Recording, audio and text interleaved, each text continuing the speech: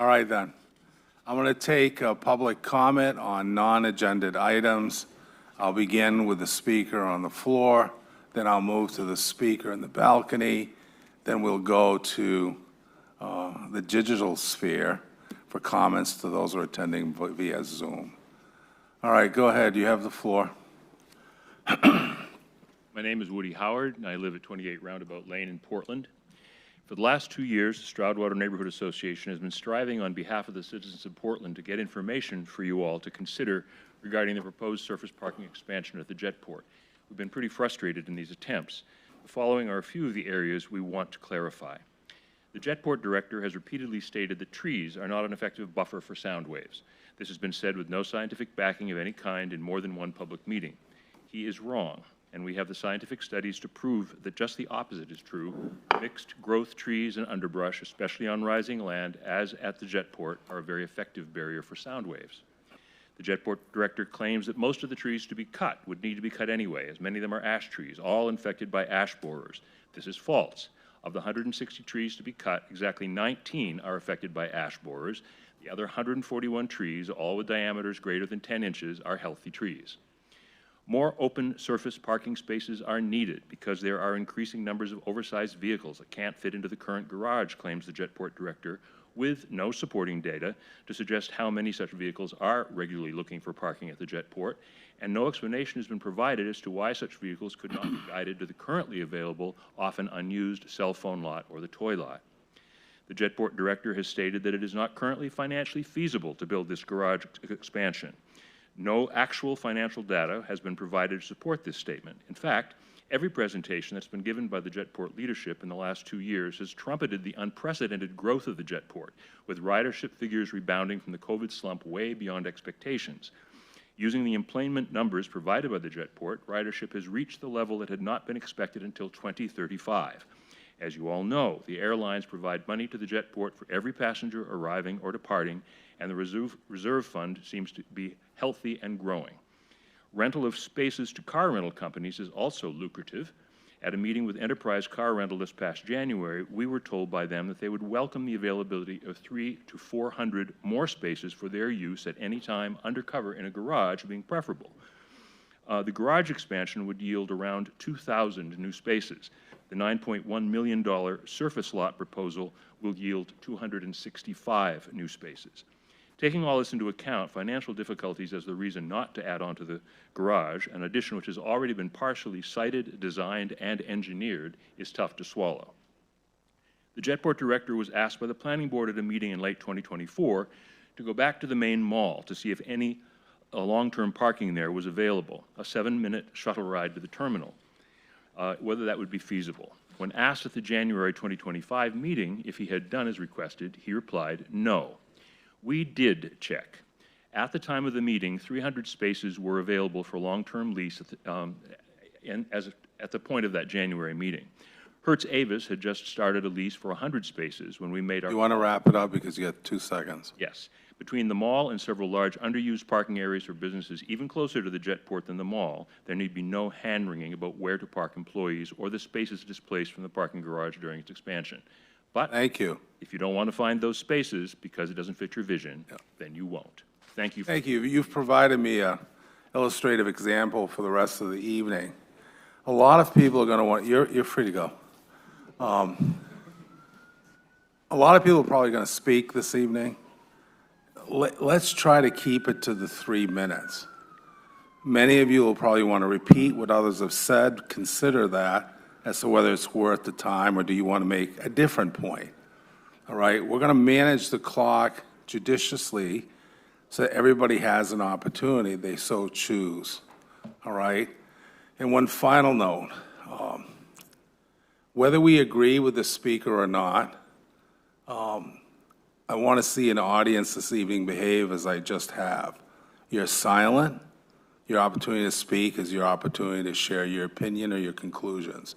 But we can't allow for jeering, clapping, or any public demonstration of an opinion as to the speaker. All right? That's all I ask. We'll do our best to get you to a microphone, but when you're there, we'll respect your time while you're before the rest of us. All right, thank you very much. I'm going upstairs now. Hello, Mayor and City Council members. Welcome aboard. This is my first time speaking since the election. My name is William Higgins Jr., living in Portland, Naval Academy class of '81, and former summary officer. For the past 15 years, I was housed here in Portland, or Biddeford. I am now homeless again, living at the shelter. Just think of that as where it comes from the heart. It's not easy. Okay. One of the major reasons is I started Social Security, retirement. I make too much money between the Navy work, the Navy disability, and Social Security. There's basically a limit how much the low-income housing tax credit buildings some of the people can live.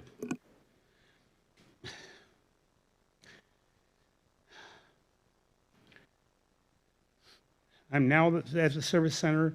I thank the city for having that service center very much. I was at my prior times homeless.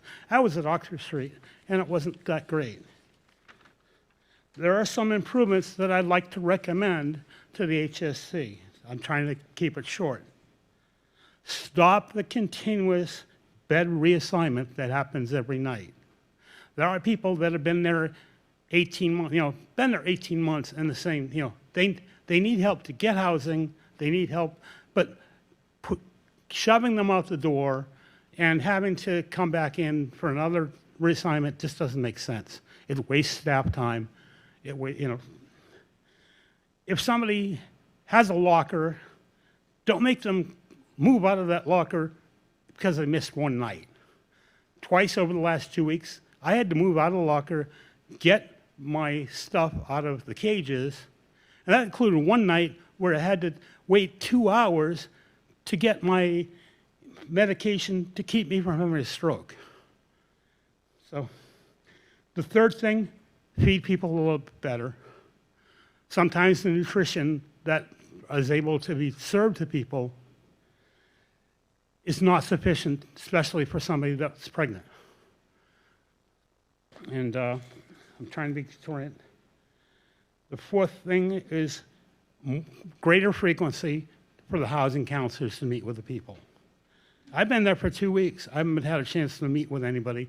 They keep on telling me, oh, we'll be there this next day. We'll be there next day. Well, hello, I'm here for 2 weeks. I can make and pay for rent somewhere. And there's one of the women I spoke with, she's probably in her late 60s, early 70s. He's been there 18 months. No counselor meeting. So thank you very much. Thank you. Sorry I fell. No, are you all right? Yeah, I just didn't see that there was a step. We need to paint where the steps are, just as a warning to people. Thank you. Thank you. The floor. Go ahead, speaker. Thank you. My name's Philip Ogden. I live at 1247 Westbrook Street. I'm a Portland taxpayer. Like all of us, I'll be paying about 30% more this year than last. Allow me to provide a little context. Portland spent $1 million to create the 2018 Jetport Sustainable Master Plan. That plan is on the Jetport website. It has been for years. It's 689 pages long, and I'm sure you've all read it. I'm kidding. Excuse me a second, sir. Yeah? You'll hold your time. I can hear you over here, okay? Thank you. Go ahead, sir. Yeah, I know you haven't read the master plan. It's long. The reality is you're spending your time solving bigger problems, and we're hearing about them here today. So I'll just point out a couple things that are relevant to an upcoming budget vote. The master plan recommends two-phase expansion of the parking garage. That's clear. A larger garage will solve parking problems in the short term and the long term. It makes economic sense now more than ever, and it's also a sustainable approach to development. The master plan does not recommend more surface parking. That's also very clear. It does not recommend clearing acres of woods and wetlands to do so. Adding acres of surface parking is not sustainable. It makes no sense. The Jetport, which is probably full of PFAS, drains right into Casco Bay. So here's one thing that's troubling. Apparently, you'll be voting whether to fund a proposal to clear acres of woods and wetlands to create new surface parking. Here's another thing that's troubling. The planning board approved that proposal to violate the master plan. And worst of all, the planning board was given written documents claiming that the proposal that they approved is consistent with the master plan. It is not. The documents in the public record and approved by the planning board are not accurate.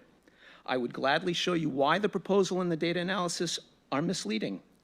I won't call them lies. I'll just say that they're wrong, and I'd be glad to show you why they're wrong. I'm sure you know that Portland taxpayers from Stroudwater have been raising a big red flag about this for years. But all Portland taxpayers should know about the proposals to violate the master plan, not just the folks in Stroudwater. That includes folks on the West End, Deering, and the Islands. And folks in Falmouth and Cape Elizabeth and South Portland should know that too, because Jetport development impacts their property values. The problem is that a lot of people have no idea what's going on because, if anything, they keep hearing that the proposal on the table is consistent with the master plan. My recommendation is if you're going to violate the master plan, then say so, and remove it from the Jetport website so that it's clear that it's a worthless document, even though it cost $1 million. The proposal approved by the planning board is based on inaccurate information. Please do not vote to fund it. I've already spoken to a couple committee members about this, council members, and I would be glad to show anyone else the analysis that justifies these statements, but I'll need more than 3 minutes. Thank you.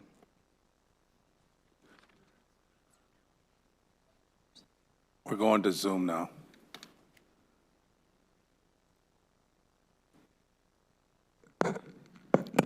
Julia Strout, if you could unmute yourself. I think I accidentally pressed that. Okay, so you have no public comment? Not yet, sorry. Okay. Above. Hi, I'm Nancy English on Park Avenue.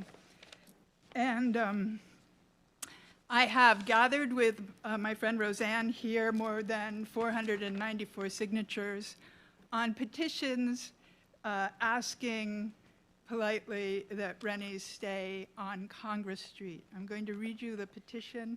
This was very easy. Almost no one said they wouldn't sign. The names below are those of Portland residents and others, many of whom live on the Portland Peninsula. We wholeheartedly hope you will rethink your decision to close your store on Congress Street in downtown Portland. Some of us are lifelong Mainers, and many more are here by choice or by chance. We are old, young, poor, getting by, or well off. We have our health challenges and mobility issues. Many of us don't drive or have cars, cannot bike, and are dependent on public transportation. Many have chosen Portland to ensure and maintain their independence by living in a place where the necessities of life are within walking distance. When we're hungry, we buy food at Rennie's. When we're cold, we buy coats and hats, boots and socks, sweaters and scarves, mittens and gloves at Rennie's. We are local workers still here buying Secret Santa presents and people working from home and in need of a pillow to support our backs. Rennie's has it all because you've been in business for decades and have found a way to provide so many affordable and quality items people need. We depend on you. We are grateful for you. We urge you to reconsider leaving our city. Portland will surely rise again as it has before, and we are working to make that happen. If there is something we can do to change your mind, please tell us. Thank you. And I'm Roseanne Grafe. I live on. Sorry, together. no. Yeah, but you're separate speakers. I can work it out. Just hang on. Go ahead. The floor.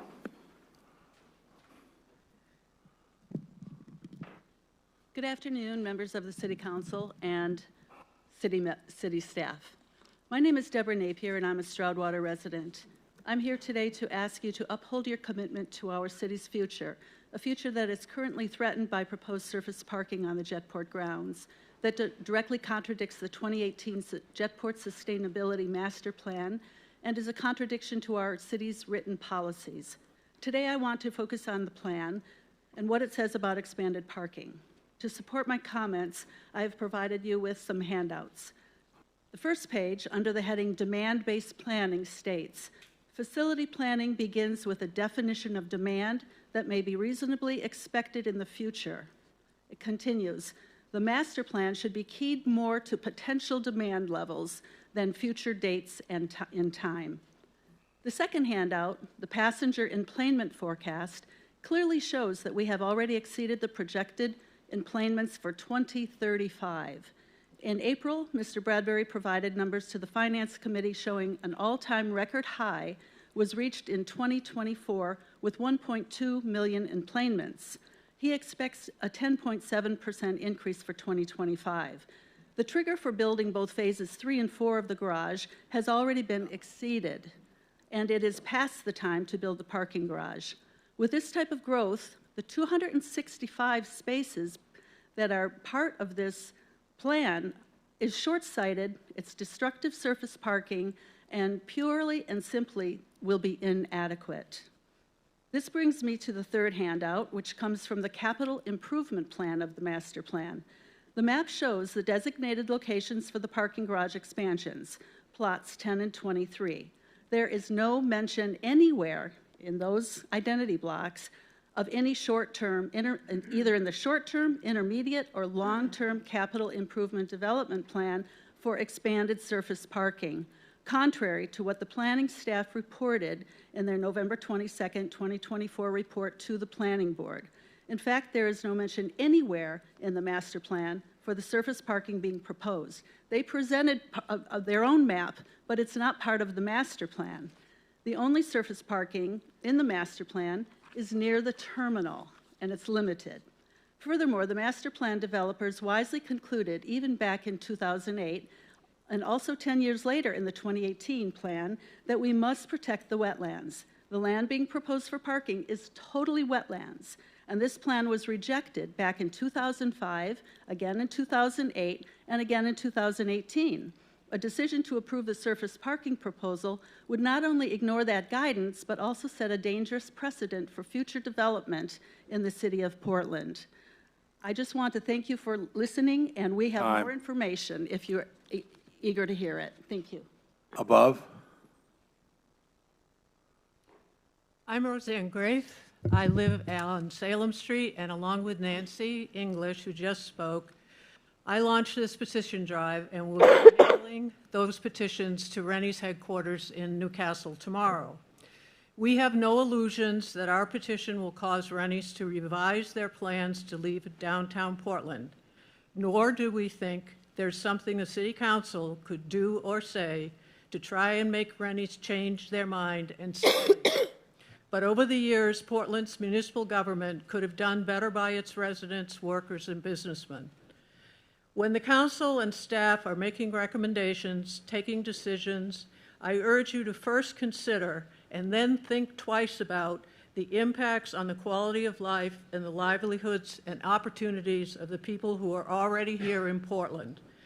I'm not being nativist here. I'm talking about the people who were born here or moved here from any place else during the past 110 years and are still here. If you're over 110, good job. If you're a member of the council, we elected you. If you're a member of city staff, we elected the people who hired you. We pay your stipends, salaries, and benefits. Your governance and job performance have an effect on much of our everyday lives. A municipality's prime consideration has to be its efficient and healthy functioning of the people who live and work there, not the businesses, people, and industry it hopes to attract. Councilors and staff, please make the best of the opportunities you have to help Portland's downtown once again be a lively, welcoming, and attractive place for people to enjoy. Not geared to tourists or folks with 3 other homes, but for the people who are here day in and day out. Thank you for your time and your attention. Floor. Thank you. My name is David Laurie.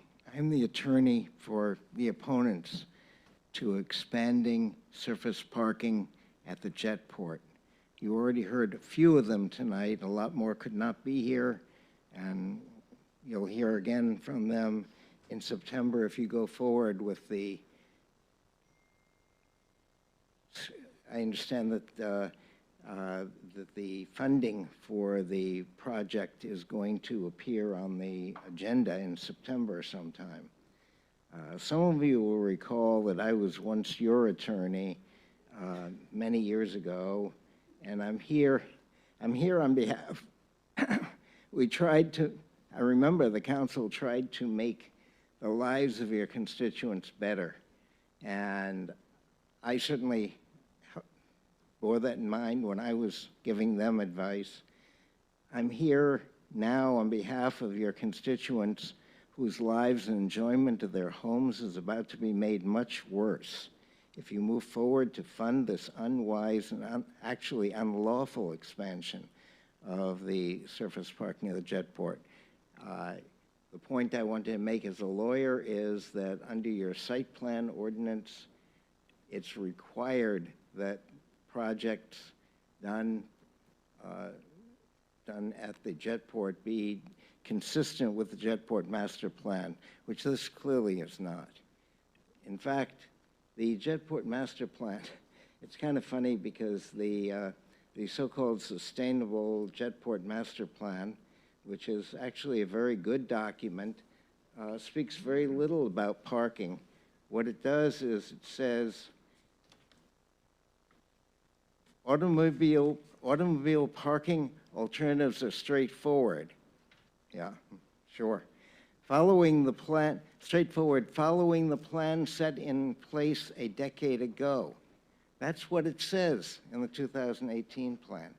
And the decade ago plan was the 2008 plan, which very clearly did not envisage what's being proposed. It concentrated all of the parking around the Jetport terminal building and the garage, which is now attached to it. That's where it's supposed to be going. And as the prior speakers noted, the purpose of the master plan, which is a requirement of federal law as well as your own ordinances. 10 seconds, Mr. Speaker. All right. You have a lot of people here, so I'm not going to wear out my welcome, but let me just say that the Stroudwater neighborhood begs you to intervene to prevent the destruction of the protective buffer and wetlands near their home. Speaker, you're out of time. Thank you. I hope you do that to all non-lawyers, too. Thank you. Thank you, Mark. David, you're welcome. I'll do my best to be just as harsh on every other speaker. Oh, I know, I could see that coming. Lawyers are never without words. Go ahead, Mr. Speaker. George Rowe, Hanover Street. I just had a little inspiration. I was walking over here from my house on Hanover Street, and there were a lot of people waiting in the hot sun for a bus. I think our council for a number of years has been pushing GP Metro and our bus service in our region, but it's never clear how often you guys actually use it. So maybe you could have little signs in front of your name placards about the last time you actually took a bus, not just for kicks or fun, but like for a real, like doing your life stuff. That would be helpful because then, you know, you're at least eating a little of your own cooking. So I'm here because the Preble Chapel, which is going to celebrate, if it makes it another year or into 2026, it's going to celebrate its 175th anniversary next year, unless the city of Portland facilitates its destruction. Because apparently Youth and Family Outreach still doesn't have enough money to get their project off the ground. And city staff have arranged for $950,000, almost $1 million, from the federal government in a very highly subscribed program where that money could go to a lot of different things for the demolition. And I think we all know pretty well, we talked about preserving Rennie's, which certainly hasn't been around here for that long. We all know how important preservation is in all over Portland. And the fact that not just the city of Portland giving its green light to the demolition of the Preble Chapel, but actively facilitating it with many, many levels of taxpayer money. I haven't added it all up for tonight, but I will. But basically, Youth and Family Outreach are not the ones demolishing this chapel. It is the city of Portland. And that's outrageous since my neighborhood, West Bayside, has been doing more on the housing front than literally any other neighborhood in this city. In fact, right now, the single-family homeowners near Hope Avenue out in North Deering are agitating to get the city to buy 13 acres that should be for housing as conservation land. And they might even get some big-ticket donors to help them out to defray the cost, but it's still going to probably require city money and city effort. That's just a sign of how crazy things are. North Deering gets 13 more acres of basically backyard parkland for their expensive homes, but we have to sacrifice the one landmark in our neighborhood that basically makes our neighborhood what it is and is clearly identifiable to anybody who's spent any time in the downtown area, which really, West Bayside is effectively part of the downtown, center city downtown, but everyone likes to believe it's its own standalone neighborhood. The only way you know that is things like the Preble Chapel. Well, you're gonna demolish it, and you're gonna do it with a smile on your face because you want to look good on housing, except in your own neighborhoods. Thank you. Anyone else wishing to provide public comment on an unagended item? No, we've got one on Zoom. You have one on Zoom? Go ahead.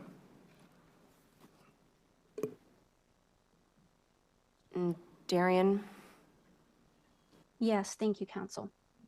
As usual, I respectfully request that members of the Council refrain from using electronic devices during all public comments as a show of respect for those who are giving their time to be here. Unfortunately, once again, I have to address the disrespect demonstrated by several Council members with their choice to remain seated during the Pledge of Allegiance. It's unbelievably ironic that Council members who decide to remain seated are the ones that shout the loudest from their moral pedestals about how everyone deserves to be treated with respect and dignity, but apparently that doesn't apply to our veterans. Our flag represents our freedoms, so what freedoms are you protesting? Freedoms of religion, which allow a diverse city like ours to live peacefully. Freedom of assembly, which lets you hold your No Kings protest or marches for reproductive rights or other social justice issues. Freedom of the press, which allows you to express your opinions. The amendments that abolish slavery, the right for women to vote, the right for you to love who you want to love without persecution. Which of these do you find so offensive?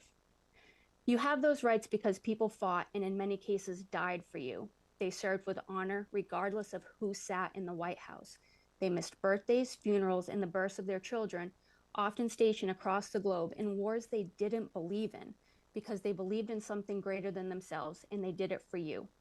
Are you not aware that 15 to 40% of our homeless population are veterans? Many live with service-related mental illness like PTSD or physical disability and self-medicate just to survive. So they deserve dignity for their current circumstances, but not for the circumstances that got them there.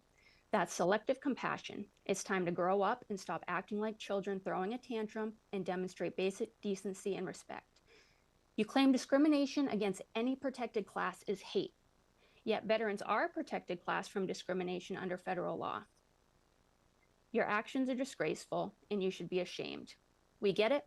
You don't like Trump or ICE or what's happening at the federal level. But here at home, we face a nearly $30 million budget deficit, rising crime, and worsening homelessness. Maybe it's time to focus on our problems, start showing the respect you demand from others, and stop fueling division and hate. I strongly urge this council to begin modeling the respect, character, and class that we expect from those elected to serve us. Thank you. Is there anyone else? I'll call again. Is there anyone wishing to provide public comment on an unagended item? Seeing none, Chair will now move to announcements. I'll begin, and then I rarely do this, but just for purposes of many of the residents and others who've gathered here this evening, insofar as Order 9/2526, establishing a 180-day moratorium on theater and performance hall projects with a capacity exceeding 2,000 people in the city of Portland. I'll be taking that item out of order, and we're going to do it at the end of the meeting so we can get all other business disposed of. Now, to announcements from the council. Councilor Ali. Thank you, Mayor. I want to thank the individuals who organized SummerSlam. I think last week on Wednesday, I was invited alongside some of us, and it was the 15th. So for 15 years, they've been putting a smile on the face of our kids. Not just kids from Portland, but kids from greater Portland. And I've tried to attend as much as I can. And last week, I had a lot of fun watching and participating in some other activities. So thank you to the organizers. Thank you. Councilor Phillips. Thanks, Mayor. I, too, want to thank True Sport for having their SummerSlam in the city of Portland. I was also able to attend. Unfortunately, Councilor Ali had to leave early. They did acknowledge the city of Portland. They gave us a plaque, which I have, and I will give to you, Mayor, as soon as I get it out of my car. But anyway, it was really good to be there, and there was a lot of people and a lot of kids there. It was a really great event. Thank you. Councilor McNevish. Thank you, Mayor. I'm going to announce that Councilor Grant and I have been working on a change to Chapter 4 of the City Code, and folks can see that that document has been uploaded to the city portal. Go to the city website if you'd like to take a look at it. This is at the agendas portal. Click on today's meeting, and you'll find an item titled Chapter 4, Amusements Amendments. Over the past few months, all of us on the council have heard loud and clear the community support for our artists, entertainment venues, and a concern that we don't have the tools to respond to the pressures and the unintended consequences of growth. And this amendment would give us one such tool by creating a formal process for creating effective and enforceable community benefits agreements. This amendment to Chapter 4 would require large capacity entertainment venues, defined as those with 2,000 seats or more, to enter into an entertainment sector benefits agreement with the city as a condition of holding an entertainment license. Under these agreements, venues would contribute a percentage of each ticket sold or an equivalent in-kind support to an entertainment sector trust fund. Those funds would go towards supporting Portland's creative economy for things like improving spaces for performances and rehearsals, providing materials and equipment for artists, funding training for those working in the entertainment sector, et cetera. The contribution rate would range from 1% to 2% of the ticket's base price before fees or additional charges, depending on the venue capacity. The City Council would review and approve each agreement and also decide whether in-kind contributions can be accepted in place of financial ones. And the goal of this, of course, is to ensure that as the entertainment sector grows, it also invests back in the artists, venues, and creative infrastructure that keep Portland's cultural life vibrant and accessible. And I respectfully request that the mayor place this item on the agenda for the August 25th meeting as a first read, so that we may discuss it and vote on it at the next meeting in September. Thank you. Thank you, Councilor. I've spoken with you and Councilor Grant on this item, and it will be placed on that agenda's meeting. Any other announcements from the council? Oh, Councilor Grant is on Zoom. Go ahead, Councilor. Thanks. I do apologize for not being there this evening, just unavoidable conflict with summer family schedules. So I won't elaborate any further, but just to second what Councilor McNevich said just now. So I hope that all those who are interested in this work will take a look at the draft, and I have open ears to anything that Councilor Grant, we can't hear you. You were talking about work. If you can't hear me, I'll pass then. Is there a reason why we can't hear him? Can you turn him back up? Councilor Grant, try it again. All right, can you hear me? There, that's good now. Thank you. Okay. Yeah, I'll just make it short. I second what Councilor McNevich said. We worked on this together, and I invite members of the community who are interested to provide additional feedback. We put this together in light of a lot of the feedback we received, but obviously we can't know if we've heard from everybody. So if there's other ways to improve this, please by all means let us know, and look forward to a debate on this in the next meeting. Thanks. Thank you, Councilor. Anything else from the council? If not, Chair would seek a motion to approve the minutes of July 14th. So moved. Moved by Councilor Sykes, seconded. Bullitt? Oh, Phillips, okay. Now, your hand signals have to be more precise. That's all right. I'm trying to bail myself out, Counselor. Obviously, there are too many witnesses this evening. It won't work. All right. Any comment on these minutes? If not, I'll call for the roll. Counselor Fournier? Yes. Counselor Grant? Yes. Counselor Sykes? Yes. Counselor Ali? Yes. Counselor Pelletier? Yes. Counselor McNevich? Yes. Counselor Bullitt? Yes. Counselor Phillips? Yes. Mayor Dion? Yes. Clerk will now read orders 21, 25, 26 through orders 25, 25, 26. Order 21, 25, 26, granting municipal officers approval of Gill's Bar and Restaurant. Application is for Class 1 food service establishment located at 133 Spring Street.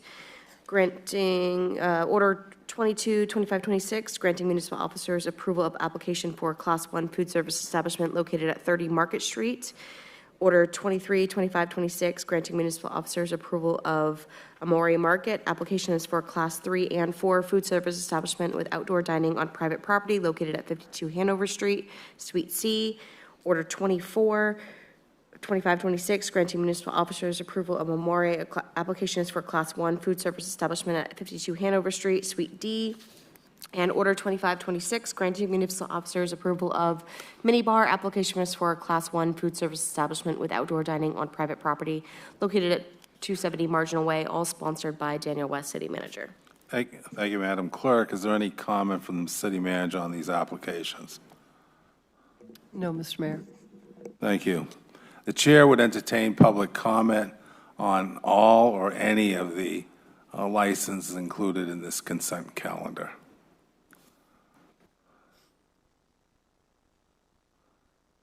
Seeing none, I'll take a motion for passage of the consent calendar. Second. Councilor Ali, seconded by Councilor Sykes. Discussion by councilors. Seeing none, call the roll. Counselor Fournier? Yes. Counselor Grant?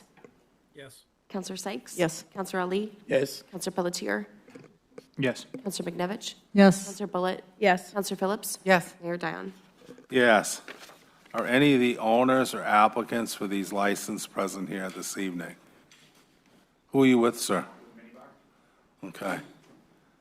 I don't see anybody above. Oh, there's a few up top. You're with who? Okay. Look, I just want to thank all of you who've chosen to do business in the city of Portland. We benefit from that decision, and we wish you the greatest success moving forward. And if we can be of any assistance in the future, please call upon our staff. All right? Now, you're free to go unless you want to stay here for the entire evening. You're more than welcome to watch civics in action. All right, then. I guess not. No one ever takes my invitation seriously.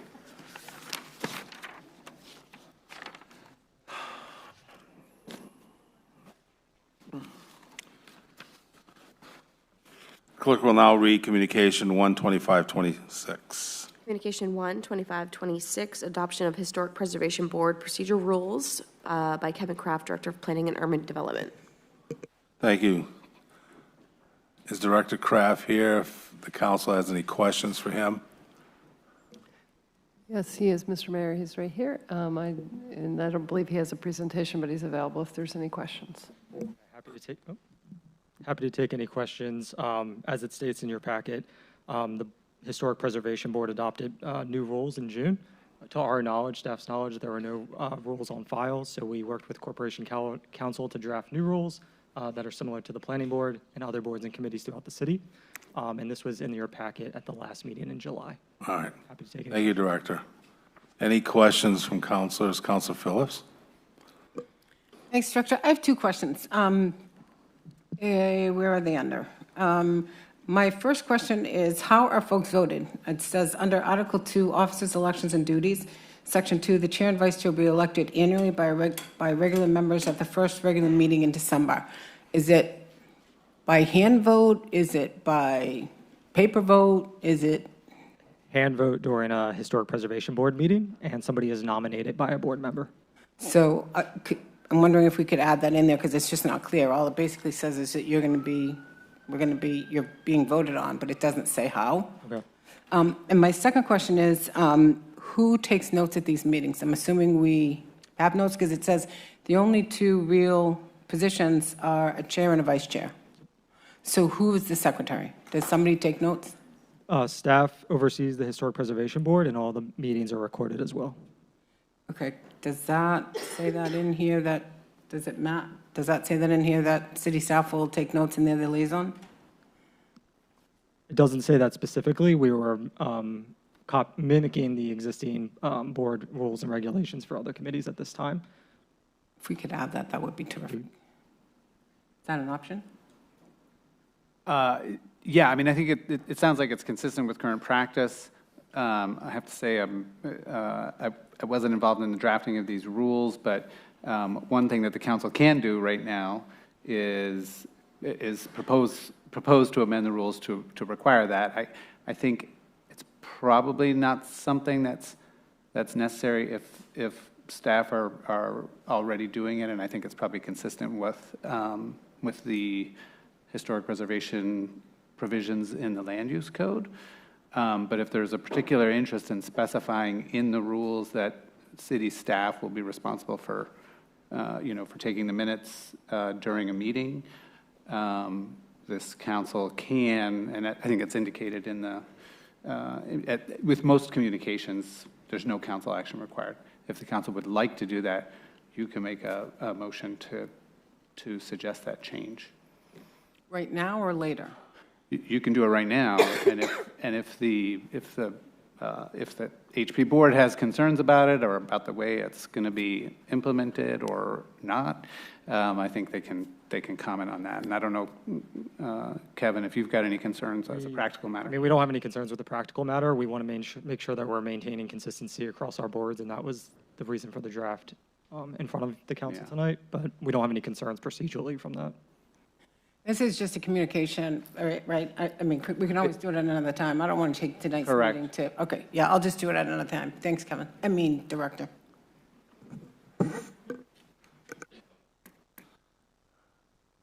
Seeing no other questions, thank you, Director. Clerk will now read Order 239-2425. Order 239-2425, setting an election date on an amendment to Chapter 33 of the Portland City Code regarding an act to increase Portland's minimum wage, sponsored by the Housing and Economic Development Committee. Councilor Pius Ali, Chair. Councilor Ali, do you have a motion? Yes, I think I'm going to ask for it to be postponed to the 21st, right? The 25th of August, 2025. Is there a consider that is a second? motion. Second by Councilor Sykes. Any comment from councilors? Councilor Bullitt. Can you say in 2 sentences why you're proposing postponing? I think at the last meeting, because we couldn't go through everything that we have on the agenda, and normally in summer, in August, we hold 2 meetings on the same day, the same in July. However, today, because the meeting that we had in July had that technical situation, we will not be able to put everything that we postponed to today, including the ones that we needed to have today. So that's the reason of postponing. Councilor Bullitt. Can I ask a follow-up question for the clerk? Does this jive with your need for your timelines? We will have to pass as an emergency on the 25th. Are you comfortable with that, Councilor Lee? Absolutely. Great, that's all I wanted to know. Thank you. All right. Any other discussion from the council on this question? Seeing none, call the roll. Councilor Fournier? Yes. Councilor Grant? Yes. Councilor Sykes? Yes. Councilor Ali? Yes. Councilor Pelletier? Yes. Councilor McNevich? Yes. Councilor Bullitt? Yes. Counselor Phillips? Yes. Mayor Dion? Yes. Clerk will now read companion orders 4/2526, 5/2526, 6/2526. Order 4/2526, designating the Portland Tourism Municipal Development District and adopting the development program for the district of fiscal year 2025-2026. And we have Order 5/2526, establishing implementation assessments of the Portland Tourism Municipal Development District for fiscal year 2025-2026. And Order 6/2526, approving the Development Program Manager Agreement between the City of Portland and Convention and Visitors Bureau, Greater Portland, doing business as Visit Portland for fiscal year 2025-2026, all sponsored by the Housing and Economic Development Committee. Councilor Piacelli, Chair. Chair will now yield to Councilor Ali for comments on these items. Thank you, Mayor. This item is an annual discussion and a vote to approve. That comes to the Economic Development Committee. We did ask questions. Last year, this council approved for Visit Portland to put this program in place, and that to make a report to us on if they did what they said they're going to do.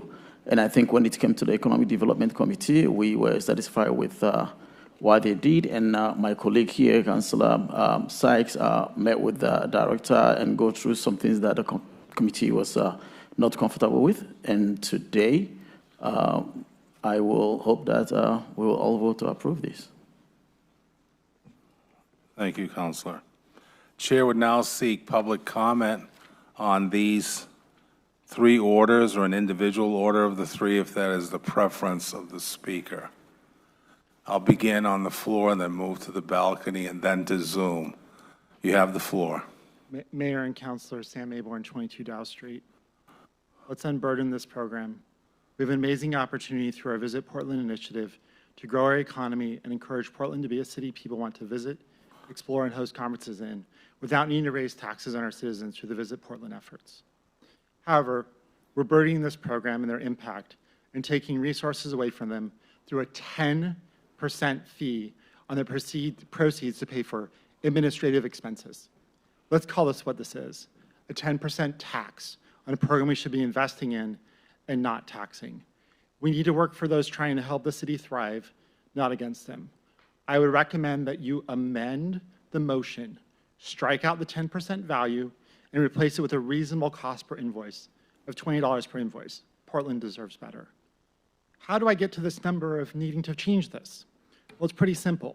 $144,000 over 46 invoices is almost $3,000 an invoice to process. It seems like a lot of money for very little work. Maybe we could issue an RFP if the city can't do it for less. Ultimately, as a council, you have the ability to set this in the right direction and enable these resources to be spent as they are intended, which is growing Visit Portland, versus paying for administrative overhead. This is excessive. Portland deserves better. Change the direction. Thank you.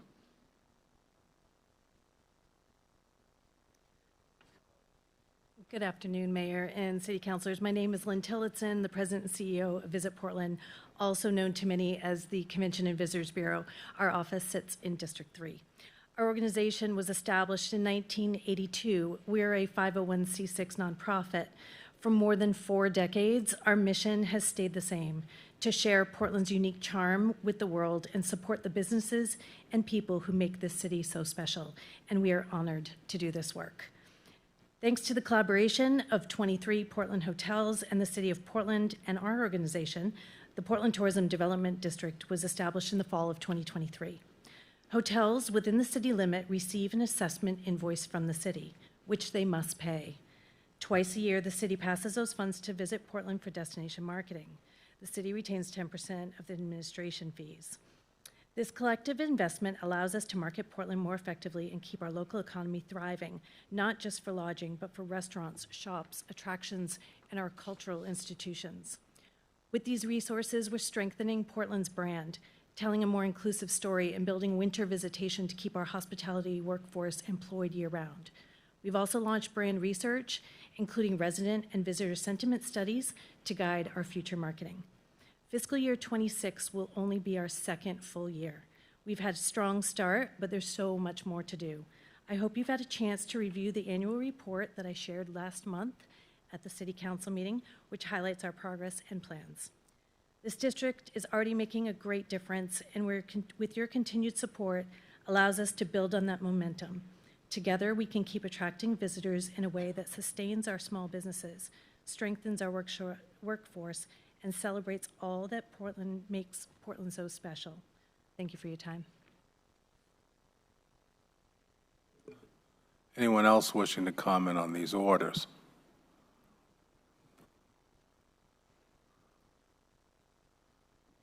Hello. Good evening, Mayor Doyon, City Manager West, and members of the City Council. My name is Lisa Franklin, and I'm a resident of Portland. And I'm speaking today not only as someone who lives in this city, but also as someone with lived experience of homelessness. I'm also a proud advocate with Homeless Voices for Justice. I want to speak out strongly against the continued use or any expansion of the so-called downtown ambassadors in our city. These programs are often marketed. Excuse me, Pardon me? Yes. we're not discussing the ambassador program right now. Okay. I guess I am confused then. This is the tourism hotel assessments. We're going to do that later. You're not at the wrong meeting, just at the wrong item. Okay. Okay? It happens to me too, so don't worry. Well, I appreciate that. Thank you.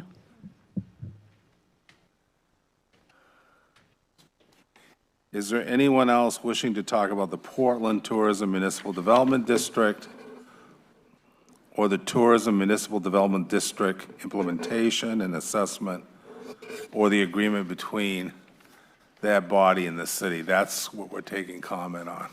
Good? All right. Anyone else?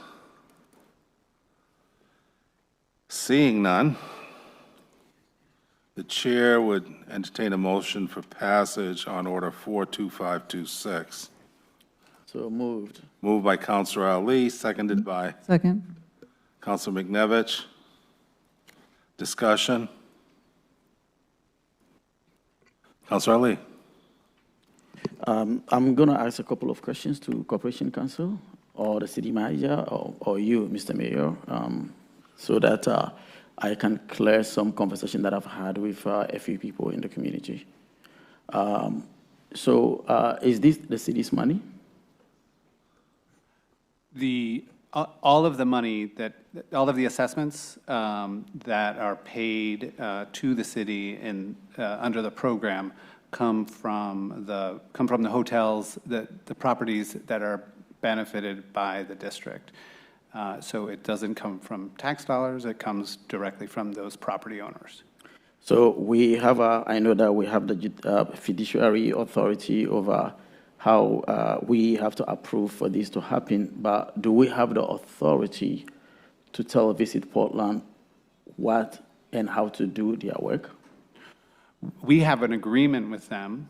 Right. And we have no obligation to enter into that agreement with them, but it's part of a long negotiation process and part of a work that we've done with them since 2022, I think. I think we started the discussions in 2022 or 2021. And so it's part of a negotiated agreement. The service agreement between the city and Visit Portland explains the relationship between the two parties. So we do have the ability to change that agreement from time to time. About operationally, can we tell them how to operate their? We don't direct them how to operate. They come forward with a proposal to us, and we review that proposal. We go back to them with feedback. But as the once the orders tonight are approved, there's 3 orders. There's one approving the development program, one approving the assessments, and then one approving the agreement between the parties. Once those are signed, the understanding is that Visit Portland will operate their business and do the things that are required under the law and under that agreement. Yeah, but their basic direction on how to run comes from their board, correct? Yes, that's right. They're an independent corporation with their own board, their own executive director, and they decide how their company is run. Thank you. Sure. Any other questions? Councilor Sykes? No questions, just a comment that we spent a lot of time in the HEDC going over the new contract for this year, looking at what was accomplished last year and what how we'd like to see to grow this program. And I'm really satisfied with the partnership that we've formed with Visit Portland. I think Lynn always says that they do the work that no one thinks ever gets, or anyone is actually doing. It's kind of this silent thing that they're telling people that Portland is a great place to visit. We do have some work to do to improve the program, but I think that, this is only, it will be its second year. It hasn't had a full, even a full year of running yet. And I think we're doing good work. I would like to speak just to the 10% that comes back to the city. So there is a cost to administrating programs like this. It is, it requires oversight. It requires staff to meet with the HEDC to go over the contracts, to write the contracts. It creates a lot of legal work for Corporation Counsel. But part of that 10% also comes back to the city to be able to create things like a bathroom that would benefit the people, the tourists in that area, or other kinds of improvements, park benches, whatever. So this is not just money that is going to waste. It's not a tax, and I think it's well worth the expense. So I'm going to be supporting this tonight, and I just really look forward to seeing how this develops. Councilor Phillips. Thanks, Mayor. We have had a lot of conversations about this in HECD, and I was a little confused on how to vote for this. And so I really appreciate Councilor Ali and Councilor Sykes kind of clearing up a few things. I've also had the opportunity to meet with Lynn and really go over this. And you're right, Councilor Sykes, this has only been in existence for a year, but I also want us to also remember that Visit Portland isn't the only folks that are reaching out. We have to remember when we have these conversations that there is also a reputable organization called Black Travel Maine, who is a for-profit organization that is specifically reaching out to communities of color to also get them to come to Maine, which is important to me. I mean, I think that Portland, we need different demographics here. And so that piece of it is important to me. But again, you are right. This program has not been in existence for very long. I think Lynn has been doing a great job to outreach to as many people as she can. I don't think we're there yet either, as far as the equity or the demographics of folks that I'm hoping that are being reached so that folks can come to Portland because it is a beautiful city.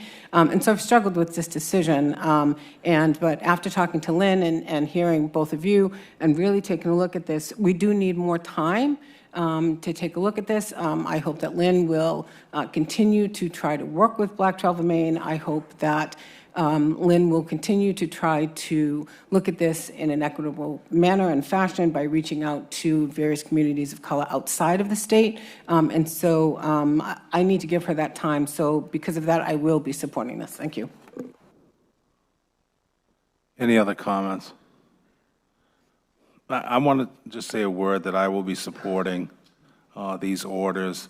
I appreciate the work that the committee did. I think the amendments and considerations under workforce management and development, as well as trying to drill down on appropriate variables for reporting, because we have to have something to measure.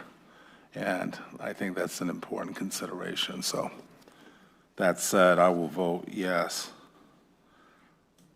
Any other comments? Seeing none, we will now vote on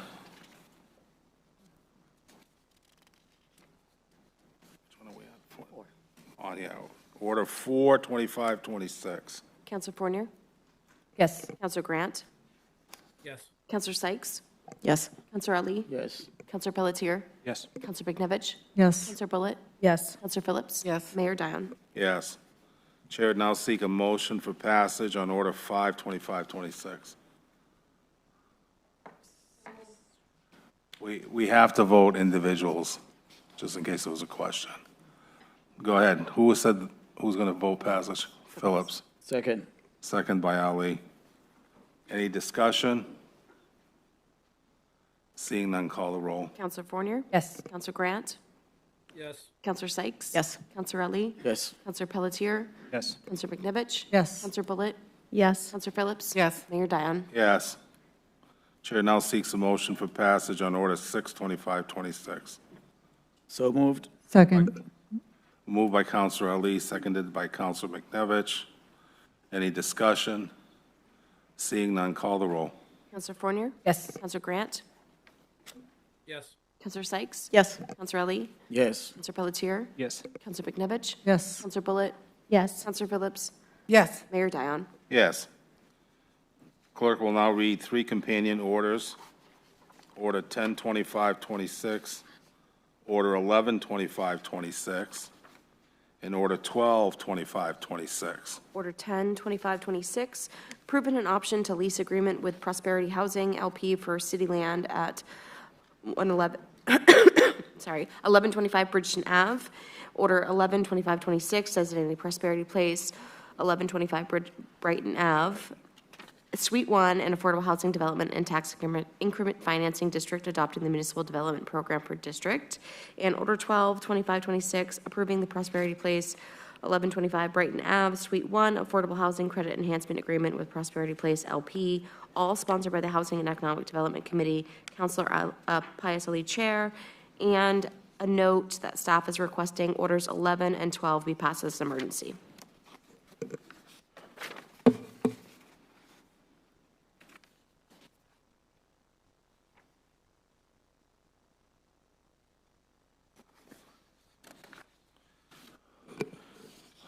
Chair will call upon Counselor Ali to comment on these orders. Thank you, Mayor. This is an item that developers did responded to an RFP issued by the council. It came back to the council, to the Housing and Economic Development Committee. We discussed it and asked staff to negotiate with the ones that we selected. And then now it is in front of us for us to vote and pass so that the development will move forward.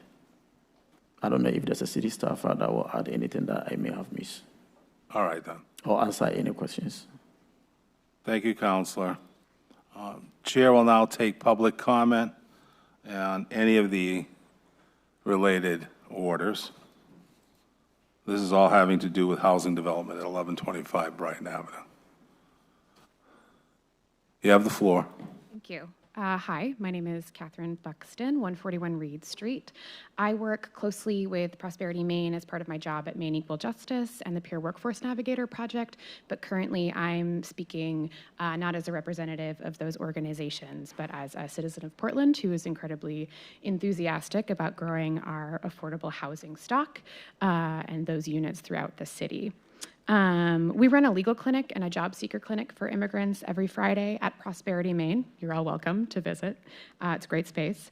And I have seen firsthand the way in which the staff and leadership at Prosperity Maine has responded so proactively to crisis after crisis impacting the immigrant community. They have adapted their mission and worked to provide wraparound services, including culturally appropriate housing assistance, employment, and financial support for community members. I cannot speak more highly of this organization and how they've responded to some of the most urgent needs for their community, especially supporting new arrivals at shelters and motels, and providing vital financial education and support for people to build stable lives here in Portland. Their housing work is crucial, and I cannot think of a better partner to provide housing for immigrant community members and working people here in Portland. Every day, people show up to the Prosperity Maine office with a variety of needs, not just because the organization provides help, but because they hold deep community trust. In addition to the trust of individuals, Prosperity Maine has also garnered the trust of local nonprofits, developers, as you've seen from this proposal, business leaders, and housing advocates, and that is invaluable. As you know, as we know, valuable general assistance funds are being spent on shelter and towards market rate apartments for working members of our immigrants community. That funding is well spent, but so many folks need apartments that are in step with their wages, and this is a way to move forward towards that goal. This development will add vital housing stock and will reduce burden on city resources. I urge you to support this and the following few orders: the funding mechanism, and I will defer any questions to Robbie, who's here from Prosperity Maine. Thank you. Chair will now go to Zoom.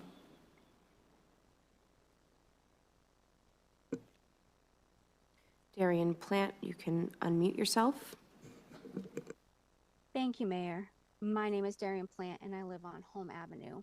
I'm here tonight to express my support for executing the lease agreement for 1125 Brighton Ave to Prosperity Maine. This development would provide affordable workforce housing for individuals and families who want to contribute to our community, support local businesses, and raise their children in a safe, stable environment. These are the kinds of investments Portland needs to strengthen neighborhoods and our economy. Unfortunately, I anticipate some members of this council may vote against this order, not because it lacks merit, but because it doesn't match their demands.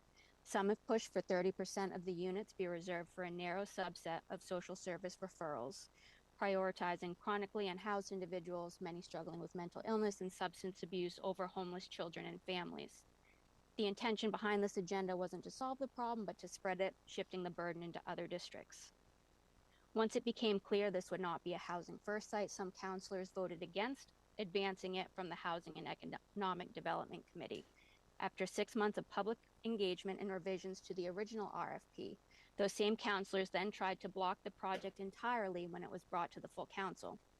It's shocking that some are willing to reject critical, affordable housing for homeless children, families, and working individuals who would contribute to our community, dismissing the significant time, effort, and resources invested by the city, the planning board, and the developer, all because they didn't get their way. I still suspect some councilors will be willing to cut off their noses to spite their face when it comes to approving this lease. This proposal meets the requirements of the original RFP, so there should be no opposition to approving it. Refusing to acknowledge the significant positive impact of this development would have both on our housing crisis and the long-term viability of Portland's small business economy would be ignorant, irresponsible, defies basic common sense, and is counterproductive to the goals the city itself set forth. The greatest impact of awarding this opportunity to Prosperity Maine and Developers Collaborative will be felt by the children, the ones who stand to gain the most. I urge the City Council to approve the lease terms this evening. Let's make the responsible choice for our families, our neighborhood, and our future. Thank you.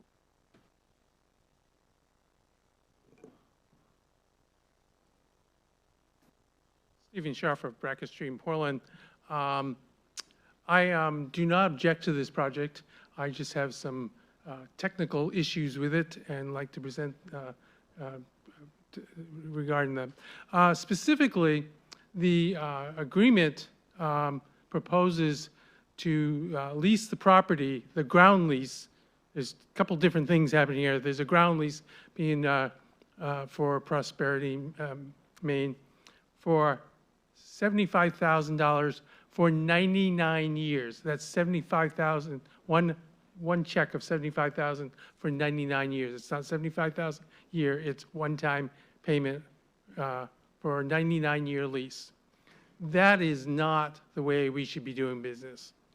We should have a continuing dollar amount lease, and it should be appropriate to the space that is being leased out. This is just a giveaway to Prosperity Maine, and that piece should be revised in this lease agreement that you're going to set up with them.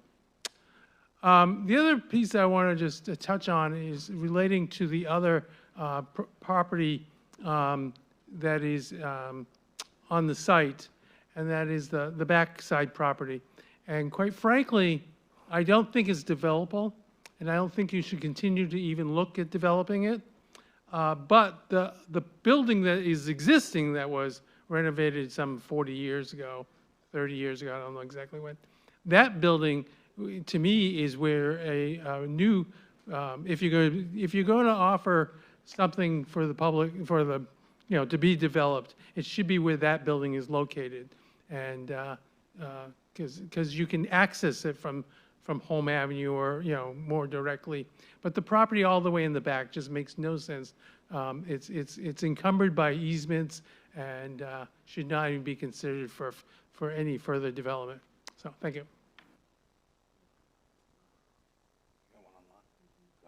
We're going to Zoom. Julia Strout, you can unmute yourself.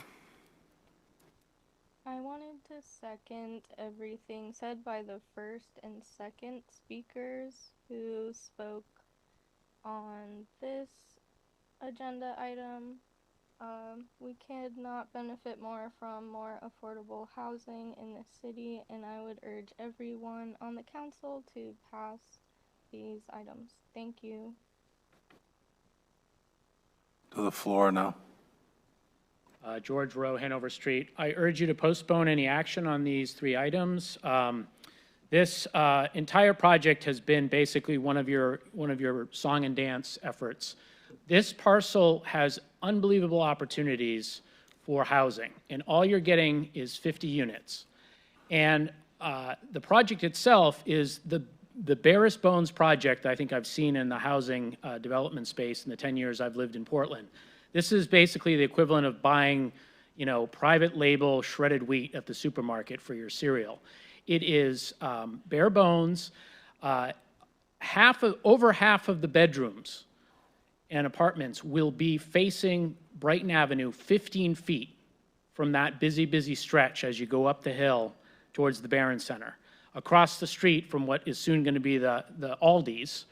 And basically, if you want your children waking up 15 feet from, or trying to go to sleep 15 feet from one of the busiest thoroughfares in the entire state of Maine, raise your hand if you want to live there. I don't think any of the people on the council would do that to their families, but they're happy to do it to over 50% of the families that are going to be relegated to this project. Furthermore, there has been almost no existing discussion about alternatives here. Tomorrow night at the planning board, this is supposedly going to get buttoned up by the planning board in a public hearing.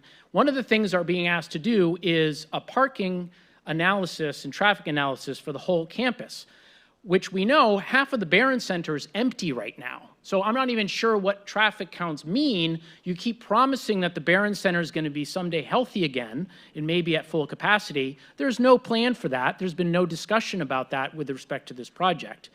Financially, and as one speaker pointed out, this is a giveaway. $75,000 for a 99-year lease is bad, especially when you can do way better than 50 units. If you look at the details of the project, the parking lot you're asking the developer to build, is actually bigger, has a bigger footprint than the building itself. That's your sustainability for this project. And again, this is about politics. This is about you guys need to have some housing units to wave a couple times a year in front of your constituents saying you're doing something, while you're destroying the Preble Chapel in Bayside because you're saying there's a housing crisis, but you're more than happy to do very little at this site. And the developer, by the way, is getting $750,000 for being Prosperity Maine's hired gun. $750,000. That's $750,000.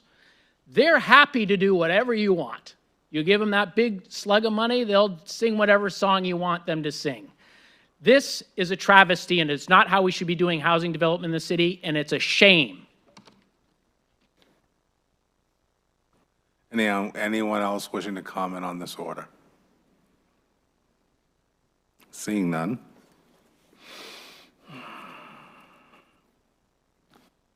Chair would seek a motion for passage on Order 10-2526. Is there a second? Second. Discussion? Oh, I gotta have it. We'll do it now. Yeah, go ahead. Thanks, Mayor. Just really quickly, there's a minor amendment in the backup. Amendment 1 offered by Mayor Dion, just clarifying the name of the developer, the party to whom we'll be entering into an agreement with. And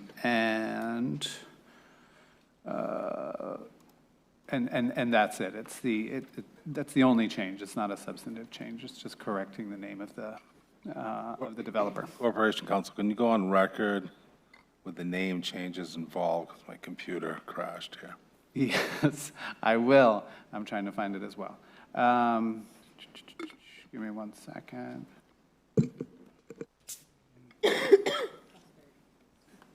LP, Prosperity Place LP. Thank you, Counselor.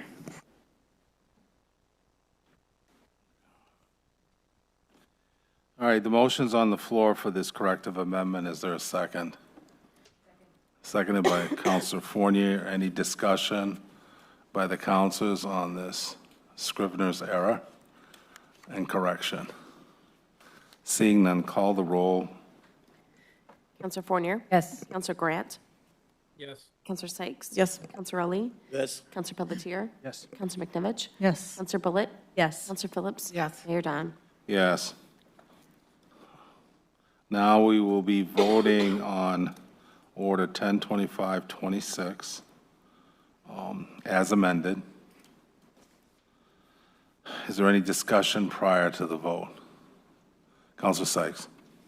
Thank you, Mayor. I will not be supporting this tonight. I've had questions all along about this development. I feel that we had several answers to the RFP that were far better suited for this site. And I think for me, as a Democratic Socialist elected on that platform, I just have to remind ourselves that we're giving away public land here. This is land that's owned by us, by the city. It's finite, you know, we don't have a lot of it. And when we give away that public land to a developer, it should serve people at the greatest, at the deepest affordability level that we can muster. And I don't feel that we've done that with this project. We've reduced some of the referrals coming from the Homeless Services Center. I feel like we could do better with the Housing First model here. I think there's a kind of a shine about this with Prosperity Maine coming in to do some of this work to serve an immigrant community. And while I appreciate that, I don't think that that's what the city really needs right now. I think we're facing a housing crisis, and when we have public land at our disposal, we should maximize the number of units we're getting in this site. And I don't think we're doing that here. I think there's been a rush on this from the beginning, and I don't think we're making the best decision. So I can't in good conscience support this tonight, so I will be voting no. Thank you, Counselor. Any other comments? Counselor Bullitt. This is probably a Director Watson question, or maybe the city manager. I would love, I was in the HEDC meeting. Hold on a second. Come on up, Director. He wanted to make an entrance. Wondering if you could speak, just for the benefit of my colleagues and for the lots of people that are here today, could you speak to what it takes to build density when using state funding, like in terms of how high we can go? Yeah, I'll stop. Yeah, so there is a disconnect here. Our zoning actually allows for greater density at the site, and I think that's one of the things that Councilor Sykes alluded to in not being able to leverage more actual units out of the site. But in order to secure the financing and the funding mechanisms that leverage the affordability that is being brought into the site, we go through a process that is directed by the Maine Housing Authority, and their recommendation for the cost per unit of not more than, I think it's up to almost $400,000 now, limits how expansive you can be in terms of building out a site. So the limitation on what you can borrow from the state's Housing Finance Agency is part of that equation that limits the developer's ability to go further. And so just to follow up on that, when we're talking about like literally how high, you're talking the difference between what wood costs and what steel costs? Kind of, sort of? Yeah, they impose a limitation on how much per unit they're willing to fund for a project, and that has to maintain that level or they risk not receiving the funding at all. All right. And then their funding also triggers access to the low-income housing tax credits that provide the equity that bring the additional infusion of cash to make the deal happen. So those things are very interconnected, and without them, it would be hard to achieve any of the affordability goals that we would have here. Thanks so much. You're really threading the needle really well for us, and I appreciate your work. Thank you. Go ahead, Thank you, Sykes. Director. And thank you for raising the question. And I think I just want to put a bow on this. Okay, this is the problem with the current affordable housing model that we have. We are very limited what we can build based on what Maine Housing can get for us in terms of financing, and that makes us unable to build what we need to. We have just seeded the Social Housing Task Force, which could be looking at how to use public resources to build better through bonding, through other revenue sources. Maine Housing isn't the only game in town. We can think outside the box on this, and when we decide to pull the trigger quickly on public land, which again is finite, I feel like we are making a mistake. We should look at what the other options are and how we can actually build equity as a city by building our own housing, keeping it in-house, and using that. It's kind of the difference between renting and owning, right? Counselor Sykes, I'm confused. Yeah. Are you engaged in a debate with the director, or are you Yes. trying to convince the rest of us? I just want to know. I have a question. I'm going to follow up with this question. So we have just sat the Social Housing Task Force in order to study this issue. So I guess my question is, why do we have to do this right now? Is there a timeline here? Is there something that means that we have to do it right now? Can we wait another year to dispose of this public property? Why now? I think, this comes out of a desire to utilize the site for a variety of city goals, and the proposal does address many of those goals. It may not meet the goal of maximizing the number of units for that particular site. It is still a relatively constrained piece of land within a site that already has development on it. So we're not talking about land with unlimited development potential. I don't think this is the site where we fix a couple years of delayed housing production. And there's competing goals here.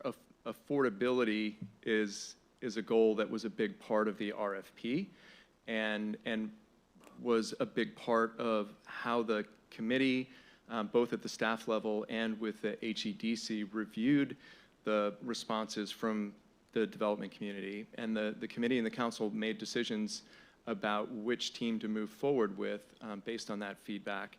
And so while it may not be perfect, I think this is one of those instances where perfect doesn't need to be the enemy of a really good outcome for a project that's going to yield the kind of affordability that infrastructure around housing finance is created specifically for. There will be other opportunities to do dense housing development on other sites that may not be as constrained both by the way it's funded and by the limitations of the site itself. Director Watson, I'd like to engage in a housing policy discussion with you, but that should be for another time. What I would like to ask you more specifically to the merits of this particular proposal and initiative that we're considering insofar as the lease concerned. Are there any constraints being presented to the developer of choice insofar as the funding cycle for LIHTC monies from the state? That's part of why we're here tonight, as opposed to waiting another month or even another meeting, is to meet the current qualified allocation plan schedule for funding through Maine Housing to access both their tax-exempt bond financing as well as the low-income housing tax credits. Let me be more specific. Do we have a date specific in August that the developer has to satisfy, and just for purposes of consideration by the council, if they fail to meet that deadline, it would put them on the 2027 funding cycle, application to be completed in 26, approval and disbursement of funds in 27. So there is an urgency to this decision. Am I wrong or correct, just as a mechanical issue, not as a policy issue? You are correct mechanically. We are intending to file the outcome of tonight's decision tomorrow, and if it's favorable, they'll move immediately with an application to Maine Housing tomorrow. Thank you, Director. Any other questions from the council? Councilor Pelletier? Is this project covered under the city's TIF CEA policy? Yeah, that's a companion piece to what's going to be voted on after the option. So there is a 75% TIF over a 30-year period contemplated here, which again helps with their scoring under the QAP. It also helps leverage the ability to undertake the development. It also nets the city income that we currently do not receive from the site, both in terms of taxes that are net new to the city, as well as some sheltering provisions that enhance that influx of money even further. And that means that all workers involved in the project would be paid a prevailing wage?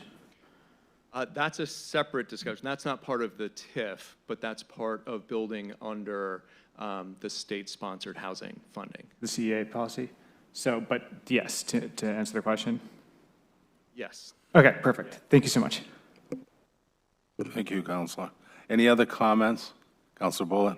It's not a question, it's a statement, so if you want to be done, you're good. I just want to say I'm supporting this project. I've been very excited about this project. I've followed, I read all the different applications for this site, and I think the answer is to why we shouldn't, or why we can't wait, is because we literally can't wait. A lot of you know that in my day job, I work with families. I work with a lot of homeless families, not just immigrant families, all kinds of working families who are homeless. And one of the really cool things about this project is that there are multiple units that have more than 2 bedrooms, and that's very uncommon in some of these low-income housing projects that I've at least had the pleasure of working on while being on the council. And so I just really want to applaud the applicant for thinking about making sure to include some 4-bedroom units, some 3-bedroom units, because what that does is not just opens up to families that have kids, but also maybe opens up to families that have grandparents that are living with them as well. And so I just think this is an exciting project. I'm really honored to have been part of it, and it has my full support. And I know we have a long night, so I'll stop at that, but excited to be voting for this. Thank you. Any other comments? Counselor Phillips? Yeah, I mean, I'll be brief. I mean, you know, I think there are some things that I like with this proposal and some things that I don't. I think I've been clear on that in our HCDC meeting. However, we do need affordable housing, they have gone through the process. We're going to be talking a lot about process tonight, but they have gone, Prosperity, what is it called now? Prosperity Place has gone through the process.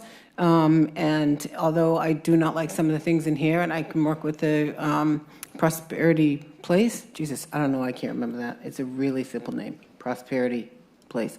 Anyway, I will work with them on what my concerns are. However, again, we do need affordable housing. It is in my district, and I look forward to the families coming there. I know there's also something going on regarding childcare, so I will be supporting this evening. Thank you. Any other comments? Seeing none, Chair would inquire of the sponsor in the second. Are you offended by the addition of the amendment, and can we continue with your motion for passage accordingly? Second, agree? All right, then. Seeing that, call the roll. Counselor Fournier? Yes. Counselor Grant? Yes. Counselor Sykes? No. Counselor Ali? Yay. Counselor Pelletier? Yes. Counselor McNevich? Yes. Counselor Bullitt? Yes. Counselor Phillips? Yes. Mayor Dion? Yes. Chair would now seek a motion to pass Order 112526 as an emergency. So moved. Moved by Counselor Fournier. Is there a second? Second. Second by Counselor Ali. Discussion by the council.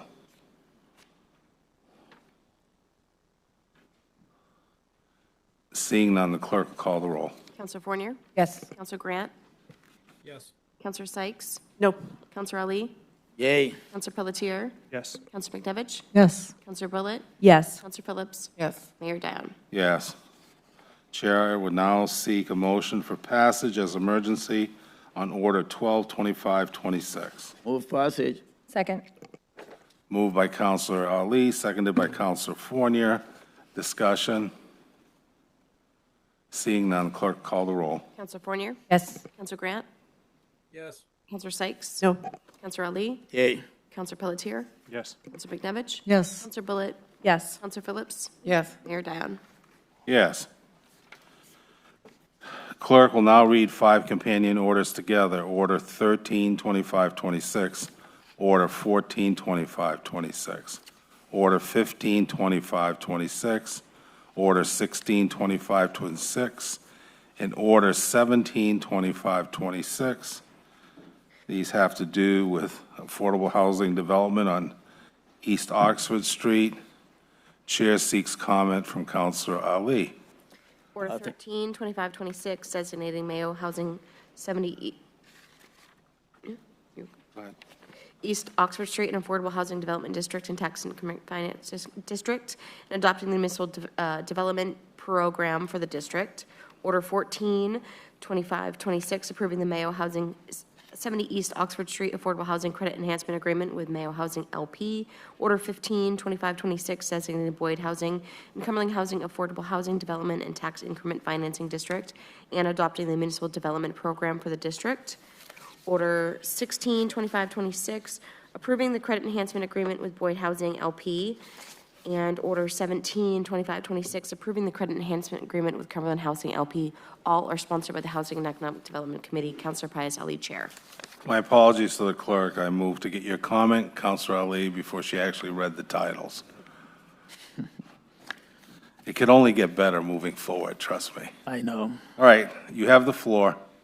Thank you, Mr. Mayor. All of these items went through the Housing and Economic Development Committee, and we're bringing it forward for the full council's support so that it moves forward. If there's any question, I think there might be a staff member here that will be handy to respond to questions from councilors. Thank you, Councilor. Chair would seek public comment on any of these orders.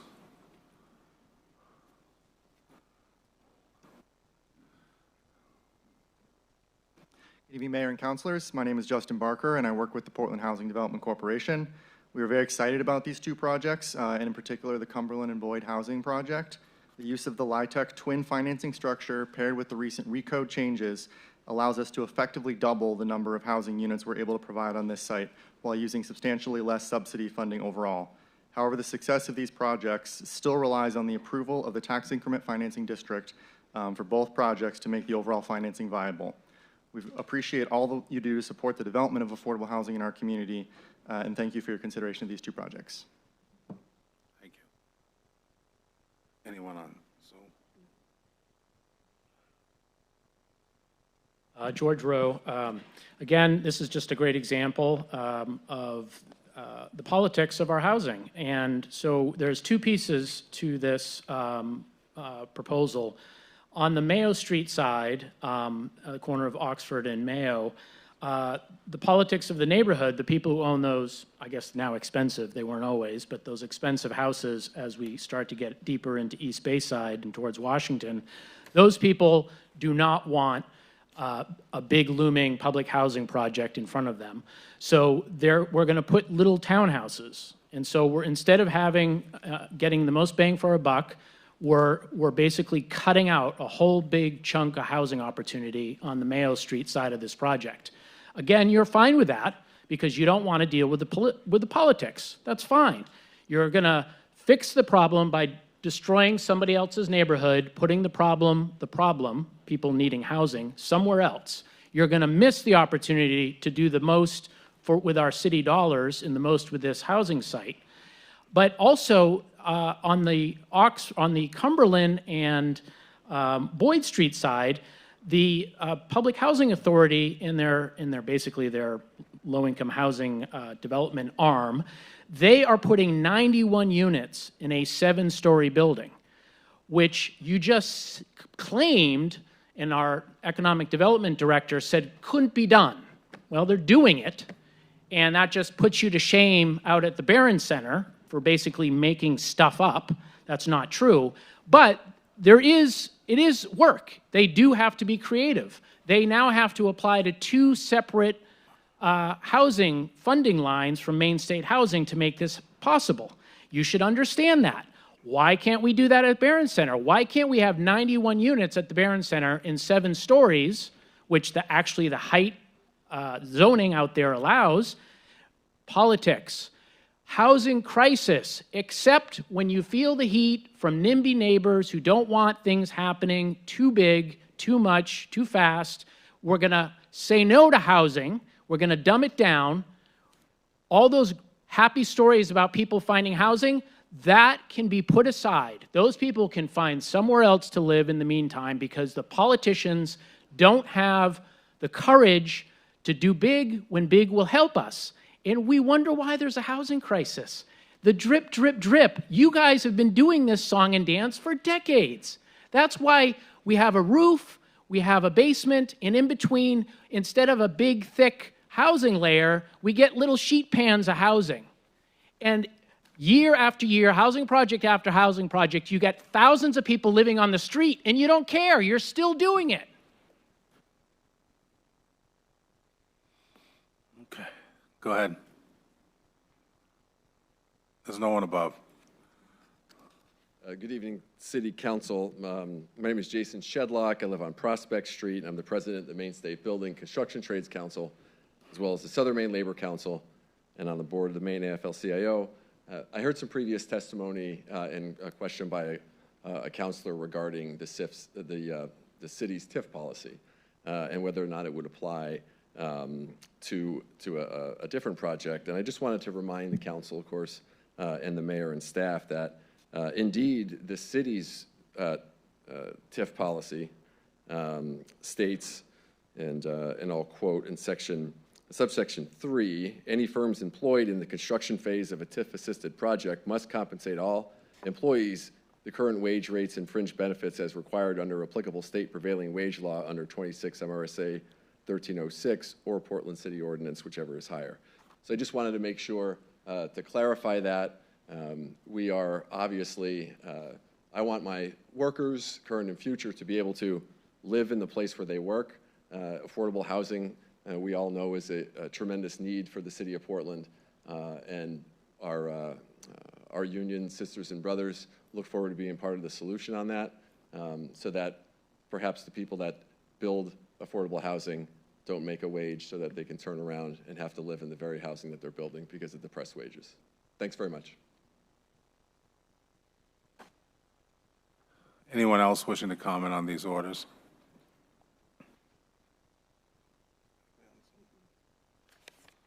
All right, then.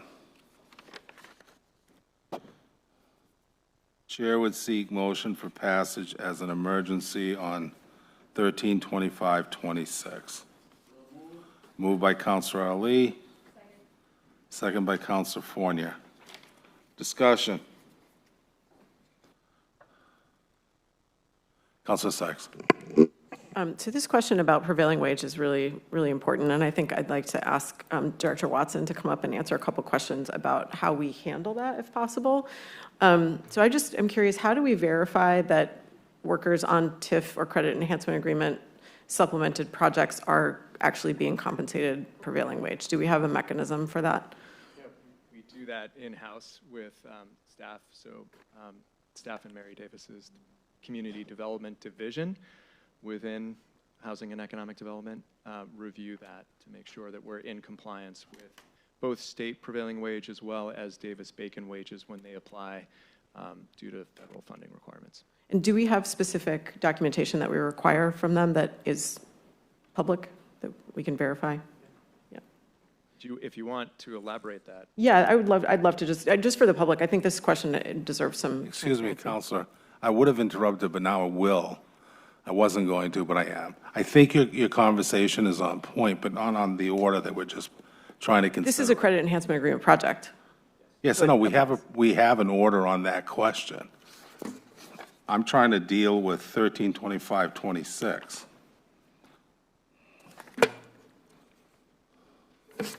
First. You can wait, that's fine if you Yeah, want. no, wait. We're not dealing with them all at once. That's No, we're not. I'm having a vote on each individual item. Okay. And one of the items is specifically structured to address the concerns you're raising, and then Mary and the director could talk about it then. All right, so is there any other conversation or discussion on 1325-26? Seeing none, the clerk will call the roll. Councilor Fournier? Yes. Councilor Grant? Yes. Councilor Sykes? Counselor Ali? Yes. Counselor Pelletier? Yes. Counselor McNevich? Yes. Counselor Bullitt? Yes. Counselor Phillips? Yes. Mayor Dion? Yes. Chair would now seek a motion for passage as an emergency on Order 14-2526 on the question of Affordable Housing Credit Enhancement Agreement. Moved by Counselor Ali. Is there a second? Seconded by Counselor Fournier. Is there any discussion on this item? Counselor, well, I think you really want to be down in, let me see here. I think it's this one. Yeah.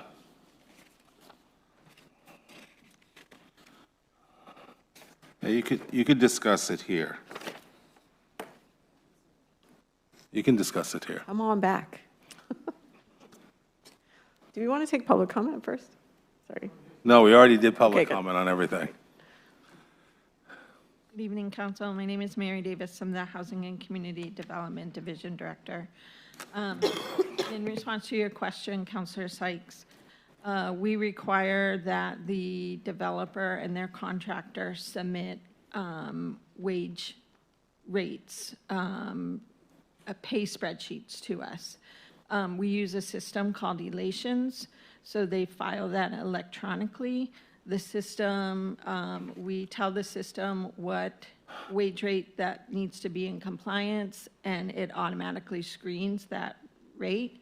But in addition to that, I have 2 staff people who review those sheets as they come in and confirm that those requirements are being met. We use Elations, as Director Watson referred to, for our projects funded with city resources like Housing Trust Fund or tax increment financing that require prevailing wage, for federal programs that require Davis-Bacon, and also for federal programs that require Section 3 compliance. And have we ever had a circumstance where that a contractor wasn't complying with that? Sure, there's a lot of confusion around how to do that, and it's often that we find something that isn't quite right, and we work with them, and we ensure that if they haven't been paying the proper wage, that the employee gets compensated for that rate. Okay, great. Thank you. Mm-hmm.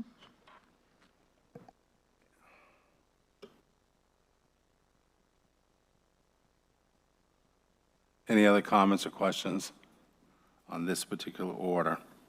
Seeing none, call the roll. Counselor Fournier? Yes. Counselor Grant? Yes. Counselor Sykes? Yes. Counselor Ali? Yes. Counselor Pelletier? Yes. Counselor McNevich? Yes. Counselor Bullitt? Yes. Counselor Phillips? Yes. Mayor Dion? Yes.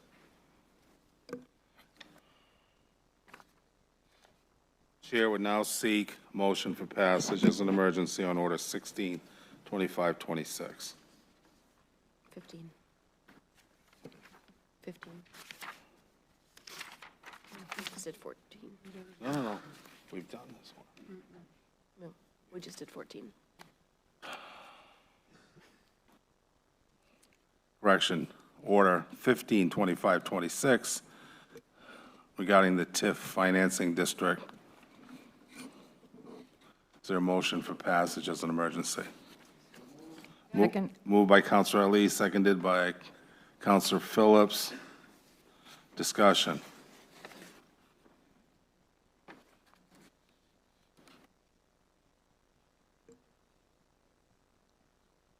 Go ahead.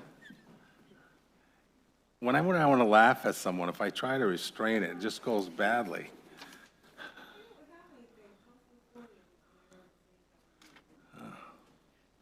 She won. Okay, I hope this happy mood prevails through the entire evening. All right, then. Call the roll. Counselor Fournier? Yes. Counselor Grant? Counselor Grant? Sorry, yes. Counselor Sykes? Yes. Counselor Ali? Yes. Counselor Pelletier? Yes. Counselor McNevich? Yes. Counselor Bullitt? Yes. Counselor Phillips? Yes. Mayor Dion? Yes.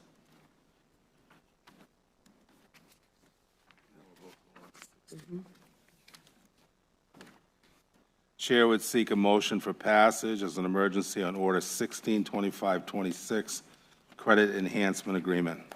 So moved. Moved by Counselor Ali. Second?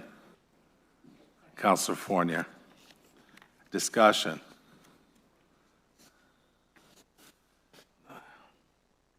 All right, seeing none, call the roll. Counselor Fournier? Yes. Counselor Grant? Yes. Counselor Sykes? Yes. Counselor Ali? Yes. Counselor Pelletier? Yes. Counselor McNevich? Yes. Counselor Bullitt? Yes. Counselor Phillips? Yes. Mayor Dion? Yes. Chair seeks motion for passage as an emergency on Order 172526, Credit Enhancement Agreement. So moved. Moved by Counselor Ali, seconded. Counselor Fournier.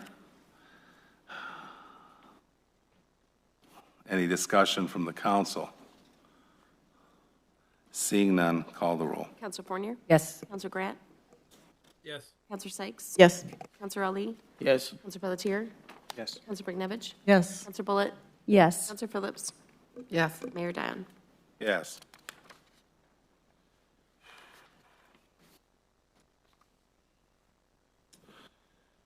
Okay, clerk will now read three companion orders, 182526, 192526, 202526. Order 182526, adopting development program for the Portland downtown for fiscal year 2025-2026. Order 192526, establishing maintenance and implementation assessments for Portland downtown for fiscal year 2025-2026. And Order 202526, approving the agreement between the City of Portland and the Portland downtown for fiscal year 2025-2026, all sponsored by the Finance Committee. April Fournier, Chair. Thank you. Chair calls upon Councilor Fournier for her commentary or insight on these items.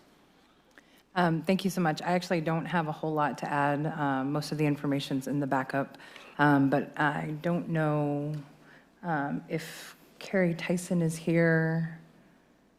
Oh, here he comes. If the council has any questions for him about the Downtown Ambassadors Program, he is available for questions as well as our city staff.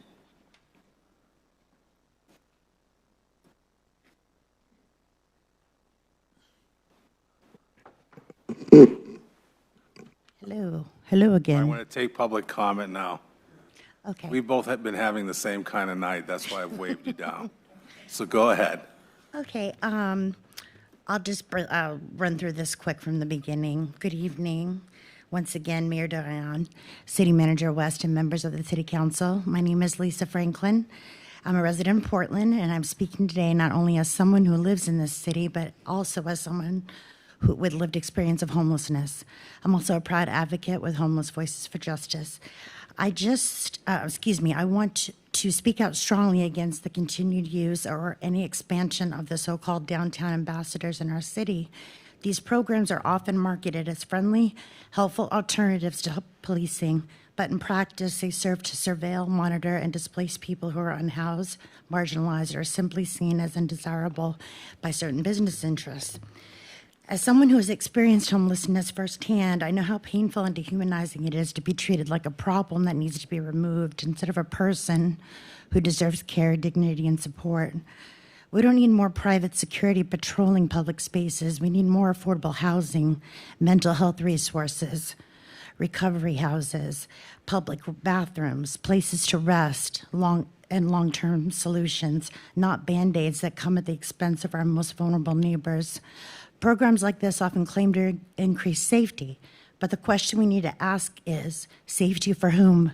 Safety should mean all of us, including people who sleep outside, people in recovery, people in crisis, and people without homes. Instead of funding more surveillance under the name of public safety, I urge you to invest in real community solutions led by people with lived experience. Listen to us, partner with us. We know it works because we've lived it. Thank you for your time. To the floor. Is there anyone wishing to provide comment?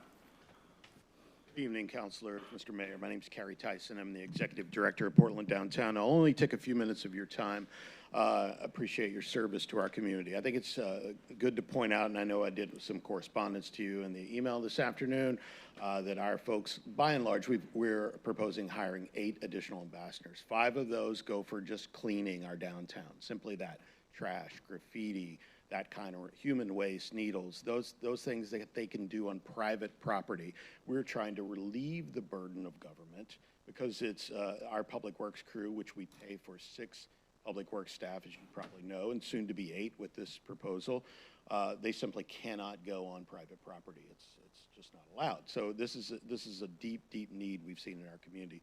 We come at this with an open heart and with partnership from all of our communities. It's important, or from all of our resource providers. It's important to remind everyone that these resources are not taxpayer dollars. They can only be spent as directed by the board of the improvement district. And after 2 years of much research, that's where they've decided this will go. Our board is very conscientious about researching this effort and will make course corrections, and even if it would come to that, would eliminate this program in some number of years. So we come at this with that, and I'd only add additionally that as the word public restrooms, that catches my ear every time, that's something we'll be providing in our new office at 87 Center Street. We've got an architect and we're working on it. So it's a much needed. We're putting our money where our mouth is. Happy to answer questions, but I'll step aside for now. I'll go above. Hello, good evening, Mayor Dion, City Manager West, and members of the City Council. My name is Annika Moore, and I'm here on behalf of Preble Street to urge the Council to exercise caution before approving a $750,000 contract with the out-of-state for-profit company Street Plus LLC for downtown ambassador services. Colleagues in other cities report mixed results with Street Plus LLC ambassadors with stated goals that are not accomplished.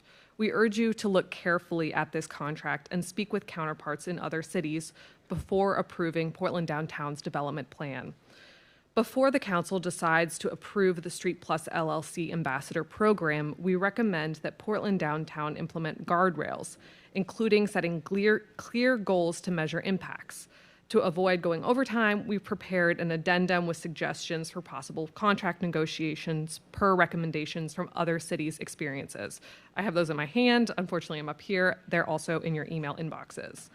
As a social work agency with a 50-year history, we have reservations about the Street Plus ambassadors' preparedness to work with people experiencing homelessness, many of whom struggle with complex mental health and substance use challenges. This is not easy work. According to Portland Downtown, Street Plus ambassadors only receive 24 hours of training. Even if all 24 of those hours were dedicated to learning about social services and de-escalation skills, the ambassadors would still not be adequately prepared. Comparatively, Preble Street provides 56 hours plus 6 months of on-the-job training for outreach positions. Supporters of this program suggest that it can resolve the difficulties downtown, but the presence of ambassadors will not address the many reasons that people spend time there. People sleep in doorways because the city's shelter is far out of town, and some shelters aren't accessible during the day. People lose trust in systems that could support them because systems have failed them countless times. People struggle for years with mental health and substance use because there are not enough resources. The way to help individuals access shelter is not to move them along. It is to listen and to meet their needs. Rather than sending $750,000 to an out-of-state for-profit company, it would be more cost-effective to invest in proven local interventions, expand the city's homeless outreach team, increase transportation to the Homeless Services Center, hire additional Portland Police Behavioral Unit staff, or fund the successful Project Hope. These are all proposals that Portland Downtown could consider in using this funding. With $750,000, the Parks and Rec program could also provide more cleaning and flower planting. I'm wrapping up. We encourage betterment of our downtown district through cleaning, planting flowers, and assisting unhoused individuals to access available services, but investing in our own services and other outreach organizations here is wiser and more cost-effective than using limited tax dollars to contract with an out-of-state for-profit company. Thank you. Hello? Good evening, Mayor Dion, members of the City Council. My name is Eamon Dundon, and I'm here this evening on behalf of the Portland Regional Chamber to express our strong support for Portland Downtown's FY26 development plan, particularly its cornerstone, which, as you've heard tonight, is the creation of the Downtown Ambassador Program. For years, Portland residents, workers, business owners, and visitors have stood at this podium and filled your inbox with the same plea: address the growing crisis of open drug use, public defecation, vandalism, graffiti, needle waste, litter, and general public disorder that has damaged our parks and hollowed out our downtown. These are not abstract complaints. They are the lived daily realities for people who live, work, and invest in our community. And for too long, these pleas have been ignored by leaders at both the county and municipal level. Last month, more than 1,100 Portlanders signed and delivered a petition to this council calling for action. While that petition may not have been met with overwhelming enthusiasm from this body, tonight you have a chance to show your constituents that you are listening, that you take seriously the health, sanitation, and vitality of our public spaces. You are not out of tools to address this crisis, as some have claimed. The Downtown Ambassador Program is exactly the kind of tool we need: a locally trained team funded by the property owners themselves through an increased direct assessment, not tax dollars, as was just stated, focused on quality of life concerns in the heart of our city. All you have to do is say yes. Say yes to a program that will clean up litter left by the city's own harm reduction program and nonprofit food distribution sites, often on private property. Say yes to a program that will complement and extend the great work of our municipal public works crews. Say yes to a program that has proven effective in other cities in our region, including Boston, Manchester, Worcester, and Providence. We remain committed to working with stakeholders in the city to implement a full suite of short-term measures to reverse the decline of the Arts District and Congress Street, while tackling the long-term barriers like excessive red tape that are preventing more housing and economic activity in our downtown. But tonight, you can take an important first step. Show Portlanders that you hear them. Show them that you care. Take action for the parents tired of shielding their children from open drug use in our parks, for commuters tired of stepping around human waste on their walks to work, for the small businesses trying to survive in an environment that feels and is unsafe and unclean. The Downtown Ambassador Program is not the whole solution, but it is a concrete start, and Portland cannot afford to wait any longer for you all to take action on this initiative. Thank you. Above. Good evening. My name is Rich Hooks Wayman, and I'm a constituent and a resident here in Portland. My husband and our family live at 51 Roaring Brook Road in Portland. I also serve as the CEO for a housing and human service organization in Maine called Volunteers of America Northern New England.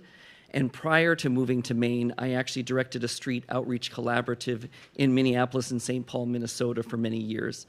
I'm here to voice my concern and opposition to the portion of Portland Downtown's proposal to provide a contract to an out-of-state for-profit organization to conduct ambassador outreach services to people in the downtown street environments.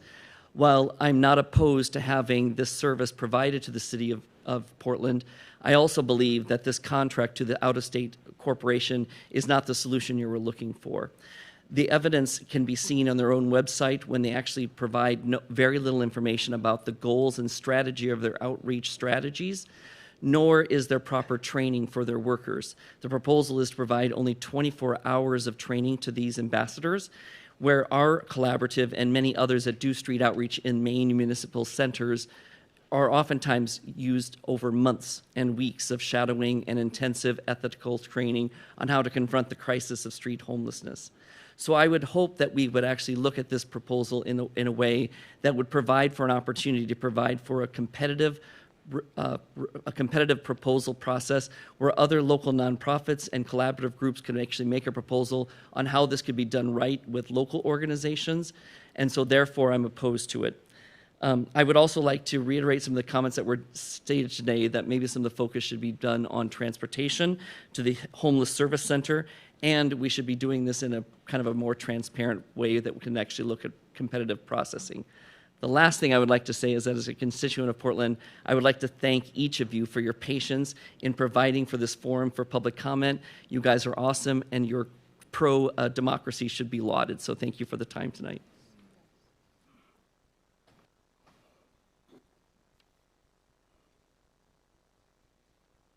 George Rowe, Hanover Street, where according to my phone and some of my neighbors, there's a big SWAT team development taking over my block as I speak. So I think you get an idea of what I deal with on a regular basis. But most people don't know that our downtown district has all these invisible lines, and that invisible line is Cumberland. So I'm on the wrong side of Cumberland, so I don't get any benefit directly. I also don't have to pay extra taxes for the downtown district. But this proposal has been really concerning because, you know, I go out and sweep a little corner of my neighborhood almost daily, partly because you kind of have to, otherwise you're going to be buried in garbage pretty quickly. But I do that because, A, I have pride in where I live, it's my home, and also it's my private property. And that property actually has gotten really valuable, much more valuable in the 10 years that I've lived here. And I have a tiny little postage stamp of property. Back Bay Towers, which is not, they're also on the wrong side of Cumberland. The new fancy armature, whatever it's called, with the pool, that's on the wrong side of Cumberland. But those places don't market their apartments as Bayside. They are downtown Portland in like big letters. Come to downtown, live downtown Portland and all the wonderful things. But they're not paying those taxes because our area, Portland downtown, for whatever reason, doesn't want it. And I think I know why, because one time the public works crew that does downtown district stuff literally was blowing with, like, you know, the big pack blowers, the trash on their side of Cumberland to the other side of Cumberland down the hill where I live. And that's how kind of Portland downtown kind of treats Bayside, is like, we just want to stuff it down there. The problem is you're supposed to be having private property owners hiring a public entity to do work for you. But you guys now say that's not enough, it's not working right. You need to hire, basically, I don't know what you're paying these new ambassadors. I mean, they're not high-wage jobs. I don't know if they're minimum wage or what. But basically, it's being funneled through a nonprofit out-of-state entity who's probably taking a pretty good administrative fee for all the work they're doing, right? And it's not going to the workers who actually have to deal with the hard stuff of garbage and, you know, human misery. So I just want to know, you know, this has all been cooked up over the last 6 months. What we need downtown is some of the vacant property. We need day shelters, right, where we can get people off the street. We need social workers who can work with these people and sit them down and try and get them to have a real case management plan, which the social workers don't have time for because you aren't funding the social workers to do that. They are literally like the little kid with a finger in their dike, barely holding back all the work that should be going on. And what we're worried about is private property owners not having to get their own hands dirty cleaning graffiti off their own properties. That's ridiculous.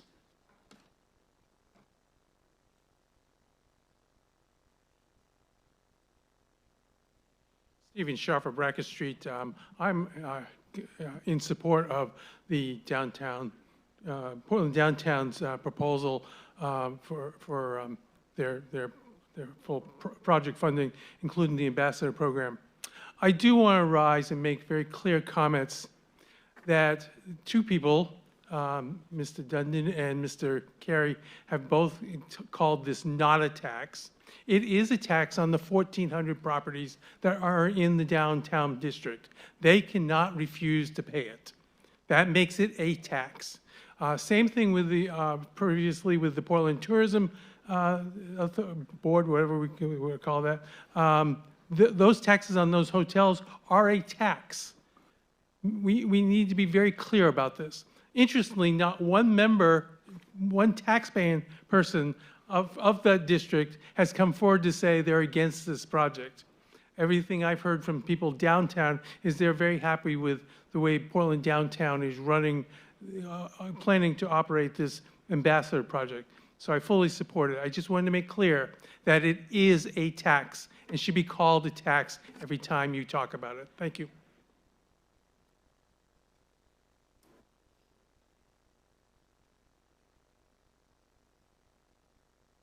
Hello, my name is Vicky Brothers. And Could you get closer to the microphone? It might be easy. Yes. Oh, you can pull the microphone to you. All right, there you go.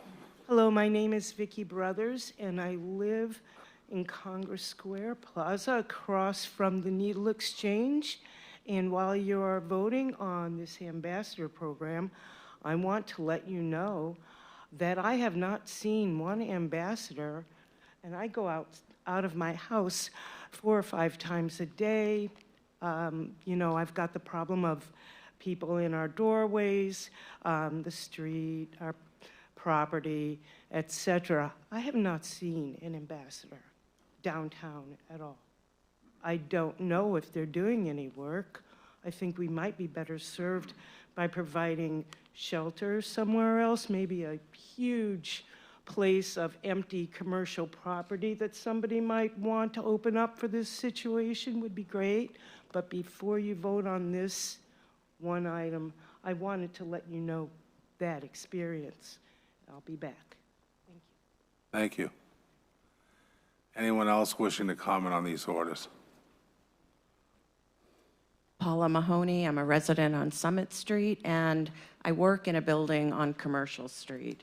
I have firsthand witnessed some of what I assume are the ambassadors speaking and working kindly with the homeless people who have found their spaces right by Casco Bay lines on the benches that are right there adjacent to Commercial Street.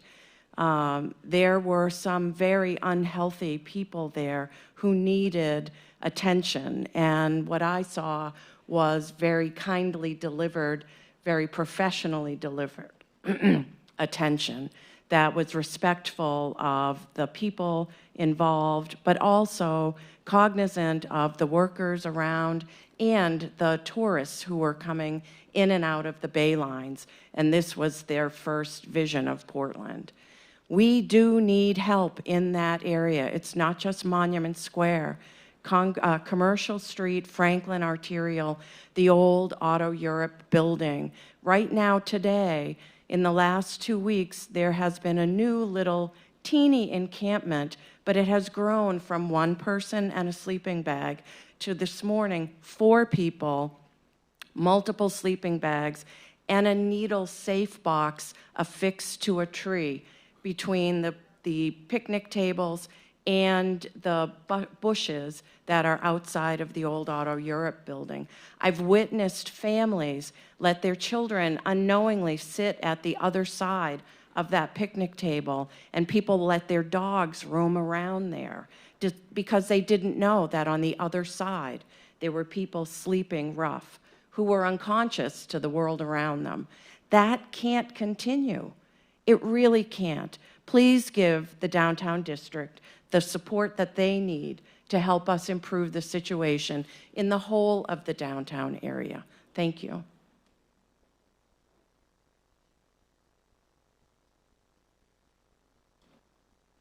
Thank you for your time. Rob Hastings, I live on Congress Street in Portland, and I can tell you 100% fact that these ambassadors have made a huge difference in the neighborhood.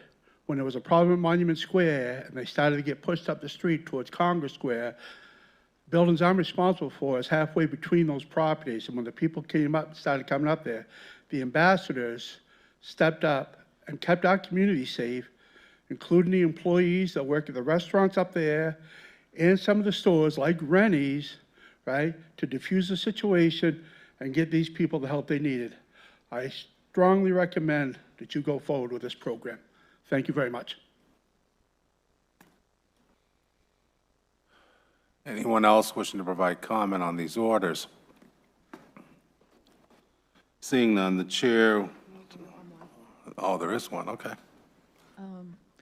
Hi, my name is Katie. I just kind of had more of a thought or a question.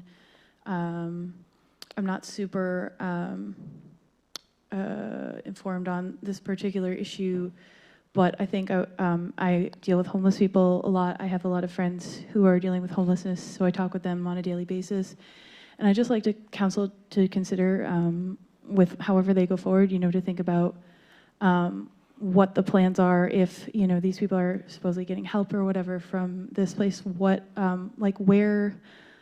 what is the plan and where are these people going to go if they're disappearing from the streets, if the intent is to move these people You know, obviously, like we need a place for them to go. And I think when we talk about homelessness, you know, a lot of times we just think about, especially on the business side, we think about, you know, how do we get rid of this problem? We want these people not in doorways, but, you know, they exist. They have to have somewhere else to go in order for that to happen. So I would like everyone to consider that. Thank you. I'll try it again. Is there anyone wishing to provide comment on these orders? Seeing none, Chair would seek a motion for passage on Order 182526, moved by Councilor Eliezer, second by Councilor Fournier. Discussion. Councilor Pelletier. I won't be supporting this. I have some very big concerns about this third party that we're bringing in. I was given some marketing materials, and the marketing materials were filled with just pictures of homeless folks that were, you know, sleeping outside, and it was showing sort of how the service gets rid of the undesirables. There was a job posting put up that said that this is for you know, looking for people to clear vagrants out. You know, we are here because of the failings of policy. If there are people that aren't able to find shelter downtown, it's because we built a shelter on the outskirts. This is something that was hypothesized about a lot when the city decided to spike the small shelters proposal, and it's come to pass. And we are continuing to be surprised that homeless folks are congregating downtown when there's nowhere else for them to go. This is a result of housing policy where our city is unwilling or unable to enforce rent control, and so we are creating homelessness. And we have removed all of the tools that we have except for hammers. You know, I anticipate this is going to pass because the only tools that we have given ourselves are hammers. And, you know, I think everyone here hates to see misery. So I will be, next year, I'll be very, should this pass, I really, really, really will be taking Preble's recommendations to heart in terms of how are we evaluating these? What services are being rendered and what sort of help is being given to the services that are actually providing that aid? I also want to say, you know, I asked for data on the impact on other communities. Even if we're going to take this program at its word, I think that we are going to see an uptick in reports outside of the downtown district. And, you know, there was not a rise in property crimes or violent crimes, but there's no data on, you know, quote unquote nuisance crimes. I think we need a more holistic policy around this.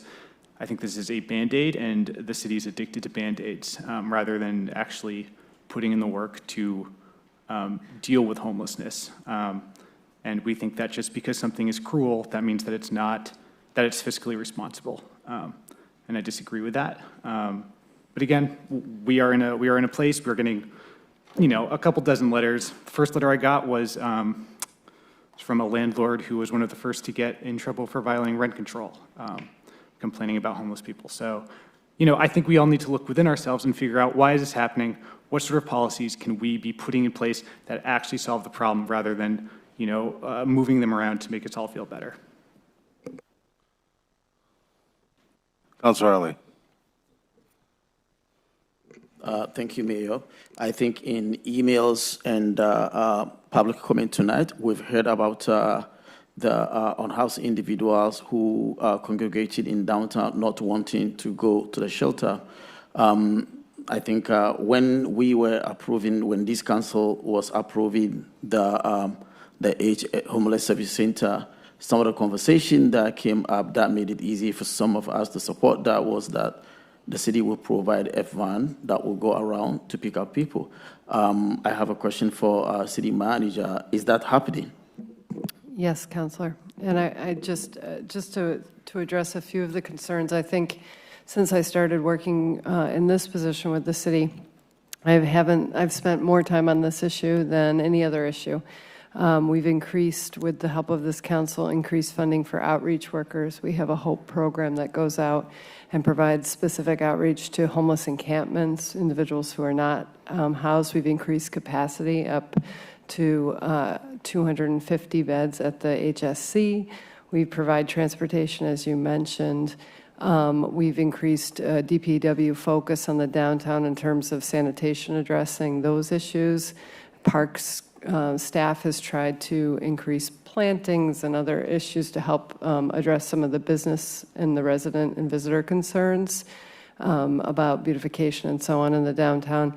And then additionally, on top of that, we have done things with the HEDC committee, which we've talked about before, with addressing vacancies and so on and so forth, as well as the HHS committee working on trying to get a day space open. So there's a variety of things coming, and I think that this program, which doesn't use general fund tax dollars, it uses those tax dollars just specifically for a defined area in the downtown that is primarily businesses, to help address the remaining concerns and really focus on the additional sanitation issues that we all hear about every day.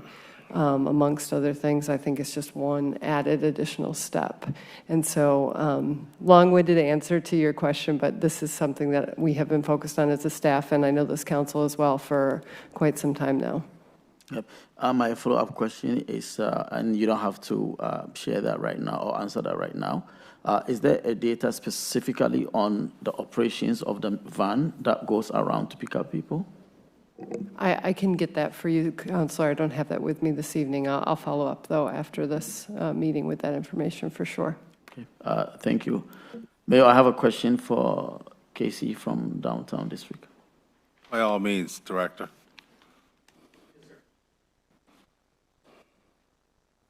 So we did receive 2 emails with a lot of recommendations, one from Preble Street and the other one from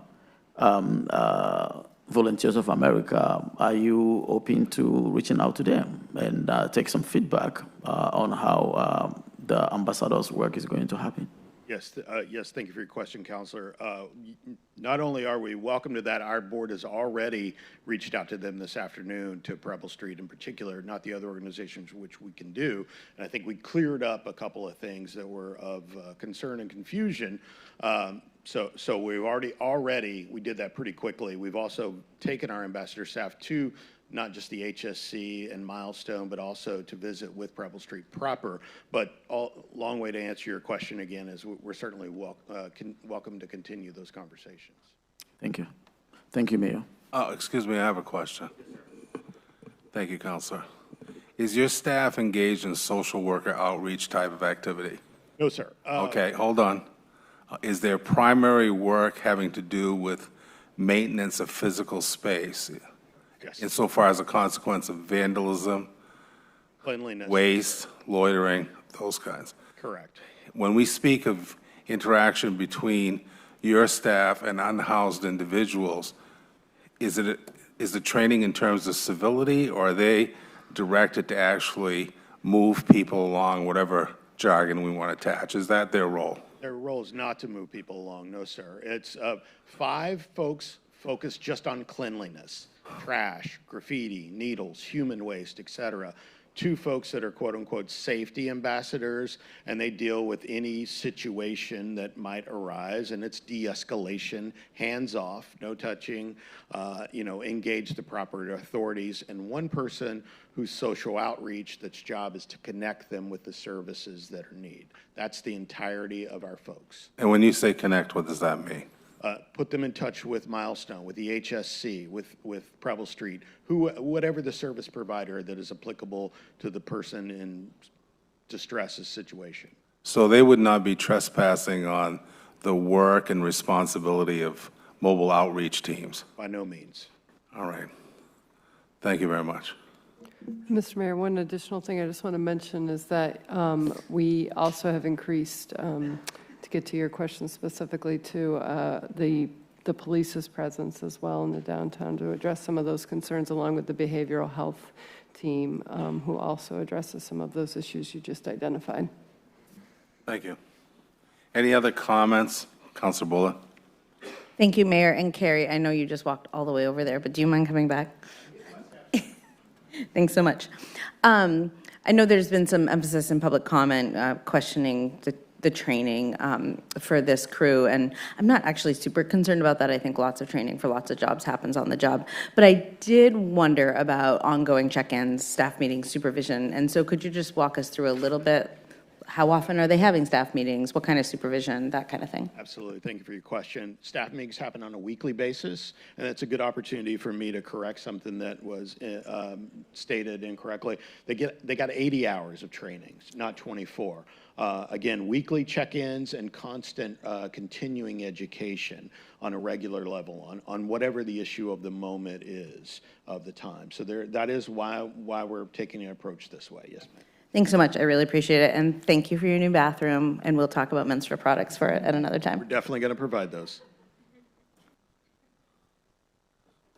Councilor McNevish. Thank you, Carrie. You're going to get your steps in today. Sorry. Just park it for a second. Yeah, thank you for explaining a lot of that. That's very helpful. I think one of the questions that has come up is, what particularly in the letter from Preble Street is, what will success look like? How will you define that? And do you have a sense of what that would be? I mean, I think a lot of it's probably going to be what people are telling you, how they feel about the space and what's going on, but what's your perception of success? Yeah, thank you for that question. There are a few ways we're going to measure success, one of which is an example of that report I sent each of you this afternoon. Everything is data-driven. Each of our ambassadors have a smartphone, and they take a picture of like graffiti that they're removing, or they document any interaction they have. So we're going to keep data on these interactions, and then we'll adjust accordingly. It's also on feedback. So we do ask folks to give us feedback on these issues. So far, I've gotten incredible feedback. It's been about 3 weeks. I've actually gone out there with them myself, and it's really actually rewarding that people stop us and just say thank you for the work you're doing. The community has been extraordinarily receptive, but we're also doing quarterly and then yearly check-ins with our board, with our staff, and with their staff to make sure that we're meeting the needs of the community and the expectations. Okay. I had a couple of the questions. So if this is successful in this trial, and obviously we're looking to add funding so it can continue, if you did not have that funding, what would you do? I'm not sure. To be frank, I think we'd probably have to, I'd call that's not my decision to make, it's the board's, and they'd have to reassess that. They studied this issue for 2 years. They didn't want to do it, frankly. They didn't want to raise this kind of revenue. They were hoping it would get taken care of otherwise. But, we reached the point where something had to happen. Some sort of interaction had to take place, and we were the ones that decided we needed to step up in the scenario. So I'm not sure. That would be their decision. Okay, thanks. And I have other stuff, but if somebody else has questions for Carrie, I'll let you go. No, go ahead. Finish up if you have some. No, I just was going to add, and there's this conflation of this being outreach work and outreach teams being feeling, concerned that it won't be performed the way they would do it. It's clearly not that. I mean, this is filling a gap. Outreach workers with social services are not picking up trash or cleaning graffiti, or to my knowledge, right? So this is a gap that exists. And the number one thing that frustrates people when you talk to them about homelessness in downtown Portland and the impacts is the visible signs, the trash, the litter, things like that. And so I see this as a way to reduce the friction and blame toward people who are on the street, wherever they are. If those aspects are taken care of, if it is neater and cleaner, it's healthier and happier for everyone. And there's not that feeling of blame, that person sitting on the bench, that's their fault that we don't have a clean downtown. It kind of neutralizes some of that by just taking care of it. And it doesn't have to happen with displacement or anything like that. It's just anything that can reduce that friction, I think, is really healthy in terms of how we get along as a society in our public spaces. So I'm going to be supporting this, and I appreciate the thinking that went into it. Thank you. Our job, we see, is to lessen the burden of government, your role. And I would add that this cleanliness issue is not just about our unhoused community. It's, tourists and everyone else. There's, when ice cream sits in a trash can for 12, 18 hours, that's not a pretty sight. So it's long overdue. That's the vast, vast majority of the work as it relates to cleanliness. So Thank you. stay here and Don't go. Just don't go. Stay. Are there any other Go ahead, Councilor Sykes. Thank you, Mr. Director Tyson.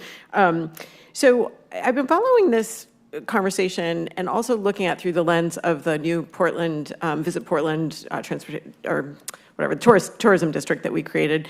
And also this sort of question about, is it a tax or is it not a tax? And I think this is where we get into these kind of sticky situations where we're not asking the city of Portland to do these things. We're assessing an area of the city, people that live in that area of the city, and basically acting as an intermediary to make sure that those services are performed. And we lose an aspect of control when we do that because your board does it. Visit Portland's board does the sort of strategy around it.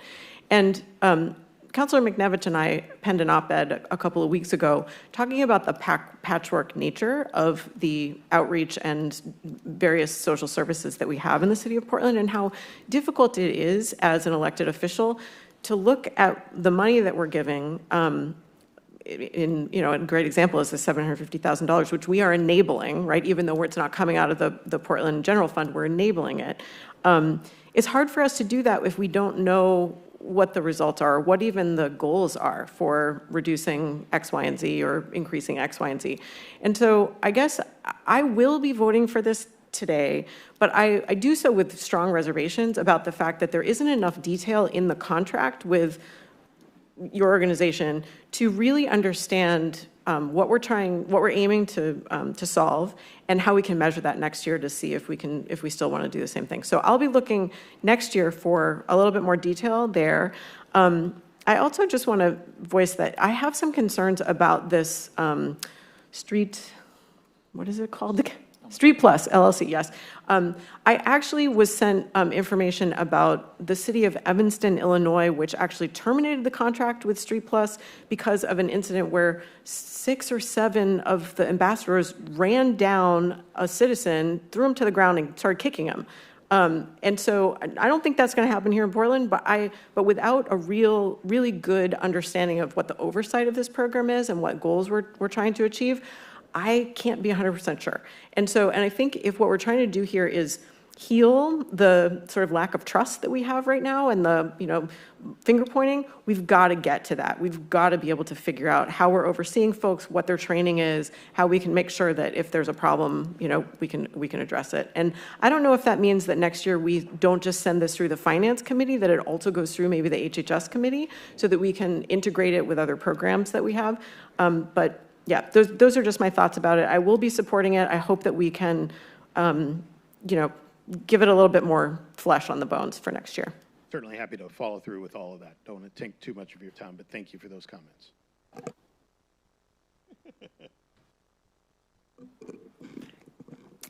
Thank you, Mayor. I'm not, Carrie, I don't know if I have any questions at this point in time, but just a couple of things. One is, like a lot of issues, this is another confusing issue, right? I cannot tell you how many people I talked to about this. You and I sat down and had a conversation. I had conversations with a lot of other people. I literally had 2 conversations about this particular thing right before this meeting because I was like, okay, what am I going to do, right? And even with all of that research and even if with all of that stuff that I have done, here I still find myself with 2 different kind of trains of thoughts as we go through this. So let me just kind of go through it with you. So first of all, $750,000 is a lot of money. I, like Council Sykes, have concerns about the contract with an outside agency from New York to have them do this work. I'm really concerned about the training.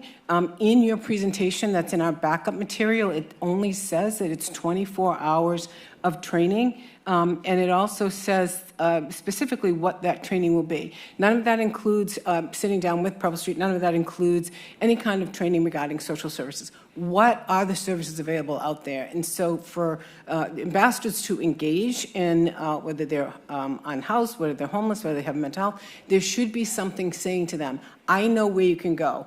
We have transportation that we can get you there, right? In your backup material, it says none of that. So there is, and not only that, but we also know that working with marginalized communities is really tough work, right? We heard from somebody from Preble Street. They have 50 years of experience on this. So for us to hire ambassadors and just automatically think that they're now, going to be able to save our homeless and unhoused, to me is just a little, it draws some concerns. There wasn't anything regarding who you're partnering with, right? So we talked a little bit about that. I don't know what your relationship is with the Portland Police Department, right? But we know that the Portland Police Department gets a lot of complaints. And so I'm sure you have a great relationship with the police department. There's so many other things. I do agree with somebody who spoke earlier, case management plan for folks who are unhoused and homeless that are staying, or whoever that is staying there. That's what they need. They don't need an ambassador to tell them to just move to the side. And please believe me, I'm not saying that that's what your ambassadors are doing, right? We need somebody who has a little bit of information on dealing with folks who have substance abuse and mental health, right? Those aren't ambassadors. Those are social service workers who know these folks, have the experience, and all that other stuff. The other thing is that I have children, right? A lot of us have children. They're responsible for cleaning up after themselves, right? So this ambassador program, I certainly understand that trash needs to be picked up, right? Trash does need to be picked up. But when do we make folks who are staying out in the streets, because the ultimate goal is to get them housing. That's our ultimate goal. So we have ambassadors that are going to come, they're going to clean up after them. What's going to happen when they get home? Is an ambassador going to come into their house and clean it? I'm just being facetious here. So that's the one side of the coin, right? Here's the second side of the coin, which is you're a nonprofit, right? You're a nonprofit. Yes, correct. Going through this whole process is really just a kind of a pass-through, right? The state says we have to do it, so we have to do it. So that's the other side of this. You have your own board. You just said your board has taken a look at this for the last 2 years, and they've done a ton of research on it, and this is the plan that they came up with, right? And this money is paid for by the folks that are property owners downtown. It's specifically for that, right? Even though it goes to the city, most of it comes to you. So that's where we're at with this. I also have a lot of reservations. I think $750,000 is a lot of money. I think we could use it better if we say, here's half for your ambassador program, and here's the other half for us to put toward this. However, I just listened to the city manager truly explain, and I'm so glad she did publicly, truly explain every possible thing that the city has done in order to take care of this problem, right? Which, unfortunately, we have been some successful, some not successful. So although I really have a lot of reservations, right? A lot of reservations in this program, about this program, and I literally just made up my mind because I was walking through it myself. I will vote for this, for your ambassador program, knowing that I have lots of reservations. But I also, like Councilor Sykes, will be looking forward to having this conversation again next year. But this $750,000 is a lot of money. Thank you for that. So I appreciate it. I would just say that we're as good as our word, and I'm happy to continue those conversations as the year goes forward. And, I think it's fair to be skeptical, but we'll prove ourselves. Asking again, Councilor Fournier. I'm sure you don't want the director to go away. I actually don't have any questions for you. My questions have been answered. I don't believe it, just so stand. But stay right there if you'd like.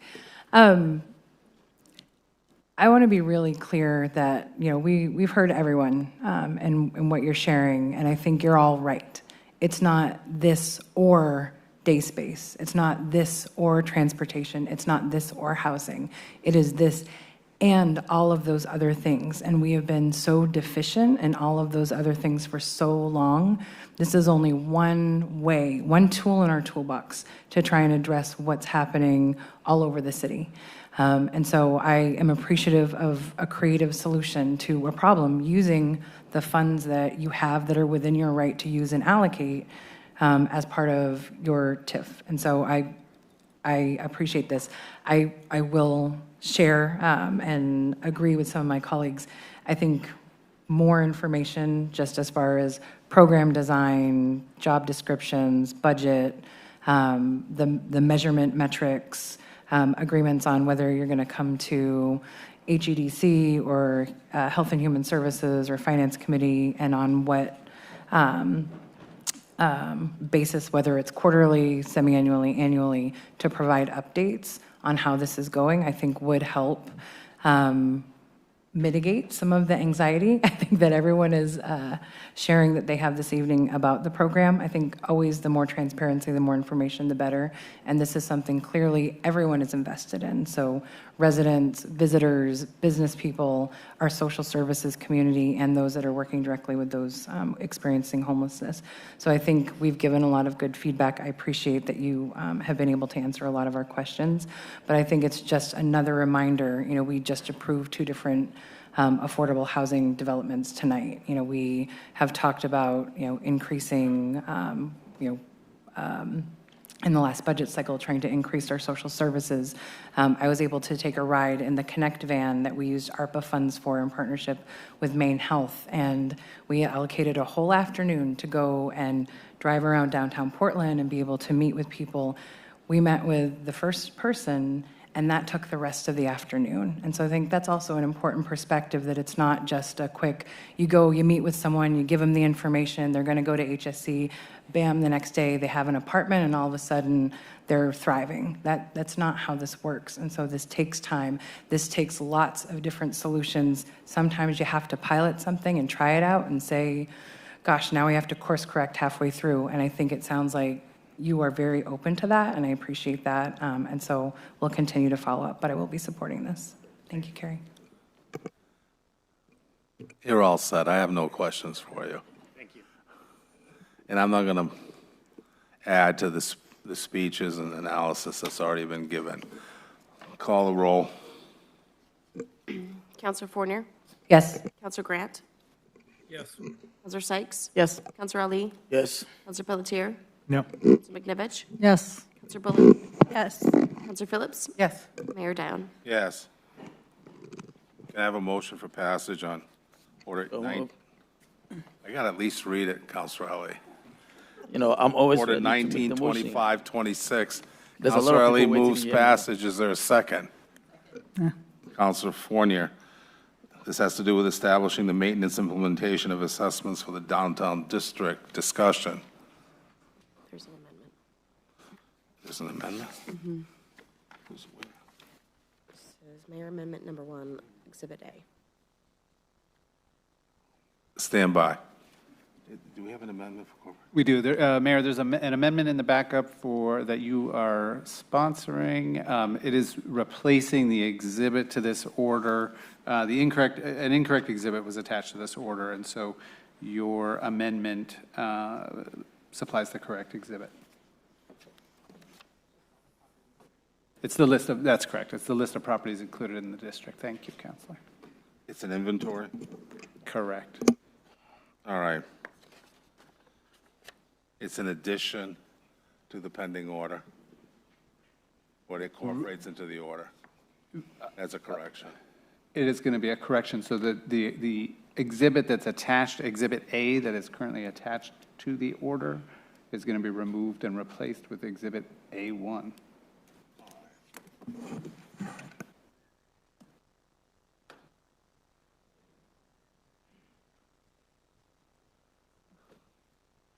All right, so there's a motion to amend the order. Do I have a second? Second by Counselor Fournier. has to do with the incorporation of a list of member properties into the downtown district. There's no discussion, call the roll. Counselor Fournier? Yes. Counselor Grant? Yes. Counselor Sykes? Yes. Counselor Ali? Yes. Counselor Pelletier? Yes. Counselor McNevich? Yes. Counselor Bullitt? Yes. Counselor Phillips? Yes. Mayor Diane? Yes. We'll now vote on the order as amended. Counselor Fournier? Yes. Counselor Sykes? Counselor Grant? Yes. Counselor Sykes? Yes. Counselor Ali? Yes. Counselor Pelletier? No. Counselor McNevich? Yes. Counselor Bullitt? Yes. Counselor Phillips? Yes. Mayor Diane? Yes.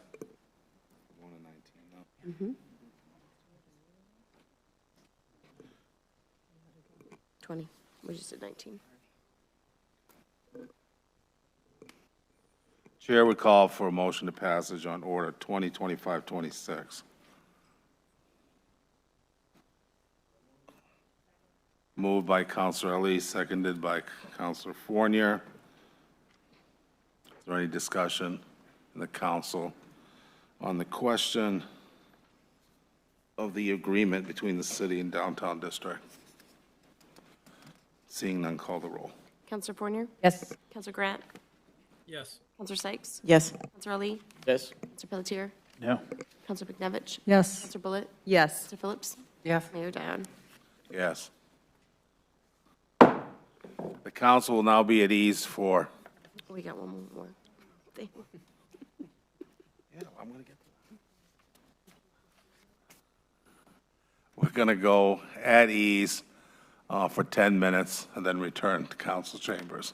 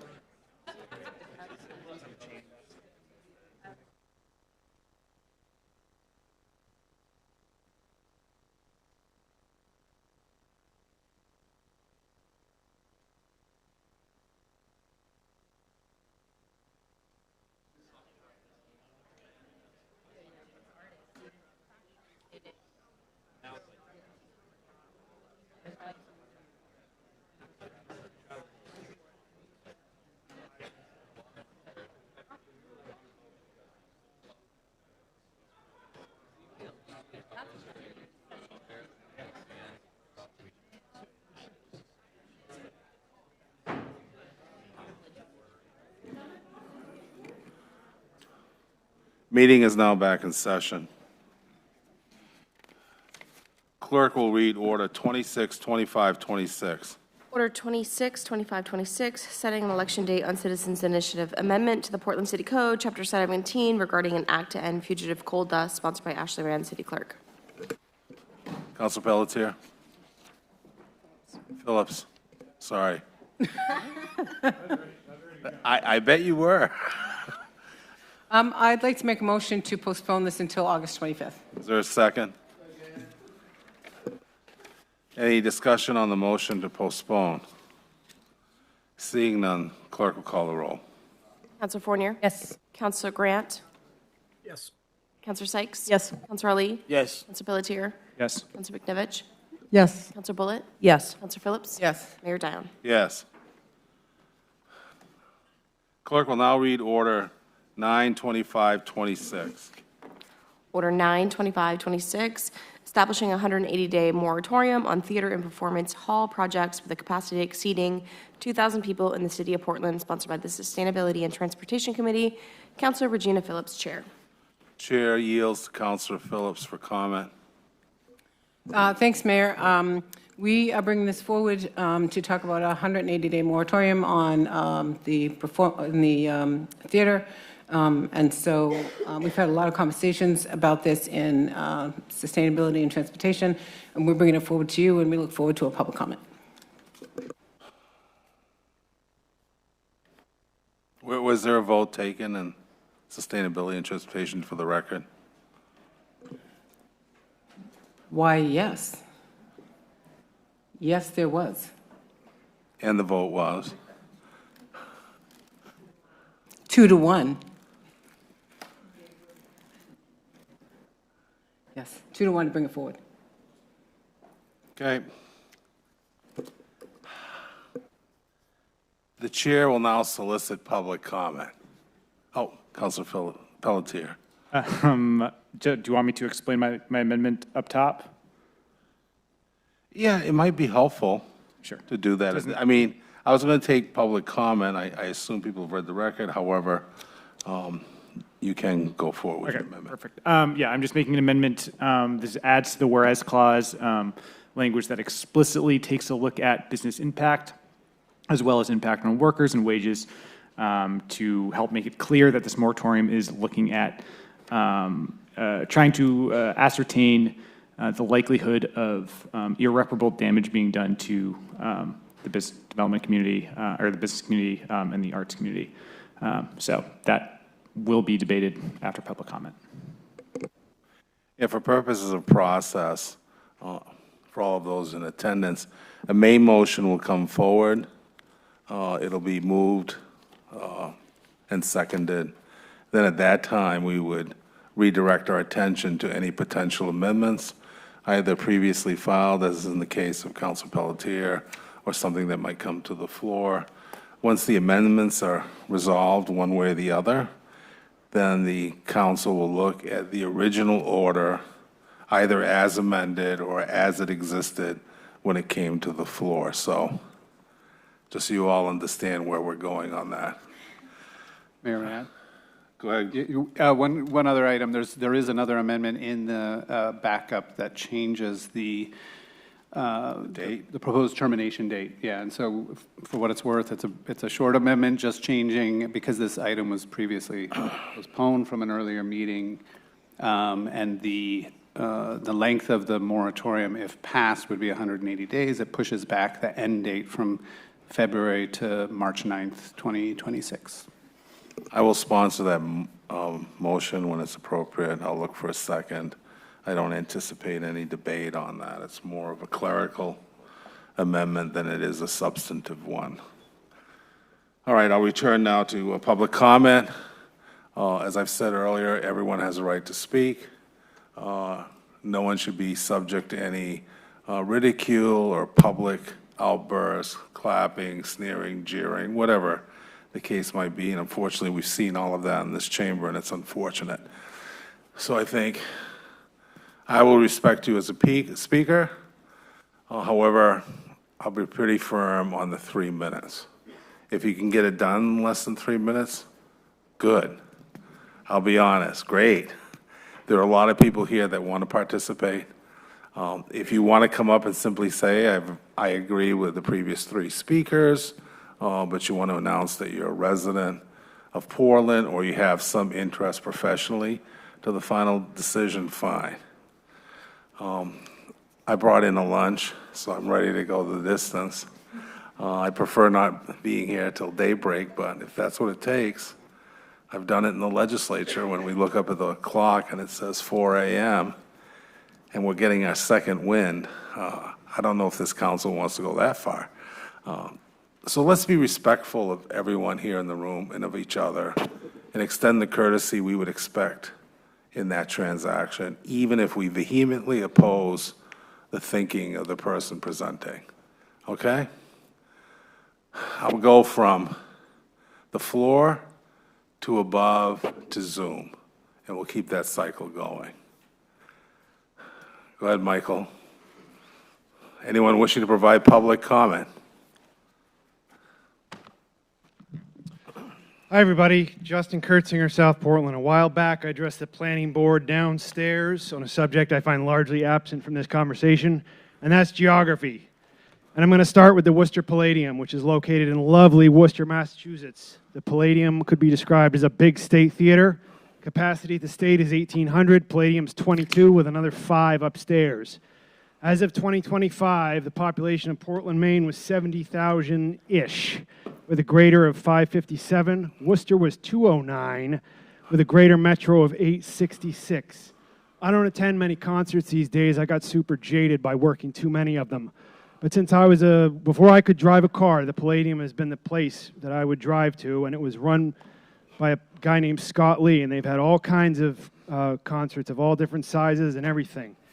I don't know if he's still involved, but when I was going down there, he's the guy. And it's my belief and understanding that along with his hard DIY work ethic, the main reason of the Palladium's success was geography. Lawrence, Lowell, Springfield, Amherst, Albany, Providence, Boston, 495 and 128 suburbs. Worcester is all in the middle of all those places and is the perfect location for a venue that size. To those under the illusion that this proposed venue here in town is going to bring more regular acts to Portland, perhaps akin to Worcester, ponder this. 20 years ago, Lynyrd Skynyrd and ZZ Top played the Civic Center. Tickets were so low, there were people handing tickets out on Free Street for free to get heads in the door. 2023, Venom could not fill Geno's, a 200-cap room. Last summer, I was roadieing for a band that played a festival in Bergen, Norway, which Venom headlined in front of at least 3,000. No one is blaming Portland, Maine for being where it is. It simply is where it is, and that is what it is. if I were sitting here, I would, or if I was buddies with the applicants, which I am not, I would be saying something like, gentlemen, the speaker makes an interesting point. I've seen Field of Dreams, but with all due respect, Lewiston, Bitto, Gorham, seriously, who are these 3,000 people? Newfies from St. John's? Anybody bragging about being born at Maine Med over the age of 35 ought to know the Scotia Prince hasn't run in years.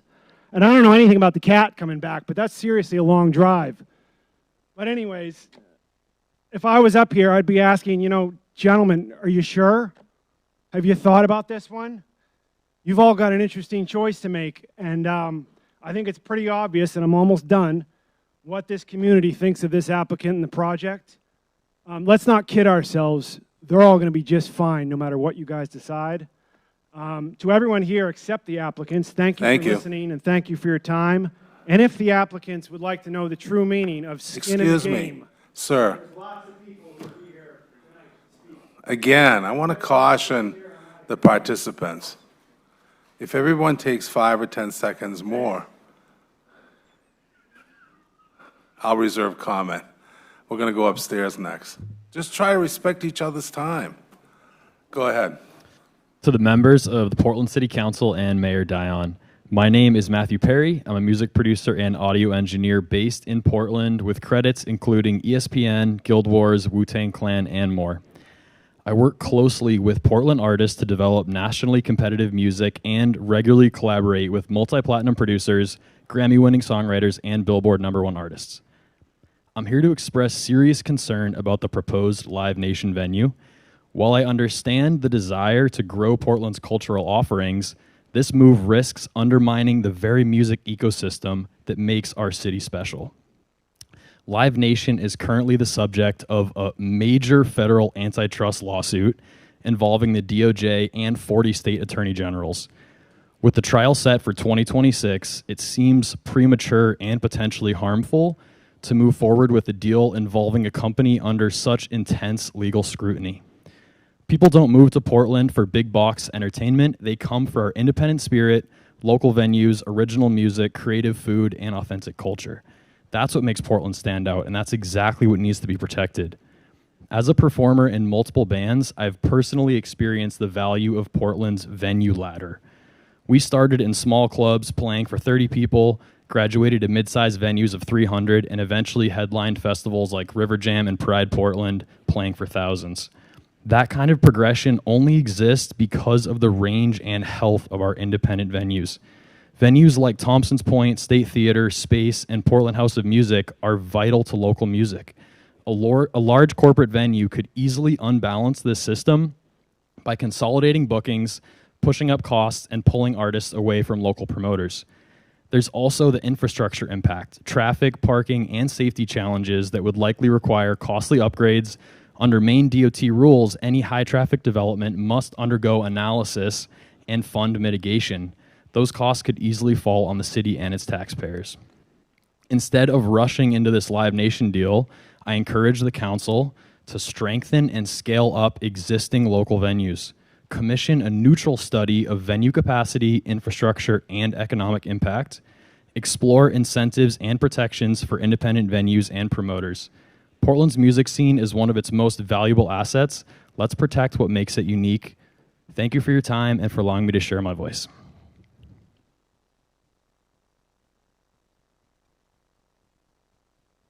We'll take a Zoom commentary now. Kevin Erkinson, you're allowed to unmute yourself.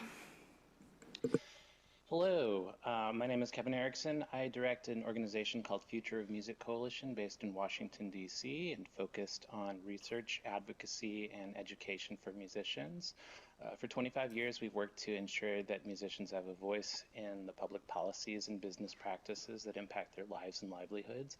I want to commend all the folks from the local music community who've mobilized around this issue, and I want to just offer some context about how the decision you are making today intersects with our focus on arts policy work at the federal level, in particular the problems associated with Live Nation's monopoly. I am an outsider to Maine, but I am somebody who's over the years benefited from the local creative community that Portland has fostered. And I want to say that what you have in Portland musically, culturally, is vibrant and unique and precious, and it's also fragile because a handful of corporations have been largely setting the terms by which musicians have been able to reach audiences and earn a living from their creative work. We can chart a more sustainable course. There's a growing body of work looking at the kinds of choices local governments are able to make, and this is an easy choice. Don't enter into development projects with the worst corporate lawbreakers. Now, because the rhetoric can get heated, I want to be clear that support for a moratorium doesn't require understanding Live Nation as a cartoon villain. We know that most of the people who work at the company are good folks who love music and are just trying to put on successful events. But the structural imperatives that come from so much accumulated and centralized market power, coupled with the dictates of shareholder supremacy, this idea that you maximize shareholder value regardless of the short and long-term impact on communities, that creates these imperatives for that power to be abused at the level of company policy. And as a result, we've seen extractive and coercive practices over time become industry standard. And one manifestation of that is the way that Live Nation aggressively plays politics to avoid accountability. And as you may have seen in the news, there have been top antitrust officials removed from the DOJ. We're hopeful that the lawsuit's going to move forward unencumbered nonetheless. But in the meantime, musicians need folks at all levels of government, municipal, state, to use whatever policy tools are available to them to ensure that monopolies don't steamroll local economies and local culture. We also should be clear that support for a moratorium and an acute concern about too few companies having too much power is not a radical position, but a thoroughly mainstream and nonpartisan one, grounded in economic learning, grounded in the lived experience of workers, and grounded in the values of local communities. And so just as Governor Mills was able to do with the strong pro-consumer ticketing policy reform that she just signed into law, you have an opportunity to really lead the way for the nation today. Thanks so much for listening. Go to the floor now. Hey, my name is Dave Godowski. I'm a Maine native, and your jobs are incredibly hard. I just wanted to say that, first of all. Much respect. I don't think I could do what you all do, so thank you. But what I do have are 20 years of experience working at the executive level of the global music industry. And I recently launched a new music business just a few blocks away from here. As you know, Live Nation is currently the subject of a major federal antitrust lawsuit brought by the U.S. Department of Justice after 15 years of investigation, co-signed by 40 state attorneys general. And the trial begins in about 180 days. These allegations include illegal practices that have harmed competition, raised ticket prices, and hurt local businesses in other cities. I've seen it firsthand. In markets where Live Nation takes control, independent venues and local promoters disappear. Economic diversity is replaced by corporate consolidation. Portland's music economy, with its independent venues of all sizes, is exactly the kind of ecosystem that thrives on diverse local ownership and fair competition. Live Nation's model, as alleged in the lawsuit, is a direct threat to that. What we're considering here today should not be controversial. A thorough independent study before deciding. That's not obstruction. It's responsible governance.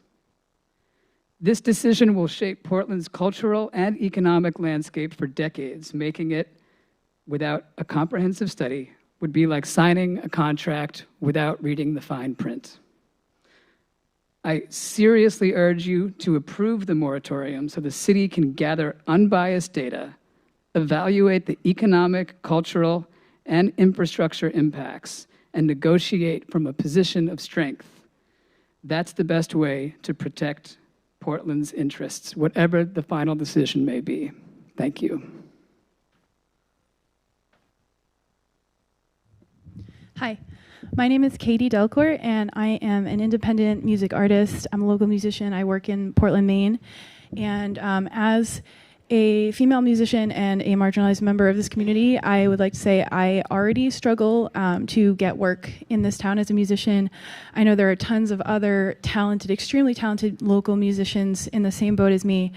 And allowing Live Nation to come and set up this will take work away from local musicians. It'll make us harder. It will make it harder for us to get booked and deprive the community of these great local folks. Live Nation is also under investigation currently for monopoly charges. We all know what happens when monopolies start to pop up as the working class is struggling under the weight of price gouging. And I believe Live Nation will contribute to this issue.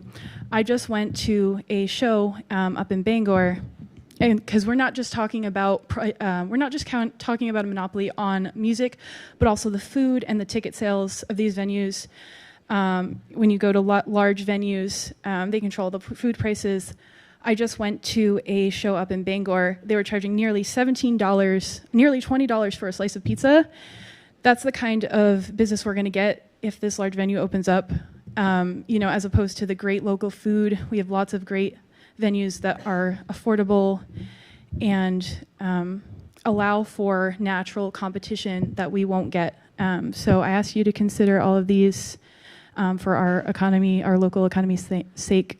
Thank you. Go to Zoom now. Julia Strout, you can unmute yourself. Hi, thank you for letting me speak, and thanks for everyone that came out to share what you think. I'd like to second the last three speakers who all just talked, and the first speaker as well. Let's keep Portland grassroots and locally owned, and we don't need to be trusting corporations that have the U.S. Department of Justice and 40 other states suing them federally for violations of antitrust laws. Let's just keep our city small, because we still are, and thanks for letting me share my opinion.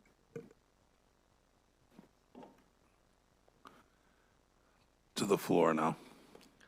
Hello, my name is Dave Gutter. I'm a Portland native and Grammy-winning songwriter and founder of Rustic Overtones, a local band from here. In my 35 years in the local Portland music scene, I've been part of a community of musicians, artists, venues, concert production people, and promoters, and we've all looked out for each other.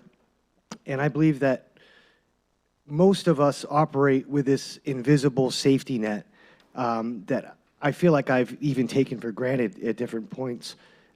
If any of our cars broke down on the way to somewhere, anyone probably here at this meeting, I feel like I have 1,000 friends that would come pick me up.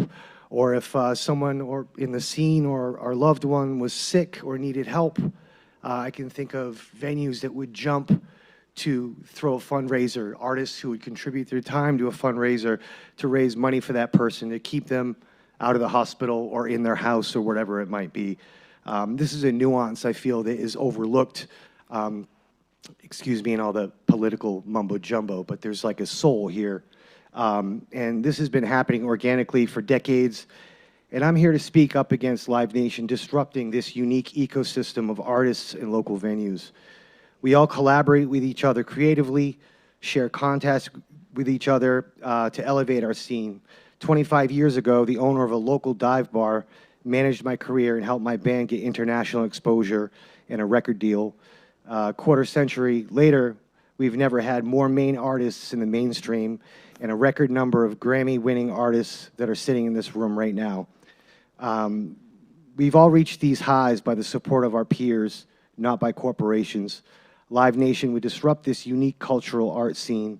For us here in Portland, it's about camaraderie, not commodity. And I'm literally begging you to consider retaining the sanctity of this unique music scene. Thank you.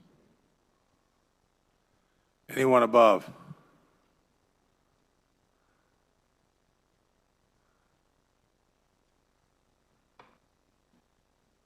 Hi. You can adjust the mic to make it easier, you know.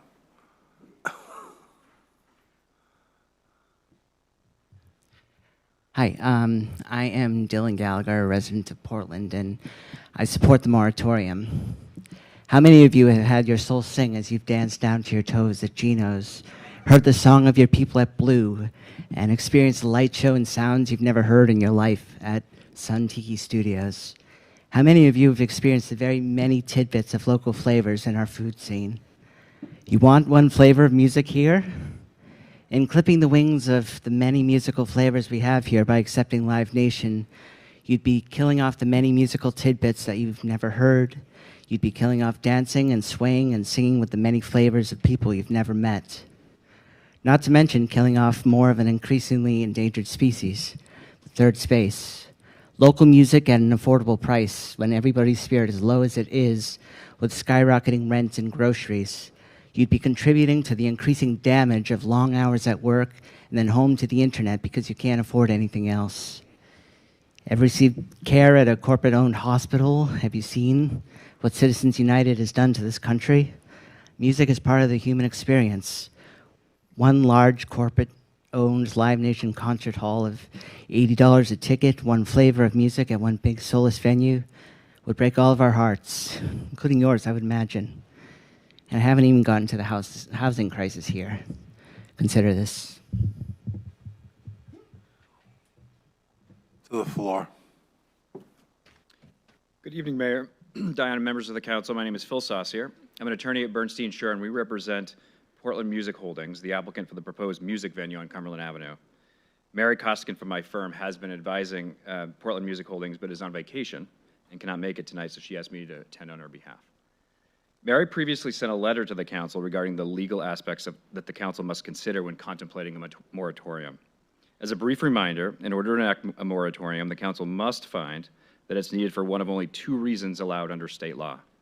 One, to prevent a shortage or overburden of public facilities that would otherwise occur during the effective period of the moratorium, or that is reasonably foreseeable as a result of any proposed or anticipated development, or because the application of existing comprehensive plans, land use ordinances, or regulations, or other applicable laws, if any, is inadequate to prevent serious public harm from residential, commercial, or industrial development in the affected geographic area.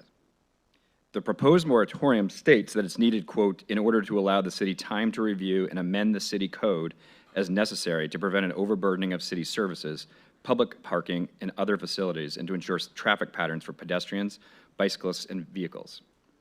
Since the proposed amendment was introduced on April 14th, we have had almost 4 months to review the data regarding the availability of parking and to review the city's land use code to determine whether the code and supporting regs are adequate to prevent an overburdening of parking facilities and ensure safe traffic patterns.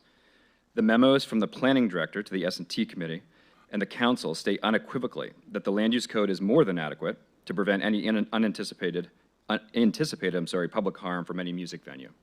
We fully agree. In addition, the data collected through traffic and parking studies demonstrates that there is ample off-street parking available for employees and visitors to the new venue. The recently issued approval letter for the traffic movement permit for the project also demonstrates that the city code and existing procedures are more than sufficient to ensure safe traffic patterns for pedestrians, bicyclists, and vehicles. I do want to briefly address the proposed amendment, which states that it's needed in order to allow the city time to review and amend the city code as necessary to prevent development that is incompatible and harmful to the local creative economy, character, and vitality of the city's downtown. With regard to concern about economic impact on the creative economy, first, the anticipated harm to support a moratorium has to be serious public harm, not a speculative private economic harm.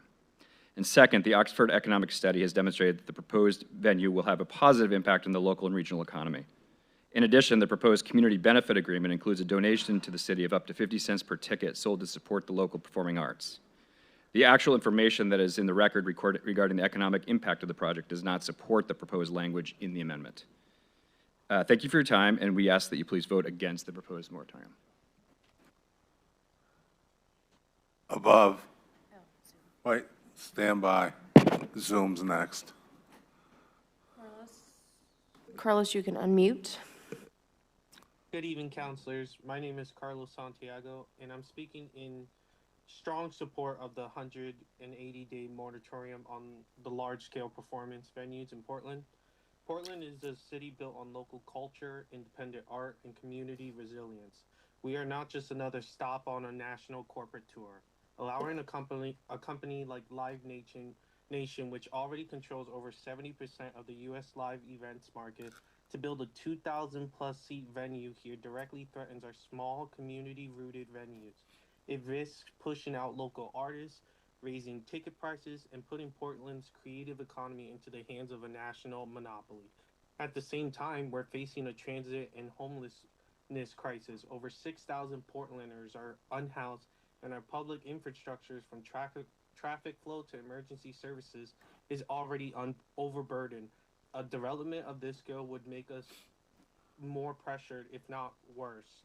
This moratorium is not a rejection of growth, it's a necessary pause, a chance to ask, are we building a city for corporations or communities? Let's use this time to make thoughtful community-first policy that protects the Portland we love.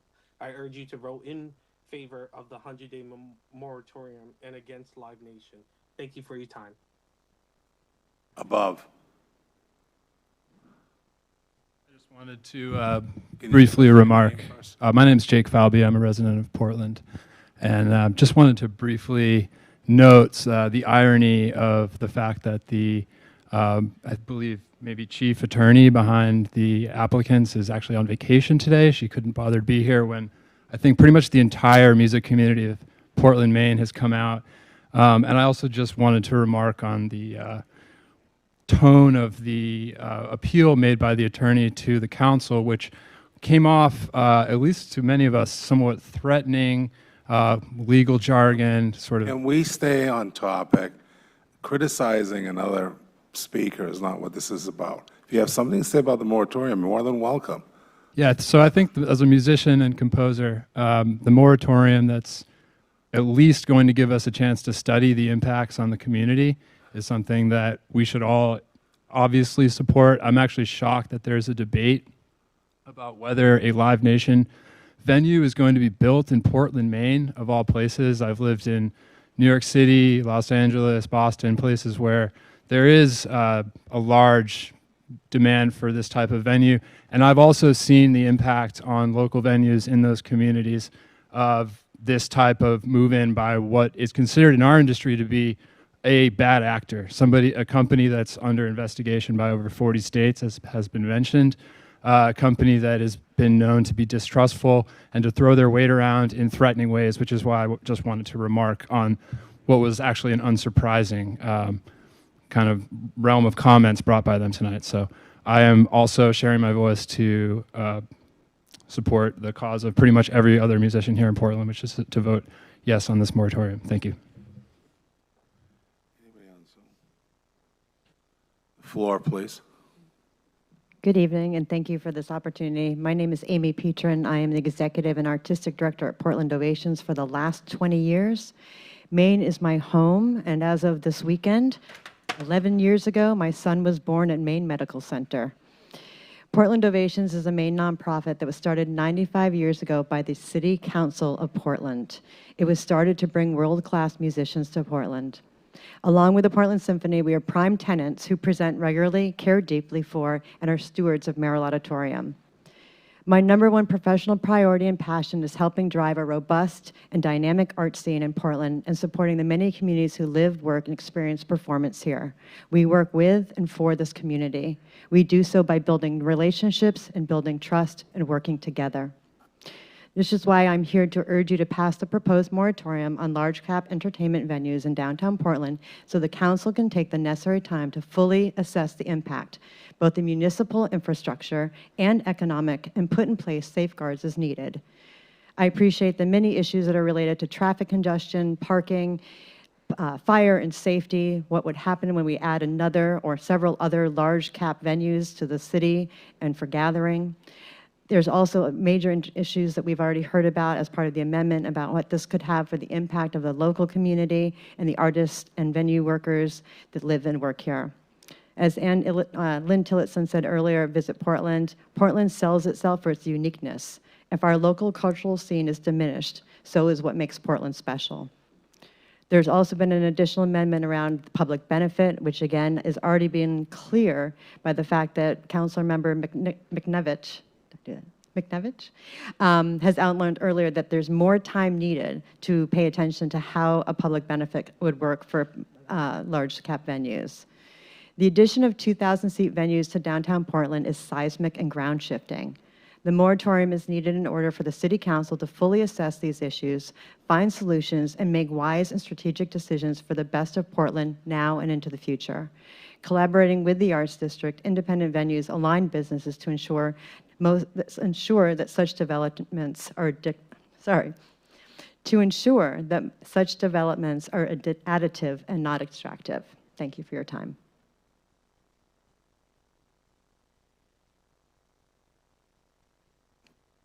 In the balcony, is there someone?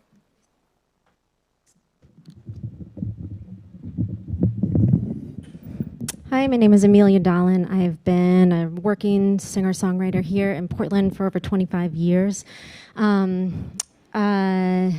Despite touring nationally, I've chosen to keep Portland and Wabanaki territory as my home because of its beauty, its vibrant and tight-knit music scene, and the fact that I found it, I was able to make a living here as a working artist.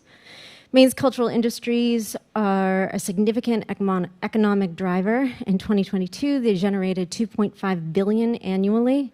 As we know, money spent in local businesses stays in our state. Roughly 68% for every dollar, compared with 15% of those spent in out-of-state businesses like Live Nation, whose integrity I don't have a reason to trust. Aside from the numbers, you can't put a value on community and music and what we have here. I would call the threat of this serious public harm. I am a student at Berklee College of Music and the Music and Health Institute, being certified as a community health musician, and the outgoing Surgeon General's outgoing statement was that we need community and we need music, and these are the things that keep our community healthy. I vote in favor of the moratorium. Thank you. Floor. Greetings, councilors and Mayor Dion. I wanted to thank you for all the time that you guys have given this process, and will continue to give it. I know we haven't made it easy for you, but it is. Can you tell them who you are, Scott? I'm getting there. Okay. I'm getting there, I promise. Okay. It's helpful at the beginning, but go ahead. Well, my name is Scott Moeller, and I am the Executive Director of the Maine Music Alliance, and I stand before you today with a simple question. What kind of Portland do we want to live in? Do we want to live and work in a community that invests in itself, or one that sells itself short? By allowing this project to proceed unchecked, it is saying that Portland, its creative economy, and its cultural identity is up for sale. There should be no fear in imposing this moratorium. It's a legally viable tool at your fingertips to be used to prevent serious public harm, and people losing jobs in their businesses is public harm. The federal government and 40 state attorneys general believe this project will do exactly that. This is not blocking the project, this is a pause for due diligence. The project will harm not only the creative economy of Portland, but the entire state of Maine through its use of overly restricted radius clauses. The independent economic sector of the state has long been undervalued, though it contributes significantly to GDP, economic output, creates thousands of jobs, and generates millions of dollars in state and local taxes. I'll do my best to not belabor the points that have been made over and over again. Maybe I already have, but some bear repeating. 64% of independent venues weren't profitable last year. Meanwhile, Live Nation put record profits away again. They weren't unprofitable because they're bad at business. They were unprofitable because they invest in the communities they inhabit. They are venues where a band will play their first show on their journey to playing bigger shows, and they deserve and need protection. There's been a lot of talk about the vacancy rate in the Arts District. So picture those empty storefronts now becoming empty theaters and empty performance halls, and all of a sudden that Arts District seems a lot less artsy. This coalition of people that have come together to oppose this project should be telling of the way your constituents feel. It is not a small group of people. As of now, 2,000 people and 24 venues and arts organizations have signed on to a petition. We are people who care deeply about a community that we have spent our entire adult lives building. I understand why Live Nation would want a piece of it, but it can't be bought because community is built. Which leads me back to my original question, what kind of Portland do we want to be? One that invests in itself or one that sells itself short? Thank you. We have a comment on Zoom, then I'll be going upstairs. Paula, you can unmute yourself. Thank you. This is Paula Mahoney. I spoke earlier. I live on Summit Street and I run a business on Commercial Street. I'm here on Zoom to speak in opposition to the moratorium, and I have 4 reasons. A retroactive moratorium negatively reflects upon Portland's reputation in the business community. It tells developers and people who would come and invest in our city that Portland can't be trusted, because no sooner do you get a shovel in the ground, but somebody who decides they don't like your project puts up a moratorium against it. As a city, we accepted the recode of our zoning ordinances with changes to parking. This project, including how they handle parking, fits within all of our current zoning requirements.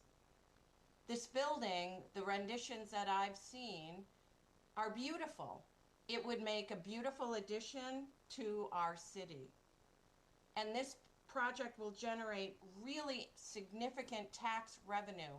As I sat in the council chambers earlier this evening, everything we were asking the council to enact had to do with spending more money. This is a way to bring in more money that can offset some of the burden that taxpayers are feeling here in the city. And that's really critical. I'll add 1/5 thing, because I'm sure there'll be comments about any municipal TIF, if there is a TIF district involved in this, and I'm sorry to say I'm not quite sure. But the beautiful thing about TIFs is they can actually significantly enhance a city's revenue situation when they come to fruition and they bring in tax revenue. So those are the things I'd really like the council to think about. It's nothing about for or against Live Nation. It's not for or against a 2,000-seat venue, although I do think we need that size. It really has to do with a retroactive moratorium and what that tells the world about working with the city of Portland. Thank you very much for your time. I'll go above. Good evening. My name is Emily Reed. I'm the Executive Director of One Longfellow Square. We're a proud member of the National Independent Venue Association and a co-signer of the petition supporting a moratorium. Thank you to Councilor Pelletier for amending the proposal to include the creative economy and its impact. It's what has galvanized many people to be here tonight, in addition to the infrastructure effects of this proposed venue. The co-signers of the petition supporting a moratorium represent about 20,000 seats in Portland venues. Other venues and supporters and presenters who have not signed on represent another 10,000 or so seats conservatively. So I'd like to push back on this narrative that hotels and restaurants will sit empty but for this 3,300-seat venue that will come in and rescue us all. The dinner, lodging, shopping, and parking dollars associated with the current year-round venues in town equate to $12 in community spending for every dollar spent on a ticket. One Longfellow Square alone, as a 180-seat listening room, contributes $4.8 million by this formulation. These proposed 3,300 seats are potentially fractionally additive to this business already being generated by our performance venues. I say potentially because we see in community after community where Live Nation makes an entry that independent venues close, consolidate, or are bought. So suddenly those 3,300 seats represent the status quo, best case scenario, or a net loss of capacity and its corresponding economic impact. As stewards of community resources, I want you to know how proud all of us as venue operators are of the economic impact that we have on the city of Portland. I'd also like to address the concept of business friendliness. Welcoming new business is an important responsibility, one that requires due diligence as we're experiencing here tonight. I hope that we want to support, nurture, and respect the businesses that are already here. Being business friendly should be a mantle we adopt for all of our interactions, not just new opportunities. And I believe that this directly speaks to the plan, the Portland Plan 2030. I encourage passing the moratorium to give counselors time to better understand the potential consequences of a new venue this size to our current music ecosystem, as well as our infrastructure. In conclusion, thank you so much for volunteering your time to serve this community. Thank you for the opportunity for all of us to provide input. And because 3 minutes is not enough time to answer all the questions, I invite any counselors or city members who would like to learn more about the music ecosystem to come visit us at One Longfellow Square. Thank you. Go to the floor now. Good evening. I'm Daniela Solano, bar manager at Room for Improvement and Portland resident. I'm here tonight because I care deeply about our town, not just about the buildings or the businesses, but the people who live and work here. And I want to be very clear. Building a large corporate-run music venue here is not the kind of progress we need. Let's start with the basics. We don't have the infrastructure for this. We don't have the parking. In fact, getting here today took about 30 minutes extra, and I live on the back cove. Paying for parking in one of the lots was $40 extra I didn't have as a hospitality worker. And let's talk about public transit. It stops at 8 p.m. 250 extra jobs sounds great, but what happens after 8 p.m. and all of those people have to get home? And after the conversation in this meeting, we know we are on a very tight housing opportunity. I myself have been here for a little over 3 years, and I couldn't afford to live on Peninsula anymore and had to move off myself. Not only that, as a bar manager, we're in a hospitality shortage crisis. Being able to fill those jobs at minimum wage, at tipped wage, it's hard to get people to come in. And in fact, tonight, just running our own 38-seat bar, we had to scrabble just to get people to get in the door to make sure we could open at 5 o'clock. We already are just trying to keep ourselves afloat. And this is such a beautiful place that we want people to come to, not only for the people that come from away, but the people that live here 365. But it's not just for us, it's a bigger, deeper problem. And it's the one that we're all talking about right now. If this venue is booked by a giant corporation like Live Nation, our small town culture will not grow, it will be swallowed. These companies have a long-standing history of squeezing out small and independent venues by locking up artists, controlling ticketing, and taking huge cuts from shows. Once they have that foothold, they dictate the prices, the acts, terms, and local music scenes are going to be left to wither. Independent in towns like ours, where musicians cut their teeth, where communities gathers, and where our culture stays authentic, is going to die. A corporate venue doesn't exist to nurture that. It exists to extract and profit. We are being sold the idea that this will boost tourism and bring in revenue. But revenue for who? For a handful of corporate shareholders who don't live here? Or for the people in the town who will be stuck in traffic, priced out of housing, and watch our small venues close? If we care about music, if we care about hospitality, and if we care about our town, we need to invest in our local workforce, invest in our independent venues, and without that, we are not building culture, we are selling it off. Let's protect the heartbeat of our town and instead of selling it off to the highest bidder. Thank you for your time this evening. Okay, we'll go to Zoom now. Sarah, you may unmute. Hi, thank you for the privilege to present. I don't have that much to say, but I would be in favor of this. Music has played a huge role in all of our lives. We have 2 girls. We love the venues that Portland currently houses.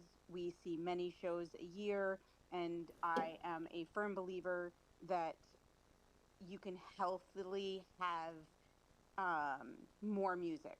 The state loves music and musicians. And it inspires our youth. I don't see a downside to more of the arts. Thank you. We'll go upstairs now.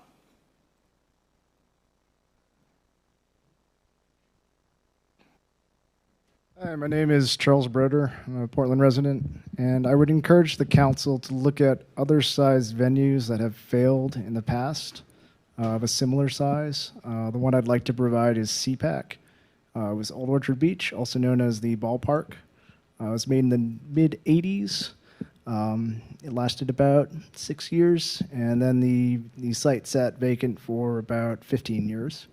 So I would support the moratorium to look at a case study of a similar size venue. Thank you. Below. Hello, my name is Catherine Buxton, 141 Reed Street. I am a theater artist, and I've lived in Portland for over 11 years. My partner is a musician and a union stagehand. We both have day jobs, don't judge us, but we owe our artistic careers to Portland's independent music venues and performing venues. Just last weekend, in fact, I finished performing at Portland Stage, and my partner and I ran over to Blue, where they hopped on stage to perform with their band for their monthly residency. There are very few cities where we could have had this kind of night. Portland is one of those places. Many things threaten livability here, as you've heard, and the Live Nation venue is a definite public harm. There's a lot to lose: industry jobs, the diversity of downtown businesses, but most of all, the opportunity for emerging artists to have the spaces to create their own original work. I have benefited, as have many people, by the camaraderie and the reciprocity of local venues like Space and Geno's and the Ephodian, to name a few. Live Nation will close the doors on those venues and on those artists. The developers may promise generous community benefit agreements. These will pale in comparison to the damage that this development will cause. I'm not against working with developers to fund infrastructure, but as you've heard, Live Nation acts capriciously and manipulates local markets at the expense of those local economies. I work for a legal aid organization, so I'm no stranger to what it is like to try and hold large institutions accountable. Not to get biblical, but it is a David and Goliath, I think that's his name, like fight. I haven't been to church in a minute. CBAs are not often legally enforceable, and I worry about the capacity of the hardworking city staff to actually hold the developers to this word. You may recall the last meeting we were at where we saw the consequences of a failed attempt to do so with the Midtown project. I think you all made the right choice during that meeting, but it demonstrated how hard it can be to hold an unreliable developer to their word when they abandon their promises. And a moratorium is a perfectly appropriate venue with which to fully answer this question. The city also stands to lose a municipally owned and union staffed venue, the Merrill Auditorium, which provides revenue for the city and could be used more. Some may say that venue provides more the new venue could provide more union jobs, but what jobs if it threatens the viability of the recently unionized State Theater or closes other venues in states like New Hampshire or other cities that union members rely on? In closing, we need more time to evaluate the economic impact of this project. Therefore, I urge you to support Councillor Pelletier's amendment and vote yes on the moratorium. Thank you. Zoom. Rachel, you may unmute. Hi, good evening. I just wanted to take this time, I appreciate it, to speak in favor of the new venue.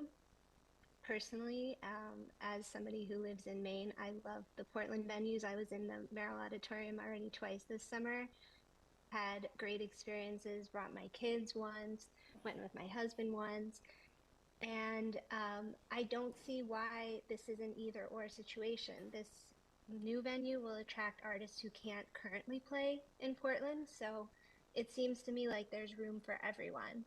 And I think making Portland even more of a music center helps all musicians and artists because it brings more attention to the city. So aside from the benefits that I think have been outlined by others to the economy, I just wanted to say that Portland has everything it takes to be a world-class city. We have the food, we have beautiful historic architecture, we have just an incredibly vibrant culture, but we are missing a venue of this size, and we should not have to leave the state of Maine to see certain artists. They should come here, and we should be proud of that. So thank you so much again for your time. I'm going to go upstairs.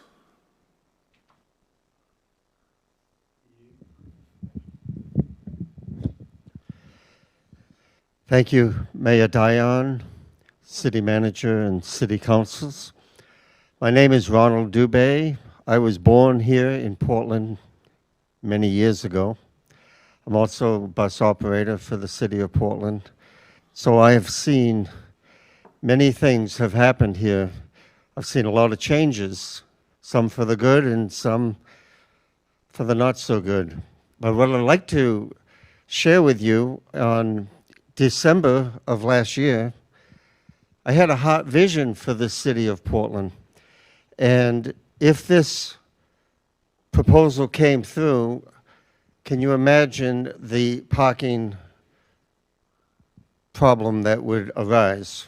I've seen where I've had to wait 15 to 20 minutes when there was a venue going on at Merrill Auditorium, and hundreds of cars are coming up Pearl Street to go into the parking lot that is over here to the left of us. The parking lot that is now housing, I don't know how many cars, but I'd like to see the City of Portland be a city of light that would really help their citizens and those who come to Portland for parking. Parking is, for me, such a problem. I have noticed that when we go to those pay-by-here parking, that's not affiliated with the police department here in the City of Portland. It's an outside entity, and if we don't pay that bill, we have to pay it outside. I think we should look inward and find the solution within ourselves. And my proposal, what I would like to see, is a parking garage on the Cumberland Avenue side, similar to what Westbrook City has done in downtown. It may be bigger, maybe it would be a parking garage like what is the Maine Medical Center did, but just think of how many more cars could be parked in a parking garage, and I just would put that into a proposal, because if you go through with this order, there may be a parking problem that might arise that you haven't looked into. Thank you for your time. Floor. Thanks, Mayor Dion and council members. My name is Evan Smith. I'm a professional musician and have lived in Maine since 2013. I'm a member of The Public. From my studio here in Portland, I've recorded on albums by artists including Taylor Swift, Sabrina Carpenter, Paul McCartney, and Diana Ross. And as a performer in bands for over 25 years, I've played everything from tiny listening rooms to arenas. Though I haven't played all of Live Nation's venues in North America, I have played most of them. I urge you all to support the moratorium, and I hope that we will wait until after the DOJ proceedings next March to decide whether and how we want to work with Live Nation. I know that some of you here in the room today are here because you or your friends won a development contract. I'd remind the council and city employees that not all development is the same, and I'm not anti-development. We are upset about this specific company doing this specific business in Portland, a business that most of us in the room today know well. As a Portlander who partly depends on Live Nation infrastructure to earn a living and opposes many of their vertically integrated business practices, I ask for a sympathetic ear. I've seen the negative impact firsthand of things like dynamic pricing, which can balloon your asking price to a whopping sum. Two people rubbing elbows in the front row of your show could have paid $50 or $500 for the same experience.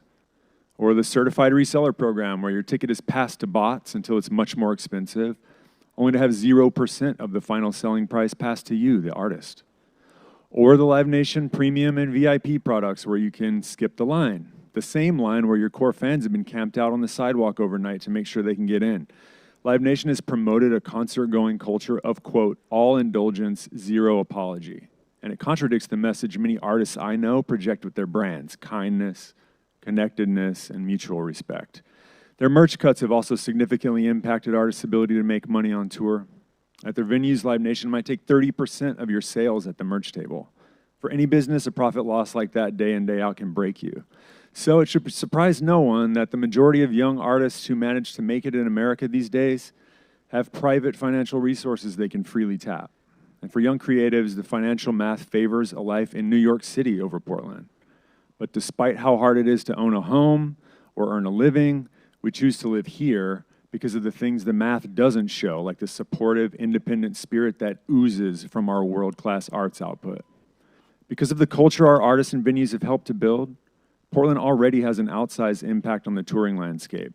As a city, let's treat this moment as a wake-up call and invest more in Portland's musicians and existing venues with new grant programs, bursaries, microloans, and the like. Again, not all development is the same, and no single development contract is worth the long-term cost of a Live Nation ticket. Thank you. We'll go to Zoom. Dwight, you may unmute. Hi, thank you very much. Good evening, councilors. My name is Dwight Schultz, and I'm here as a longtime supporter of Portland's cultural and economic future. Portland has a proud tradition of being a creative, welcoming, and vibrant city. We built an identity not just on the beauty of our coastline and the strengths of our local businesses, but on the richness of our arts and culture. And yet, while our music scene is strong, it has limits. Currently, Portland's music venues fall into two extremes: the smaller spaces that can't accommodate more than a few hundred attendees, and large seasonal venues that don't work for a year-round touring act. This gap forces the mid-sized national artists to bypass Portland altogether.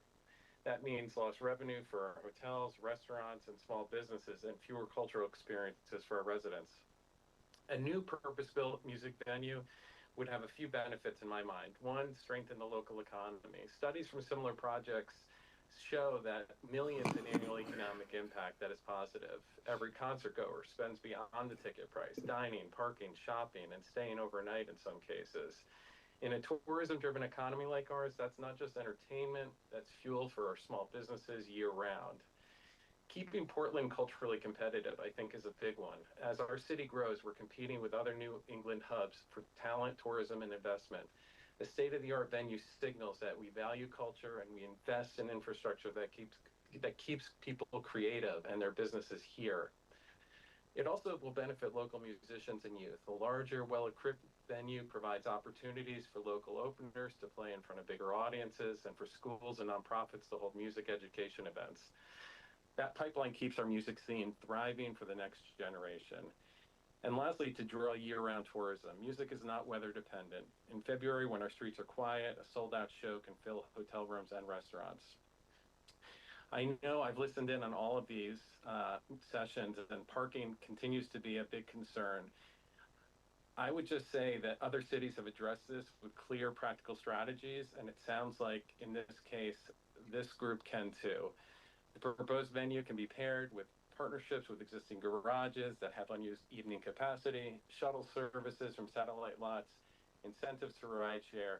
There's a lot out there to address. And data from comparable venues that I've seen after 6 p.m. when daytime demand for parking has already dropped can really help use infrastructure more efficiently without major new construction. We've seen it work elsewhere. My brother lives in Vermont. The addition of a mid-sized venue, Burlington, Vermont, and the addition of a mid-sized venue revitalized their city. In Asheville, North Carolina, a friend of mine that I was talking to, music tourism became one of the top drivers of year-round visitation. I urge you to approve and support the building of this venue. Let's give Portland a stage worthy of its talent and its people. Thank you.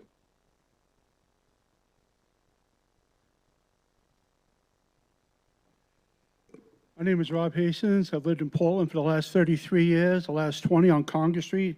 I'm here to show my support for the construction of the new concert venue next door for several reasons. First, the financial benefit to the city that they would receive from the property taxes to be able to help with the shortcomings of their budgets would also limit the amount of tax burdens being placed on local property owners already. Secondly, good paying year-round jobs in construction as well as other parts of the industry. Third, the benefits it would have for restaurants and hotels in the downtown area, especially during the winter time when this is a ghost town down here. These places really struggle. They lay people off. I'd also like to mention that they had a huge music festival over at Payson Park 2 weekends ago. Over 10,000 people a day, each day, traveled to Portland to see the live music and spend their money here. Myself personally, I would love to be able to go to more concerts here in Portland, but unfortunately, the shows I'm looking for, they go to Bangor now, they go to Seabrook, Hampton Beach Casino Ballroom in New Hampshire, Manchester, New Hampshire, or Boston, Massachusetts. Me and several of my friends have to go to these places to see the shows we want to see, instead of having family and all kinds of friends from all over New England come here and see the shows here. Win-win. So, Congress Street really needs something to help revitalize. There's so many empty stores between here and Congress Square Park. A venue like this would make people want to come to Portland, and would make people want to open up their businesses on Congress Street. Thank you very much for your time. Thank you. Gonna go upstairs. Hi there. My name's Clifford. I live in Cumberland County, and I come into Portland almost every night to play and perform music. I perform music full-time. I'm a pianist. That's what I do for my living. I just want to thank you all for being here and hearing all these comments this evening. That means a lot. I think one thing I'd really like to call attention to is how many musicians are being galvanized and made politically aware by this issue. I think as much as we can talk about tourism and out-of-staters, your voters, the people who will vote for you and the people who the people who live here year-round, these are the people that the musicians are going to be talking to. I don't think you could find a group that rubs elbows with a wider range of the demographic than musicians. We'll be speaking to your voters every night. If we care about an issue and we're galvanized about an issue, we will make it heard. There's no group that could amplify it louder. I just want to answer a couple of things that have come up recently from the participants who are in opposition to a moratorium on this venue. I am personally in favor of this moratorium. I think for reasons that I don't have to repeat, but I would just like to maybe refute a few claims that have been made previously. One of which, more jobs, going to restaurants and venues throughout the cold months. I think this was an excellent point made by the last speaker. However, if we want to create construction jobs and have Portland residents spending their money in the city, I think affordable housing would be a great place to start, something that I think was looked over in lieu of this, instead being, giving the contract to Live Nation. So if Portland had more affordable housing, I think you would see more people spending money in the colder months, the people who live in Maine. We can't subsist on tourism all year round. Let's make Portland affordable for all, and let's support this incredible community we have. Once again, I think this is wise for us as a city, but also as, you have an opportunity as elected officials to convey the voice of the people. The people are here tonight in droves, because this is an issue that affects all of our livelihoods. How I can provide for my family is to keep Portland local. I'd like to also thank venues who have come out, who are already providing that revenue to the restaurants and the hotels that have been brought up earlier. Sorry for my scattered thoughts, but I discarded earlier points because they've already been made. So I thank you all. Thank you very much. To the floor. Thank you, councilors. I'm Howard Goldenfarb, and with my son Todd, we are the principals of Mile Marker, Live Nation's partner in both the real estate and the business of the proposed music hall. Yes, there will be an owner in the store because it is not just Live Nation. I'm also president of the Ram Companies, have been developing in southern Maine for over 52 years, including restoring 22 buildings in the Old Port in downtown Portland starting in 1973 with my purchase of 80 Exchange Street, and most recently with the opening with our partners of the Longfellow Hotel on Congress Street. Restoring 22 buildings never required my going to the planning board or the council, and the city correctly recognized that regulations were needed to ensure that the changes that were taking place met city standards. And that's what we've been doing with this project, following rules and regulations developed by the planning board, approved by the council, and followed by us to the letter of the regulations. In '73, downtown Portland had 2 hotels, the Eastland and the Holiday Inn, and maybe 3 or 4 restaurants. We have since seen Portland grow to a vibrant city with great restaurants, professional sports, music venues, and great places to stay. At our first neighborhood meeting on January 27th, a group of passionate opponents spoke about competition. Then at the first planning board meeting on March 25th, they turned their argument to the lack of parking downtown and our proximity to the Merrill Auditorium.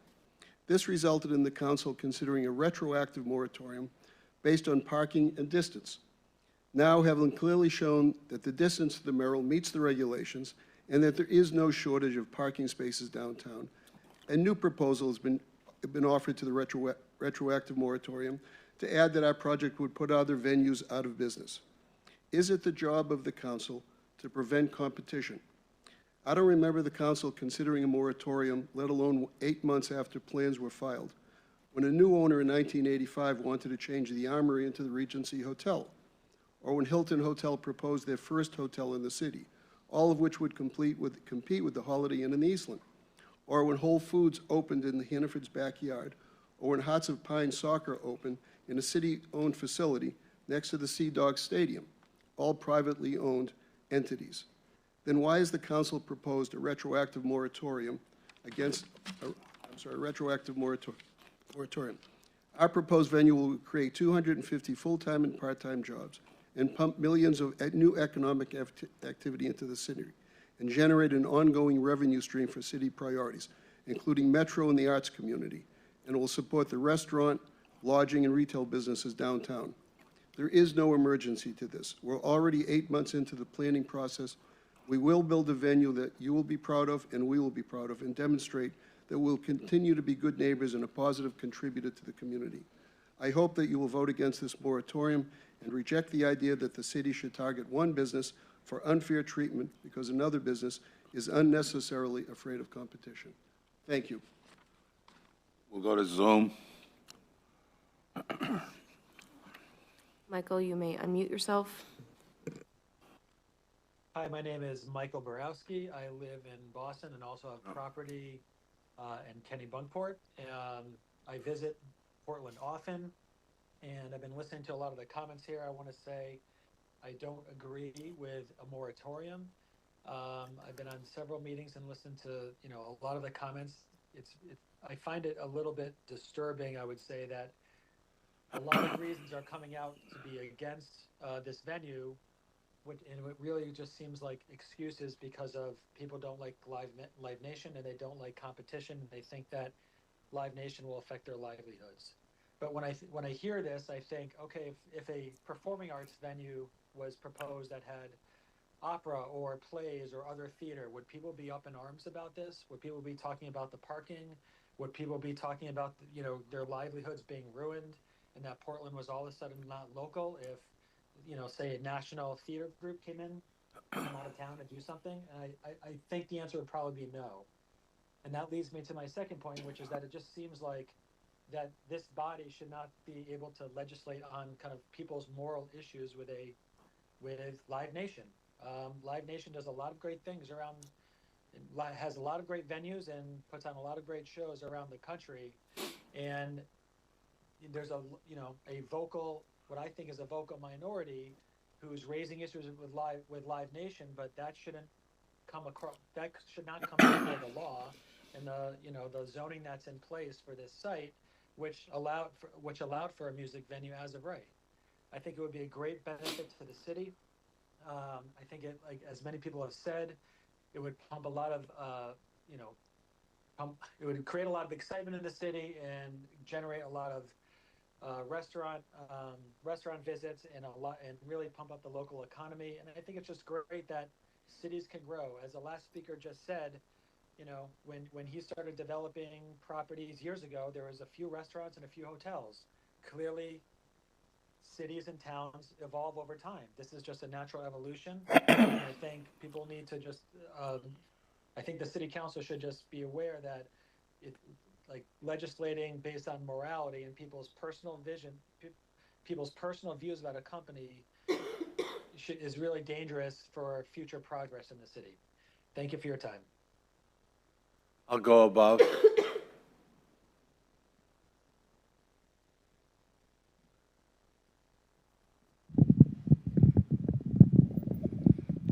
Hello, my name is Heather. I've been a resident of Portland for about 4 years, and I work in the music community as a performer and also as a teacher, which I've done in many other cities, big and small. And I will say through that experience, Portland has something very special that is built on the backbones of the local venues, run by local people that live here. And I will say, I want to be able to look at my students who one day dream of playing these local venues and tell them that they can, and that's something that they should work towards and something that's worth practicing for. And I don't pretend to understand this issue and all of its complexities because I don't.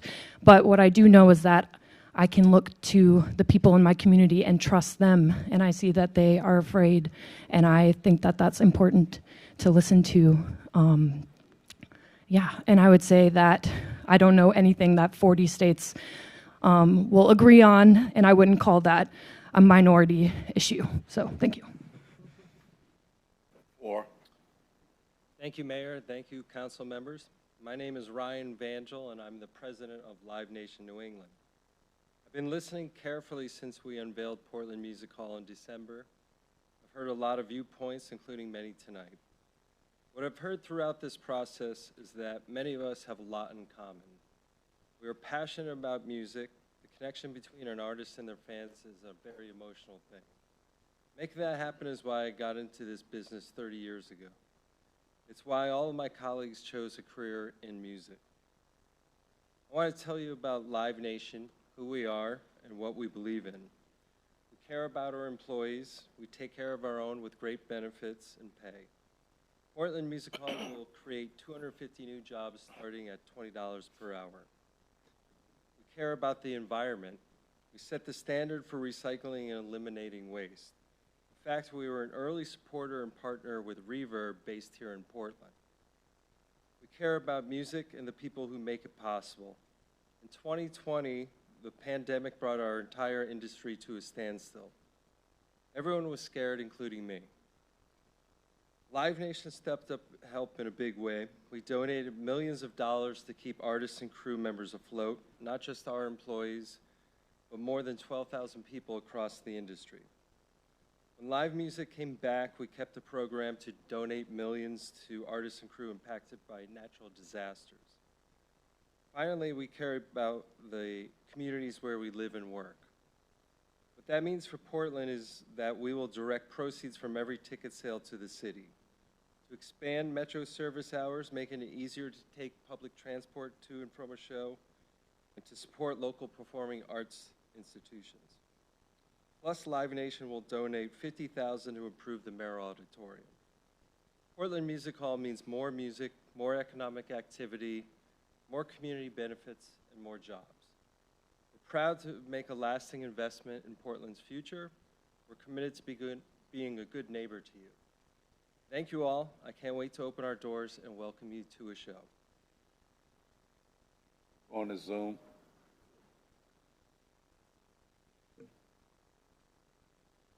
Jill, you may unmute yourself. Hello, my name is Jill. My parents are full-time residents in Maine, and I'm currently a social work student. Coming from this perspective of my parents, they are retired. They're always looking for a bigger and better community and more things to do. I am speaking in support of building this music venue because it would give just them something to do. As local businesses, it would support them. It would give them another reason to make that beautiful drive up to Portland and to boost that economic stability in Portland. And it would also add more music to the great city of Portland, and more music, but the better. It would also shine light on local artists, right? We talk about perspective. It could give these local artists a platform and area to perform on. It could nurture the emerging talent in Portland and shine light on these new talented young futures. It could also enrich the cultural identity of Portland, and it could foster community and connections, especially towards my parents. And also, speaking from the social work side, live music doesn't just offer entertainment. Live music also offers mental and emotional benefits, and it can also reduce stress and enhance mood and encourage physical activity, contributing to overall well-being.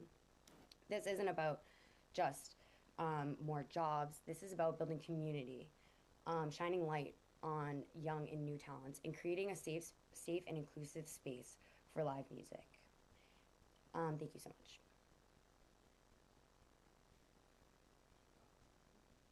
I want to go above. Good evening, counselors. My name is Kristen Kresge. I'm a Portland resident and the communications director at the Portland Independent Music Venue, One Longfellow Square. I'm proud to be a part of Portland's thriving independent music ecosystem, a network of venues, artists, and small businesses that collaborate to keep live music accessible, diverse, and community-driven. In June, I attended the National Independent Venue Association Conference in Milwaukee, where thousands of independent music professionals from across the country gathered. At panel after panel, the same wording came up. When Live Nation moves into a city, they don't just compete, they take over. I heard directly from venue owners, promoters, and artists in cities like Nashville, Portland, Oregon, and Milwaukee, where Live Nation's arrival came with big promises to boost economy and support local culture. But those promises didn't hold. Instead, they pulled artists into exclusive contracts, redirected ticket sales through Ticketmaster, and funneled much of the revenue right back to the corporate offices, away from the local economy. Over time, smaller independent venues found themselves unable to compete with Live Nation's endless supply of money and resources. Some were bought out, many of them closed entirely. And with each closure, cities lost the spaces that serve as the heartbeat of their music scenes. At the conference, I spoke with people who were afraid to even go on record because Live Nation has a track record of punishing those who speak out, whether that's by pulling shows, locking them out of artist bookings, or buying them in legal pressure. You may have seen flyers around town calling them the music mafia. That's not an exaggeration, it's how they operate. Right now, Portland's music community is something rare. Venues that share artists instead of hoarding them, that cross-promote instead of undercutting each other, that invest back into local musicians and neighborhood businesses. Once a company like Live Nation gets a foothold, that balance is gone. The writing is on the wall. We've seen it happen in Nashville, in Boston, in Austin. We don't need to be the next cautionary tale. The moratorium is not about killing a project. It's about pressuring. It's about pressing pause so we can do our due diligence. Once the damage is done, it cannot be undone. So I urge you to vote for the moratorium, to give Portland the time it needs to protect the culture, economy, and community that we worked so hard to build. Thank you. Hello. Hey, my name is Marty Clark. I live and work in the Old Port, and I run a small business there and have for about 34 years. And I feel like, for me, competition has never been a bad thing. It's always made me strengthen and make my business better and not to work harder for my clients and customers. The other thing I want to say is that, small business in the Old Port will benefit from this venue. Anytime there's an event at the Civic Center or the Merrill, go in any restaurant and you'll see that in the dead of winter, December, guess what? People are eating, people are drinking. On the nights that there's not an event, they're empty. I think it's a great idea. It will immediately create jobs in construction. It will also support small business owners in winter. Restaurants and bars and the hotels need this income, especially the off-season. Putting this off hurts. It doesn't help Portland. Thank you, guys. Zoom. Alex, you may unmute. Hi, my name is Alex Cates. I'm a resident in York County in southern Maine. I'm speaking in favor of the Music Hall project. I enjoy Portland for everything it has to offer. I enjoy going to concerts in the city and restaurants downtown. This project creates a year-round venue that improves the community in many, many ways, especially in the performing arts. And through real job creation, it creates jobs for the full-time employees at the music hall and many jobs in construction as well. I think competition is something that should be encouraged. It's a rising tide that raises all ships and only improves economic activity. And finally, I know the guys from Mile Marker Investments personally, and this is going to be an owner-operated business that I know cares about its community, its employees, and the performing arts. Thank you. I'm going to go up above.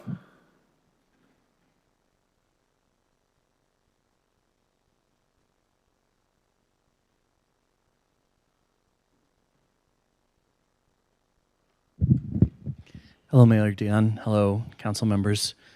I've left many public comments about this venue. I wanted to actually just talk off the cuff for a moment. Can you just give us your name, please? Yeah, my name is Jordan Singh. I live here in Portland. I work at multiple music venues in town. I'm also a musician and a music educator. And local music scenes are vehicles that actively save lives.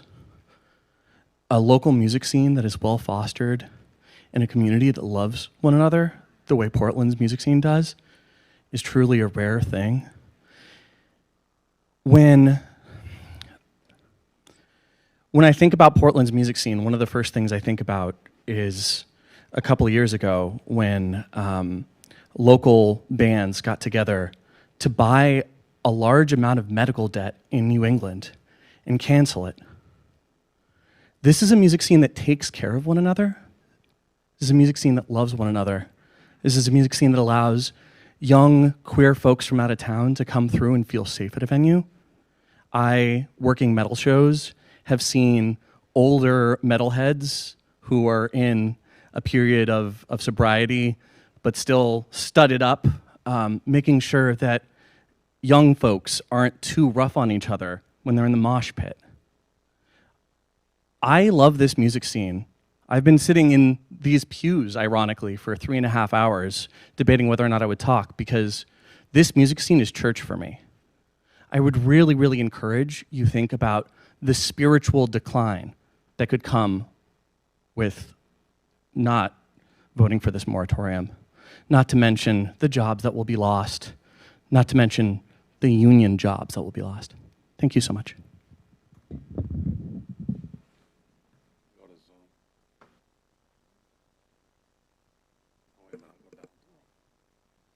Go ahead. Thanks. Hi, everybody. My name is Jennifer, and I'm a musician with years of experience in the New England music scene, both on stage and behind the scenes. Live Nation's proposed venue would dominate the market, strain local infrastructure, and push out the very people who made Portland's music scene what it is. State Theater, Thompson's Point, Portland House of Music, Blue, and the former Port City Music Hall are just a few spaces that have given local musicians a chance to showcase their talent to larger audiences, something that Live Nation has claimed to do in local markets but has fallen short in practice. The narrative that we need a mid-sized venue is not true. Current venues are already meeting that demand, and there's definitely room to get creative with our approach to bringing in artists with that kind of draw. We've seen this story happen again and again in other cities. Just 2 months ago, Portland, Oregon lost its fight against Live Nation, a nearly identical development, 3,500 seat capacity. The city ignored public concerns regarding transportation and the irreversible impact Live Nation would have on the local venues. For Live Nation, Portland, Maine will only become another number at a presentation at a conference, another talking point during a business deal. Let me be clear. No one is against the growth of live music. I've built my life around it, as many others have in the room. But we have to do it the right way. We owe it to the people who live and work and create here to take a moment to seriously review and make sure any decision we make comes from those who are here every day and puts Portland's culture and community first. Diergo is Latin for we guide, the main motto. Maine is already leading and guiding the way on our nation's ticketing reform. Let's continue those efforts, set an example, and guide this decision with integrity and common sense. For those that are in support of Live Nation's proposed venue, hopeful that it will boost business and create long-term partnerships, I invite you to take that enthusiasm for new opportunities and pour it into what is already existing. Let's move towards community, partnership, and respect for the music scene that already thrives here, not sell it off to a $31 billion monopoly. Thank you for your time. Go to Zoom. email address with a golden farb at trinityfinancial.com can speak. Hi, my name is Abby Borowski. I am an affordable developer, and my company has built over $2 billion in affordable housing over the past 37 years. We also build a lot of affordable housing for artists. This conversation tonight is a little bit ironic to me because I attend a lot of these meetings. And typically, what I run into is not in my backyard. People worried about poor people in their schools, their property values, crime, and traffic. However, when I listen tonight, this conversation sounds very similar. The artists speaking tonight are speaking out and saying, not in my backyard. You are worried about competition, about traffic, about parking. You are looking for reasons why a $100 million investment in your city is not morally right. I am a very liberal person, and this worries me. It should worry the other liberal people in the room. We all know what happens when leaders take their personal opinions and overrule laws. This is happening all over the country. Because we are listening to artists does not make it better. Portland has developed laws for real estate development, for development of housing, for development of entertainment venues, commercial venues, offices, for a city council to overrule these laws makes it very, very unattractive for any affordable housing developer to go and invest their dollars into a city. So I urge you, again, as others have said tonight, to enforce the laws that you've created. The venues that you mentioned that Live Nation has been in they've not driven small artists away out of their cities. This is a fear tactic. And again, this is happening all over the country, whether it's from the right or the left, and it doesn't make it right. Not in my backyard can be anyone's backyard, whether it's affordable housing or a larger music venue. It does not make it right. Thank you.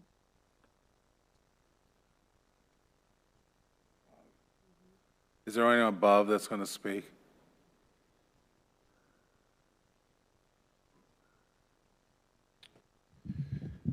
Peter McLaughlin, Central Ave, Peaks Island. I'm a 15-year employee of Space Gallery, an arts nonprofit right down the street, a touring drummer, producer, organizer of festivals, arts residency, and a board member of the Maine Music Alliance. I engage with the music scene locally in a lot of different ways, and I've honestly never seen an issue more unite the entire music and arts community. That's because the prospect of Live Nation opening a mammoth venue right in downtown is frankly terrifying. It threatens so much of what we've built together, so much of our identity as a city, and so many of our fragile local independent venues and arts organizations at a time when it has never been harder to stay afloat. Others have illuminated Live Nation's criminal monopoly practices, so I'll focus on the moratorium that's before you. State statute gives municipalities broad latitude when it comes to enacting moratoriums. While unpopular with certain subsets of the business and real estate lobby, they are a fully legal tool cities may use, and I quote the law here, when there is risk of serious public harm. Nearly every music venue and arts organization in Portland, 24 in all, co-signed the Maine Music Alliance petition opposing this Live Nation project, clearly stating the risk of enormous public harm. This is not an issue of NIMBYism, being anti-development or scared of competition. The music community has welcomed in new venues and big expansions in recent years and continues to. The issue is here is that Live Nation does not compete. They annihilate. The city needs more time here. This is what a moratorium is for. If this project is an inevitability, as some may think, the city needs to get all the questions answered before proceeding.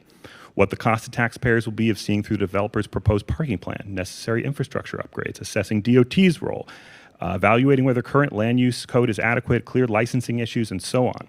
The developer has floated a deal, but it is not a good one when the costs to the city are so high. Two counselors described the framework of an alternate licensing arrangement earlier, but Live Nation's project is before the planning board right now, on the agenda for potential approval tomorrow, in fact. We need the position of a moratorium to negotiate. If the city is serious about protecting its small business community, its downtown, its creative identity, then city leaders need to take the time to get this right.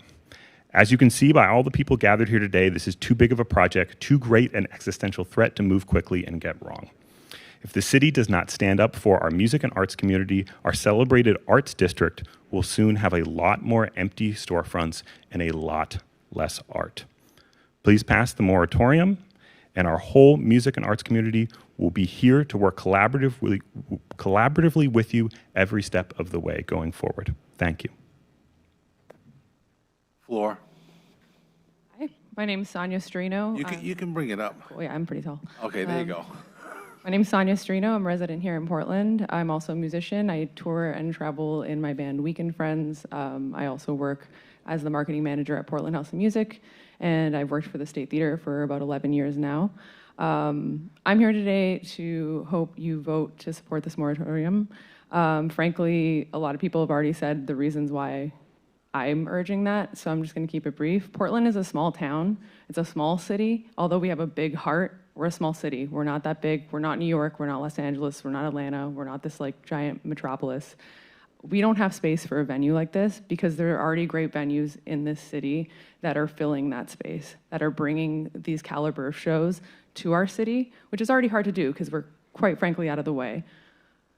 It's not about competition because all of those venues like the State Theater, Space Gallery, Portland House of Music, Merrill Auditorium, we all compete with each other. That is competition, and we're all here today supporting each other as well. What Live Nation has a track record of is they're not willing to compete. They want to take over. They want everything to be theirs and then some. So that threatens people like myself and a lot of my colleagues. Jobs, frankly, will be lost because if they come in and our other venues go away, goodbye to all of our jobs, and I don't really know what else I would do because I've dedicated my life to this, to music, to Portland, to the city, and to all these people. One of the first things that musicians learn how to do is read the room, and I'm encouraging Live Nation to read the room.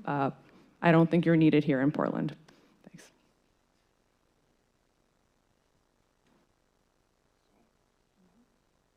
Go to Zoom. Carolyn, you can unmute. Hello. I'm calling in from Kennebunkport, and I just want to say that I'm a big music fan. I travel all the time to go see big bands, and I'm very excited and for this venue. I think it's going to bring a lot of business, and I really want Portland to become a destination town and for music, and I'm so excited not to have to travel to see some of my favorite bands. That's all. Thank you. Upstairs.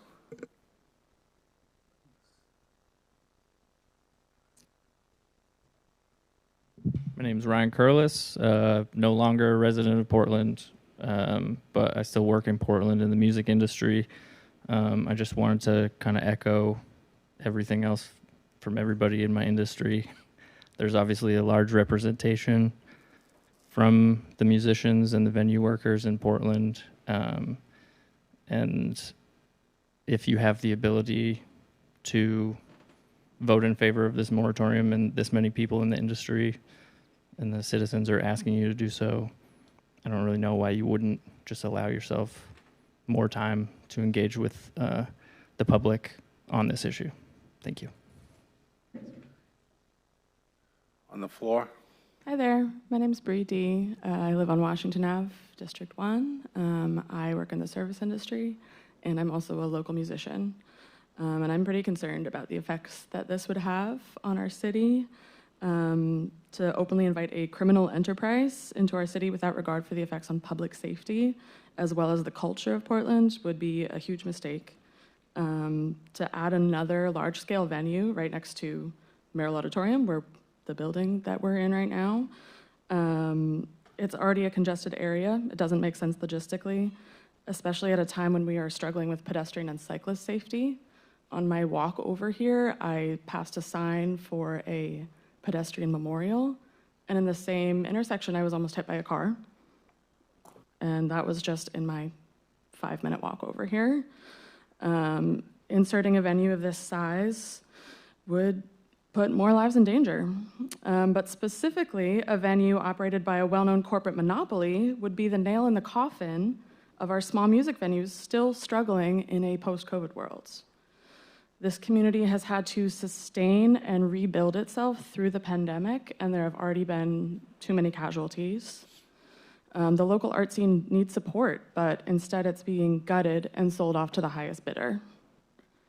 Portland needs these small, locally owned venues to keep its music scene alive and accessible to smaller artists. Personally, I got my initiation into the music scene here playing at open mics, which are open to everybody, at 2 venues that are now closed. And that's how I got my start in the music scene here. Live Nation doesn't care about the interests of people that live or work or visit Portland except for their money, and certainly won't sustain the economy through the winters. Larger touring bands can be accommodated at venues that already exist here, and this corporation is seemingly keen on pillaging independent artist communities and turning them into soulless, homogenized playgrounds for the wealthy to line their own pockets. Please vote to support a moratorium on these large venues, as it is in the best interest of your constituents. Thank you. Go to Zoom. Lindsay, you may unmute.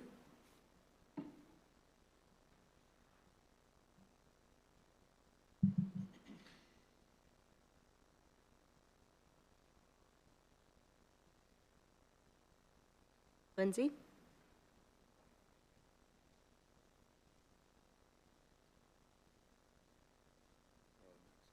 All right. Next, Emily, you may unmute.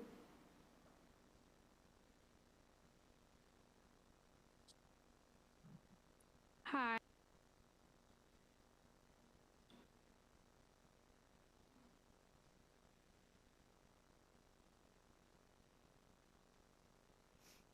Emily, can you unmute?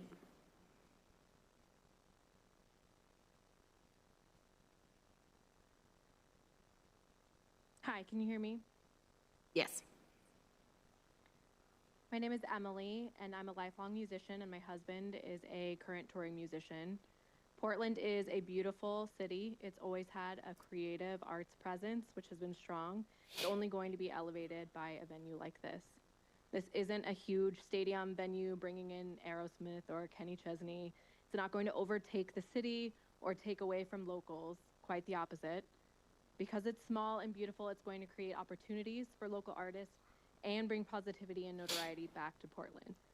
All of the restaurants, local shopping, and hotels will benefit, and this will only lift the economy.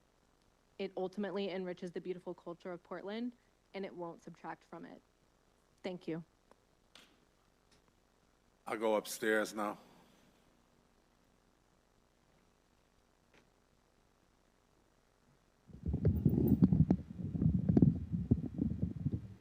Hey, my name's Patrick Russell. I live at 65 Sherman Street. I moved up to Portland 15 years ago. I grew up in the Boston area. I moved up here because this is a very special place. There are not a lot of places like this left in the world. And I couldn't begin to say the reasons, as well as others have tonight, why we urge you to support this moratorium and slow things down and think about making a big change like this to the art and music scene in Portland. I would just simply ask you to listen to the everyone that has spoken up against it tonight. Thank you so much for being here, staying so late, bringing your lunch. You said lunch, right? Dinner? Well, I don't know what. It's not getting ate, don't worry. Yeah, you're good. I appreciate you all for what you do to help with all the different issues in the city and the world right now. Thank you for your time. To the floor. Thank you. Hi there. Thank you, Mayor and City Council members, for your time and patience. My name's Eric Osman. I am the owner of an independent record label and an artist manager. I recently moved to Maine after many years of being inspired by the independent culture here and really what makes Portland and Maine so special and beautiful for the arts. I, like many of the other music industry professionals, am encouraging you to support this moratorium. A lot of what I'd written down has been extensively spoken about, but I'd like to speak a little bit about the NIMBY comments. I think that we are trying to say we don't want this in our backyard because this is our backyard, and this is the space where we can say that. We don't want this across the country where it's kind of happened and Live Nation has treated a lot of these artists and independent venues in an unfair way. It's not about competition. We're for competition, but we're for fair competition. We've talked about the monopoly and the antitrust investigation. But we don't have this in our backyard right now. And this is where we have a little bit of power. And I encourage you to listen to the constituents and the music folks. We're not scared of competition. We just want it to be fair. And we don't want it in our backyard, but we wouldn't want that in all these other places. Thank you very much. So, Mira, you may unmute. Me? Hi, can you hear me? Mm-hmm. Hi, my name is Mira Byrne. I live in the Deering Center of Portland, Maine, on Woodford Street. And I just wanted to call in because I've been listening to the proceedings and I'm really impressed with all of the testimony by the musicians and venue owners. And just wanted to add my perspective as a, just a regular citizen, a social worker, mother of three, longtime resident of Portland, like the development gentleman before. I remember Portland when all the businesses in the 80s had left Congress Street, when it was kind of a ghost town. And the thing that I feel brought Portland back was keeping Portland, really supporting local businesses, really supporting small local businesses, allowing Portland to keep its identity, allowing the working waterfront to remain a working waterfront and not to look like the waterfront of every other medium-sized city that was putting huge chain stores there. I don't think there's any reason to start thinking about letting predatory businesses in our downtown at this point in time. Portland is doing great. The music scene, we love it. My whole family goes to concerts and shows whenever we can. And yeah, if we want to support the businesses and support the music scene, that's our job as locals to do, and we love doing it. So I really am strongly in favor of the moratorium. I think this is an issue that sounds like it needs a lot more time and research, and yeah, I encourage you to pass the moratorium. Thanks so much. Krista Newman. I'm one of the co-owners of Aura in Portland on Center Street. Our venue is locally owned and operated by me and my two sisters. We have worked with Live Nation for the last 10 years. We get offers and we look at different shows, and we've really worked well together. excuse me. Was somebody commenting? Who was?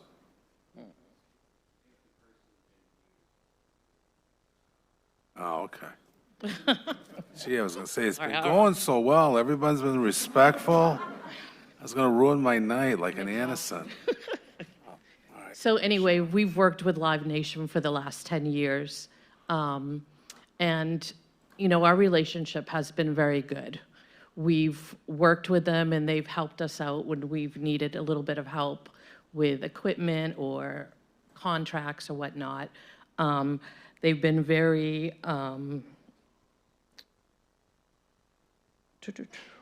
reliable.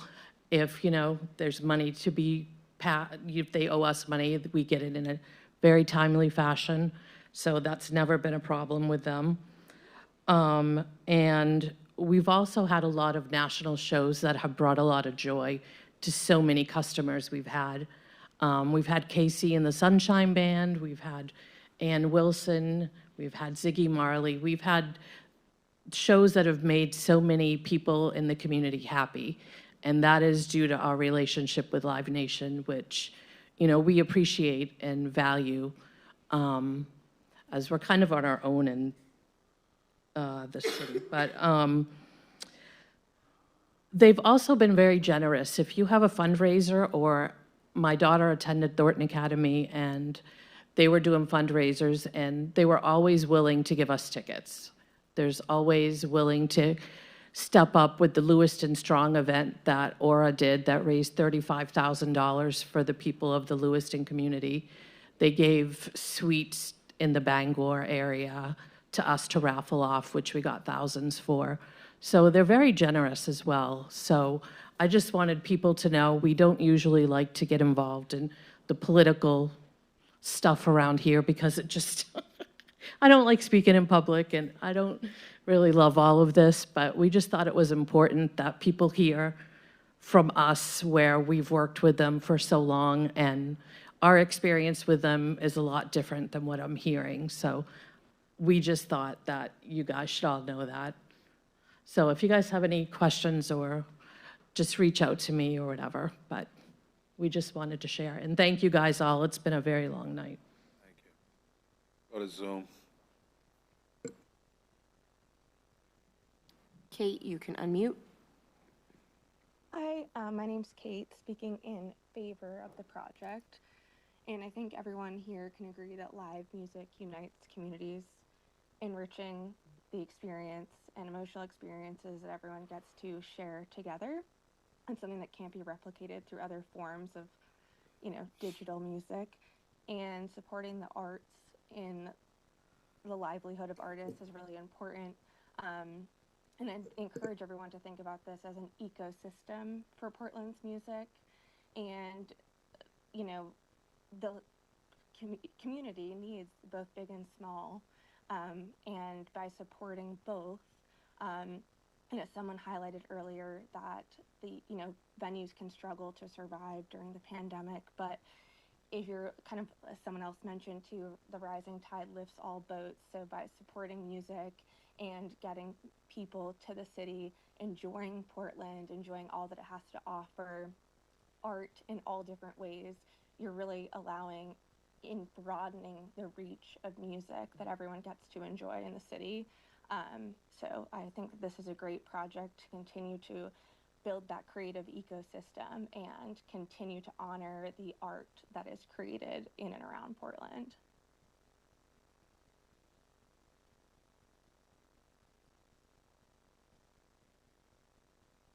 Above? Is anybody upstairs want to speak? All right, you have the floor, sir. Hi, my name is Lucas Salisbury. I run Empire Comedy Club in Portland, Maine.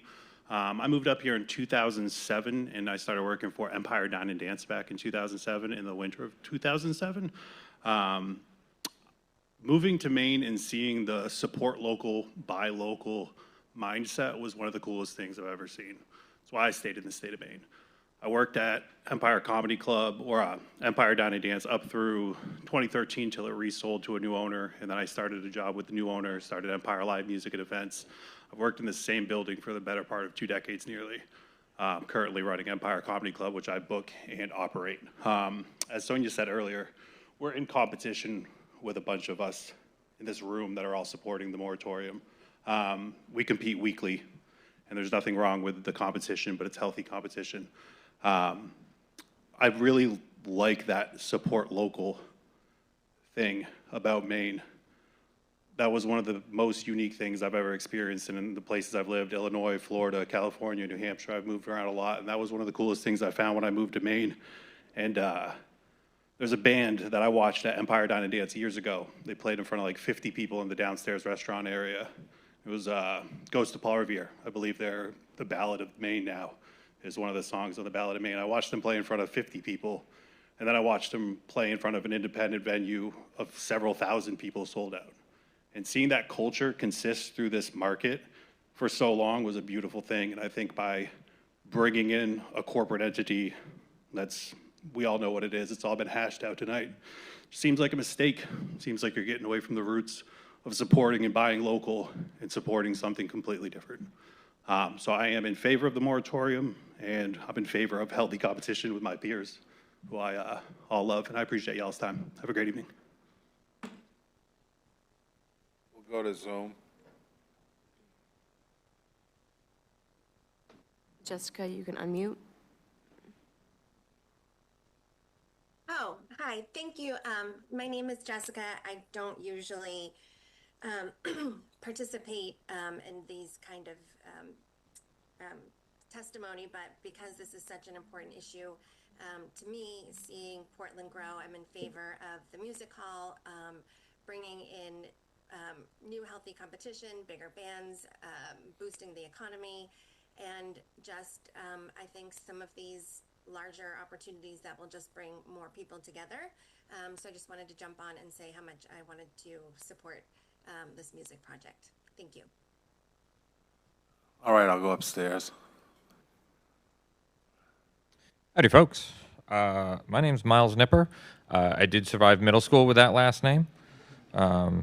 Long-time listener, first-time caller.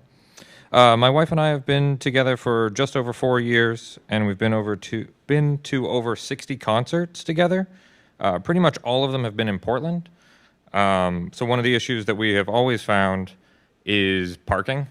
Whenever there's a packed show at the State Theater and the Civic Center, I think we parked 3 miles away in a residential neighborhood and then walked there in the middle of the winter.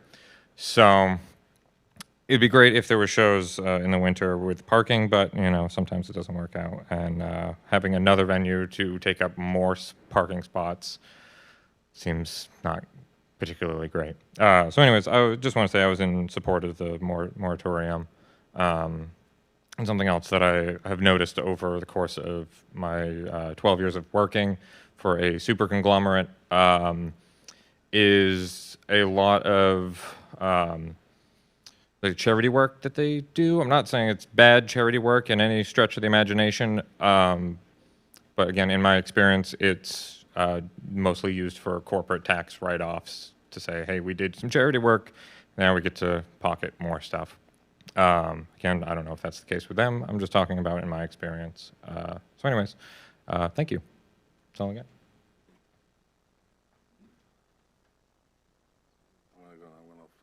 Go ahead.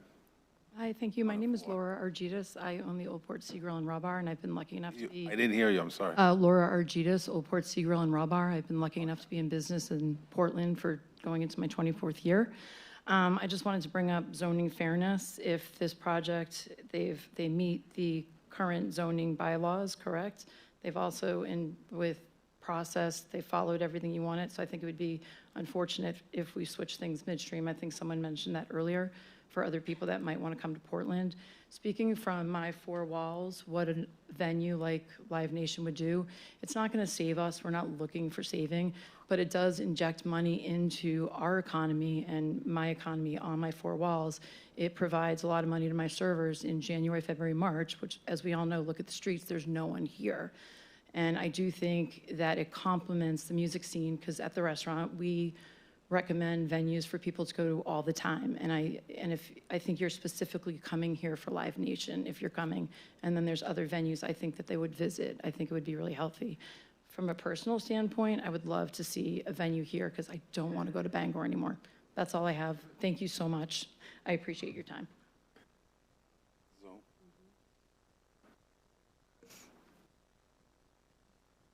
Adam, you can unmute yourself. The floor. Good evening.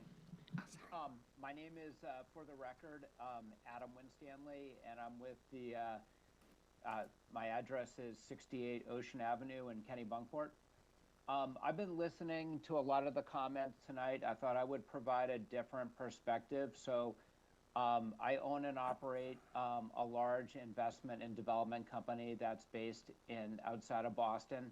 And I've spent my entire real estate career redeveloping buildings in various cities like New Haven, Hartford, Albany, and Providence.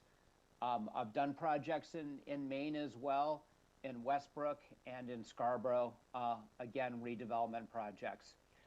And one of the things that I've learned in my 35 years in business is that cities need to keep evolving and changing in a positive way. And new projects like this can feel threatening. It can feel like it's going to change the way that life has been for the last couple of years. But one of the things that I think the city of Portland, and I started my career in Portland a number of years ago before I started my company down in Massachusetts. But one of the things that Portland should not fear is change. And cities need to attract as much investment as possible. And I think this is a good project for the city, and it will generate a lot of jobs and growth. And I would agree with the last woman that just spoke, that getting people on the streets in the winter, creating vibrancy for the restaurants. Cities that do not attract investment have downtowns right now. Hartford is really struggling. Their entire downtown is just, it's a sea of vacant office buildings, and it's a terrible cycle. And cities have to focus on continuing reinvestment as much as possible to create vibrancy. Thank you. Upstairs.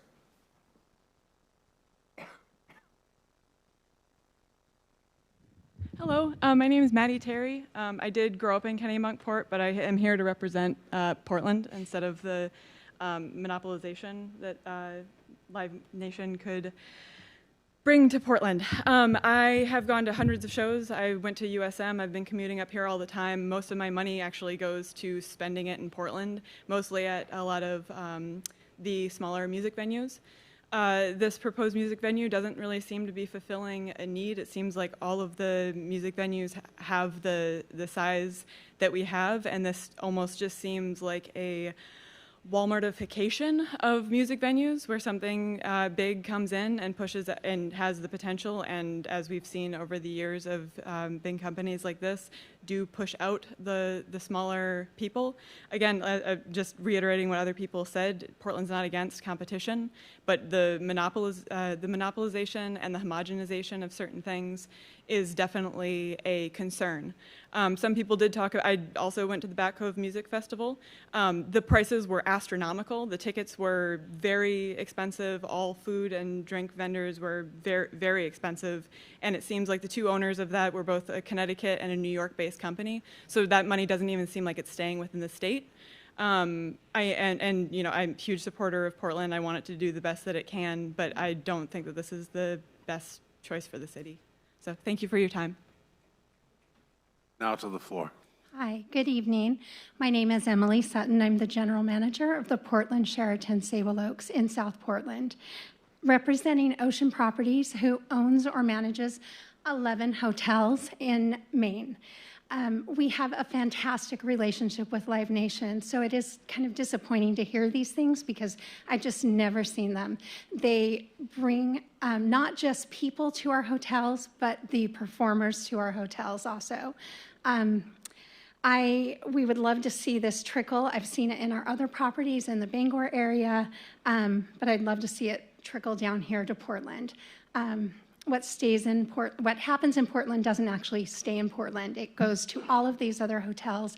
And as we continue to build more hotels in the area, it's really important that we have ways to draw people here, especially in those shoulder seasons, the off season. I come from a place where we had year-round travel. It's heartbreaking to me, January through March, that I have associates working for me that I don't have enough hours to give them.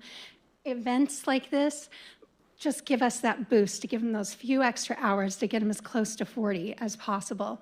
And so I just want to go in support of Live Nation, in support of this, and please do not take the Chamber's advice, and please honor the recode. Thank you. Go to Zoom. Lauren, you may unmute.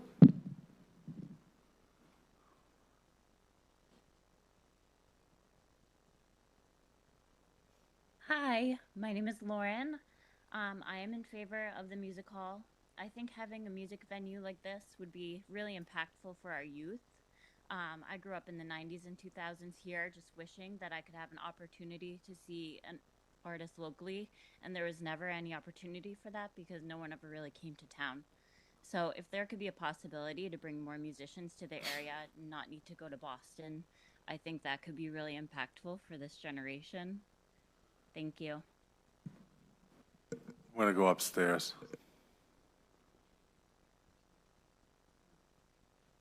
It's in the shadows. You guys, you're all in the shadows up there. That's why I look. You could surprise me and just take a step forward when you're getting ready, okay? My name is JJ Albright. I'm a Maine resident. One point that I wanted to bring up that really I haven't heard people talk about much is, as we heard early in the meeting before we got to this part of the conversation, there's a finite amount of land on the peninsula and a lot of issues we got to think about of what to use that land for. And clearly we have venues that are the size that would meet what we're looking at building with Live Nation.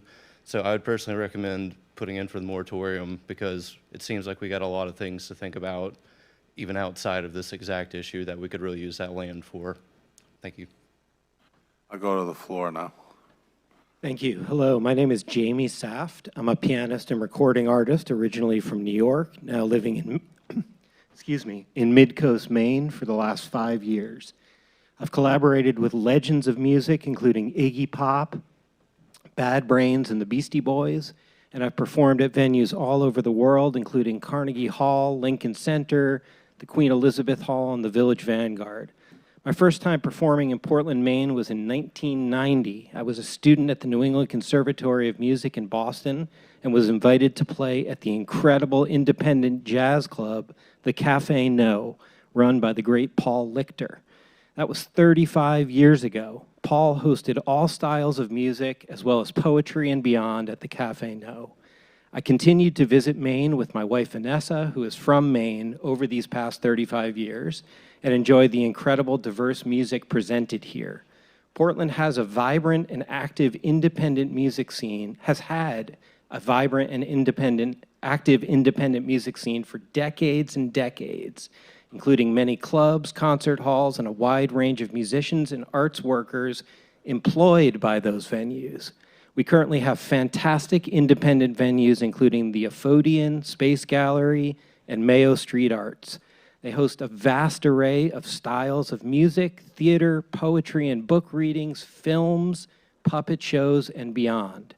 These venues are often sold out on a Monday or Tuesday night for exciting and varied shows from all over the world. They host a truly diverse variety of music and art that is inclusive, unique, and important. These venues would be greatly adversely affected by the opening of this proposed Live Nation project.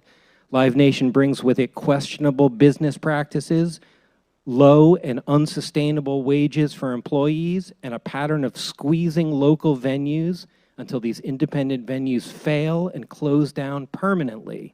Live Nation is known to crush competition and drive ticket prices up while driving wages down. This is unacceptable and should not be allowed to take place here in our amazing city of Portland. These independent venues support local artists, create jobs in the local economy, and support adjacent local businesses. Live Nation's proposed project would take away good jobs from Mainers and bleed money from the local economy, sending it away to a huge multinational corporation that does not have the best interests of Mainers or the independent music scene in mind. Quite the opposite. Mainers deserve much better.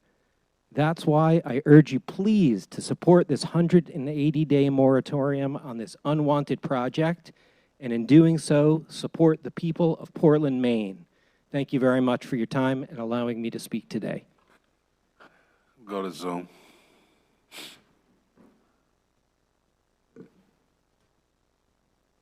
Allie, you can unmute.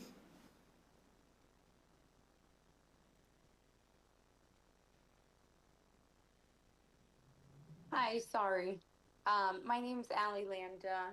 I just wanted to call in support of this project. I love like music, like a lot of other people have mentioned, and I know this project will bring a lot of money to the community and be a city landmark for Portland. And that's kind of all I have. I just wanted to call in support of this project.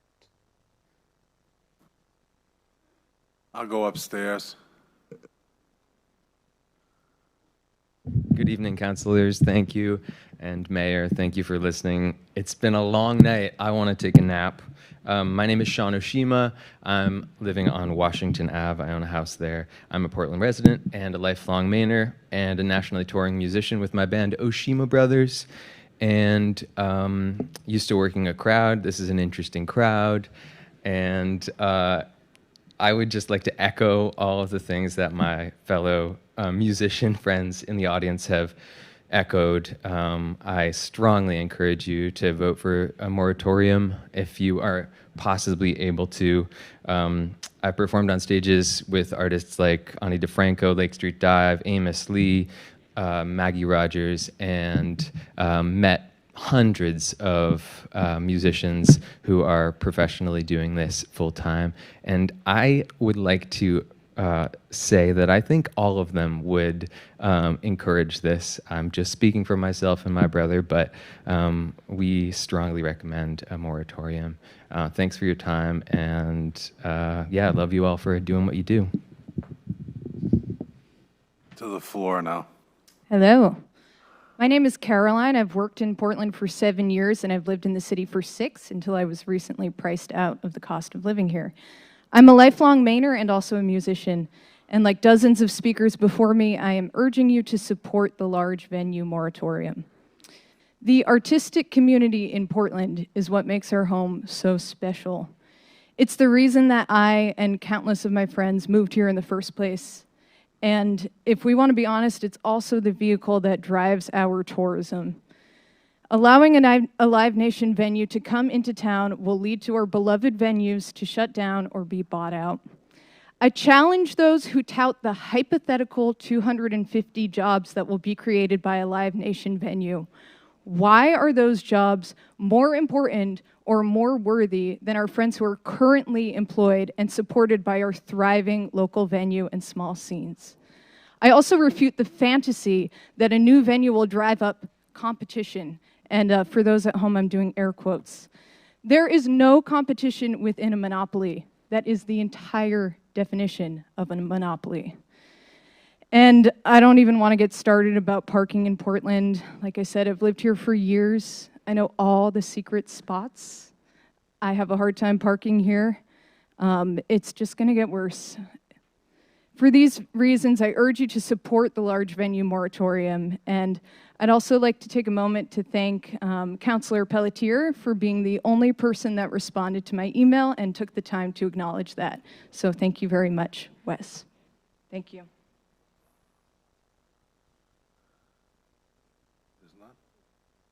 Anyone upstairs wishing to give comment? All right, then, we go to the floor. Thank you. My name's Dan Riley. Excuse me. I'm an engineer and project manager for Sebago Technics. We're the consulting firm that's been engaged by the Portland Music Hall joint venture to prepare the land use and traffic-related permit applications. And I'm also a resident of Portland for the past 23 years on Codman Street. My statements tonight are really related to the major site plan and traffic movement permit applications that are currently under review by the Planning Board, because these are the specific applications the staff's referred to in their memorandum to you, addressing how the existing regulatory framework is adequate to address the concerns related to traffic congestion and vehicle and pedestrian safety associated with the project. Major site plans in Portland are the most comprehensive application that the city administers for land use proposals. And among the many standards that the Planning Board considers are transportation and traffic management standards that include vehicle loading and unloading, vehicle and pedestrian circulation around the site and in the surrounding street network, and most pertinent to tonight, ensuring that any increase in the volume of traffic, be it vehicles, bicycles, pedestrians, and transit, doesn't create or aggravate hazards to safety in the surrounding street network, or substantially increase congestion without mitigation proportionate to the level of impact. That's the standard that the Planning Board applies. We've submitted applications for this in December. It was found to be complete by the staff in January, and we've been working over the past 7 months to address all the comments and questions from the city staff and the Planning Board through the 2 workshops. And to date, we've provided all the materials responding to all those review comments to the best of our knowledge. The Planning Board also reviews the project's traffic movement permit application. This is a state-level permit that's reviewed by the city under its delegated authority from the DOT. We understand the state traffic engineers provided written confirmation of the city's authority to review that permit. This is a permit that also addresses vehicle, pedestrian, bicycle, and transit traffic at the venue. That permit evaluates all of the existing and proposed vehicle traffic volumes. It evaluates nearby traffic accident locations and identifies deficiencies in pedestrian street crossings both at the venue and between the venue and the designated parking facilities that the applicants come to agreement with to provide parking. That submitted plan presents mitigation that's entirely the responsibility of the applicant to construct, and that address any increase in traffic, and that includes replacement and enhancement of the traffic signals adjacent to the site, creating designated drop-off locations for both the music hall and Merrill Auditorium to coordinate traffic during concurrent events, accessibility and safety improvements and lighting improvements at pedestrian street crossings on the routes to the venue, and provides conditions for flaggers and police presence during concurrent events between the auditorium and the music hall. It also includes a 50-year revenue stream that the city can designate Your time's up. Transit improvements. Hope you Thank you. consider this. Anyone in the balcony wishing to provide comment?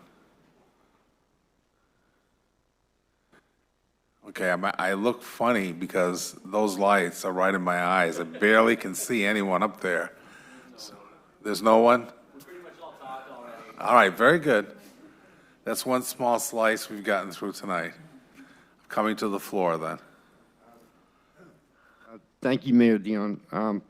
My name is Alan Ashton. I'm a resident of the city of Portland. I've been a lifetime resident of the state of Maine. I was accepted to the Walnut Hill School for the Performing Arts in Natick, Massachusetts in 1982. I've been a classical musician, trained most of well, after that point. And I moved to Portland in '88, and I became aware that we have a large disabled population here in Portland. And I know Ticketmaster products tend to exacerbate many times people who are undergoing treatment for mental illness. And so I thought at least consult the mental health providers when considering this decision, which of course will be yours. And because I know we all don't want the disabled members of our community to have worse symptoms that they already have to endure. So thank you.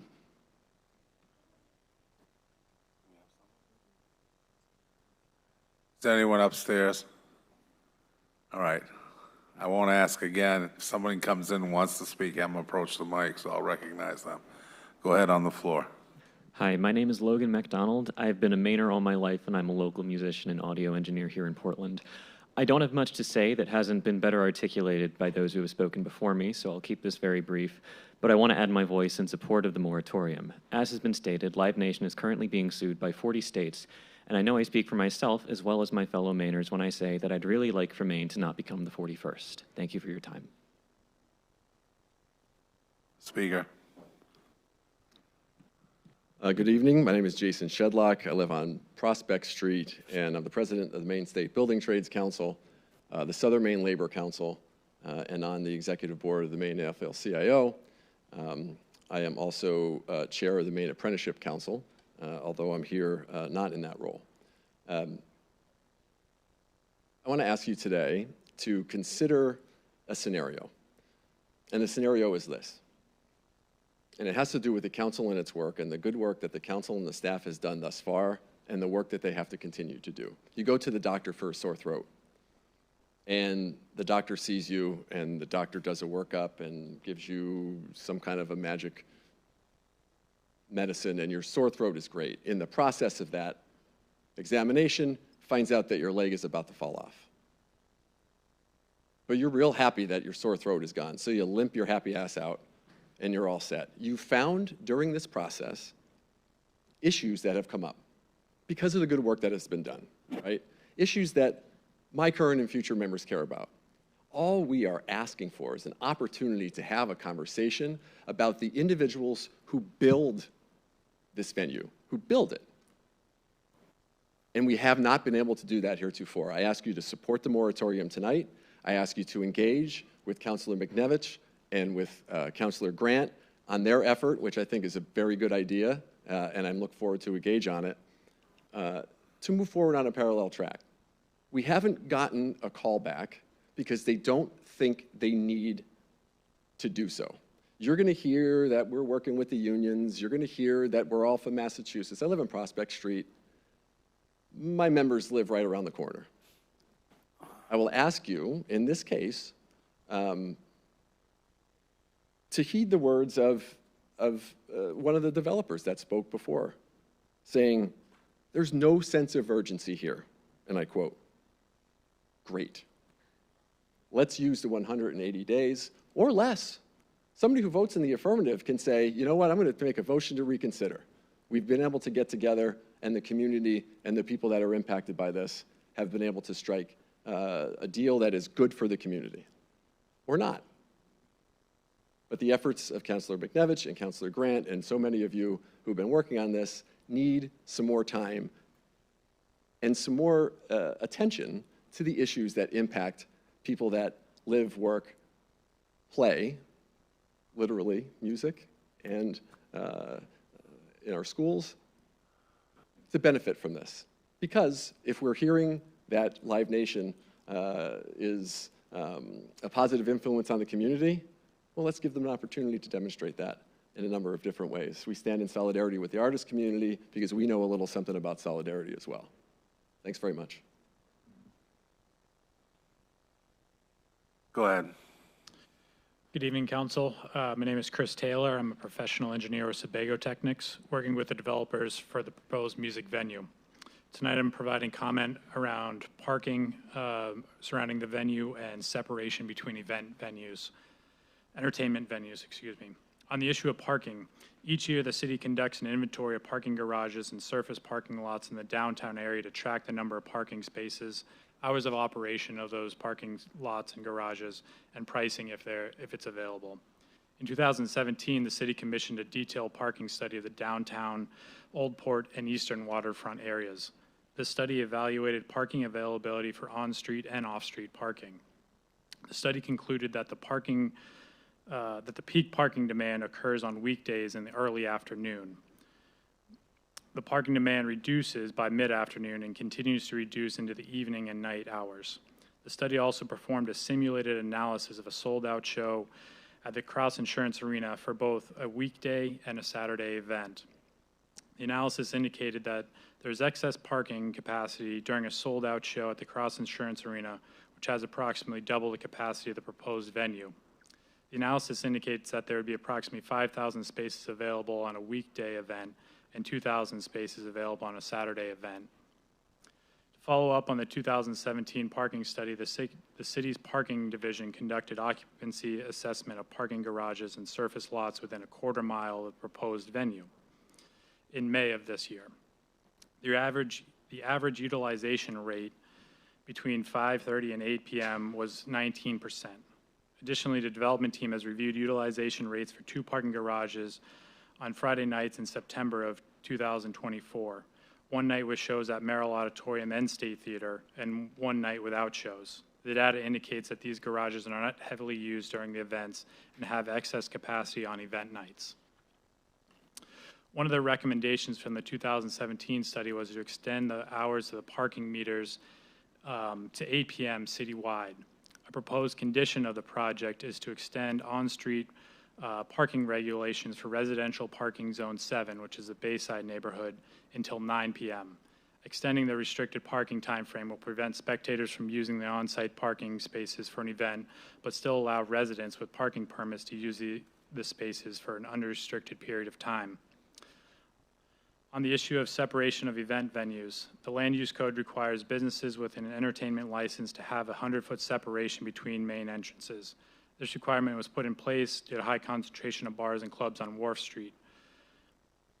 For the proposed music venue, plans and documents have been submitted to the planning board showing that the proposed music venue exceeds the required separation distance. This has been reviewed and confirmed by city staff. Time, Speaker. Thank you. We're going to go to Zoom now. Charlie, you can unmute. Hi, my name is Charlie Beck. I live at 39 Congress Street. First of all, I want to thank you all for all of your time that you are spending listening to all these arguments. I know it's been a long night, but I just wanted to hop on here and offer my support for the moratorium, as I believe the proposed music venue will not provide enough of an economic benefit, and the current developers have not proven the overall economic benefit for here in Portland. But yes, that's all. I just wanted to hop on and provide my support, and thank you everybody for participating. Floor has, go ahead. Good evening. Good evening, Council. Good evening, Mayor Diane. Thanks for letting me speak. My name is Chris Clark. I live at 129 Emery Street in Portland's West End. I've been a music promoter since 1985 here in Portland. I moved to Portland in 1980, largely because there was a nascent music scene that was just starting at that time, and I was very attracted, being a music lover. After starting DJ at WMBG and putting on what I used to call ultimate dance parties around town, I took the step of thinking I could open up a nightclub. Did not have enough money to do it, but decided to plow ahead anyway. So in 1987, I opened a nightclub called Zoots, which was sort of unique. And despite not having much money, fortunately, the night I opened, it got busy right away because there's such a thirst for good music in Portland that everybody wanted to come check it out.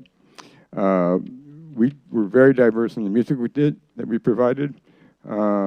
We booked a lot of local bands, and not only Portland, but Greater Maine. And in addition, we brought a lot of sort of national and international bands of all different styles, such as a lot of them on the way up, bands like Soundgarden, Dinosaur Jr., Smashing Pumpkins, Fugazi, and others, as well as legendary greats such as Mike McCoy Tyner, Phil Woods, King Sunny Ade, Queen Ida, Zydeco, Loketo, and Diablo from the Congo. So it was just a wonderful thing, and there were different audiences, but they all came in support of the club.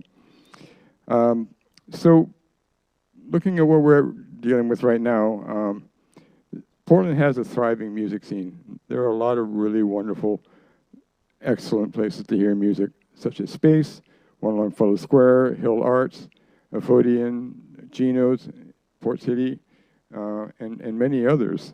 So our scene is very alive, very well, very supported.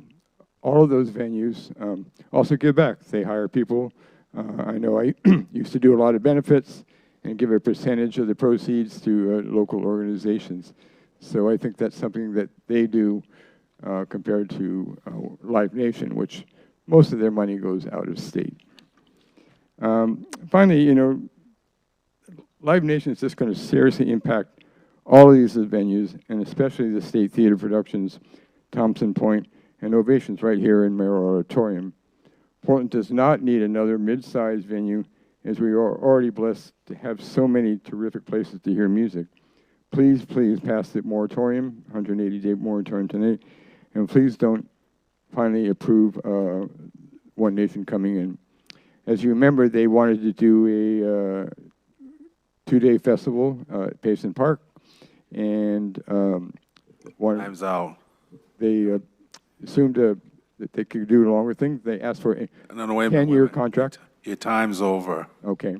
Thank well, anyway, you, I strongly encourage you to vote Live Nation coming into the Portland. Okay. Thank you for your time. Next. Hi, folks. My name is Nicole Byrne, and I'm a Portland resident, District 2. I'm addressing the council this evening to encourage each of you to vote yes to establish this 180-day moratorium. I strongly believe that more time is needed to assess the impact this development will have on Portland.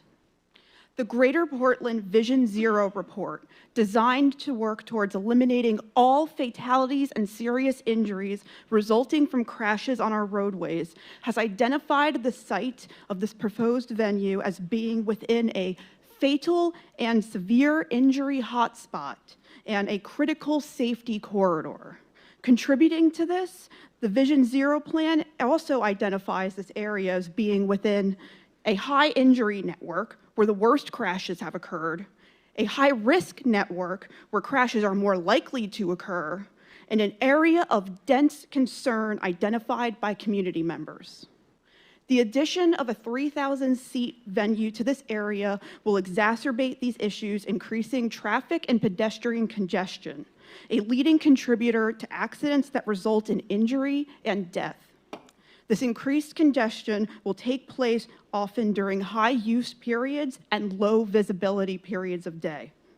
This is the perfect storm to surge the number of accidents, injuries, and fatalities. As a resident who walks these streets every day, I want to know that the city where I live, work, and play has activated every avenue of due diligence to ensure my safety and the safety of everyone who participates in the amazing offerings we have here.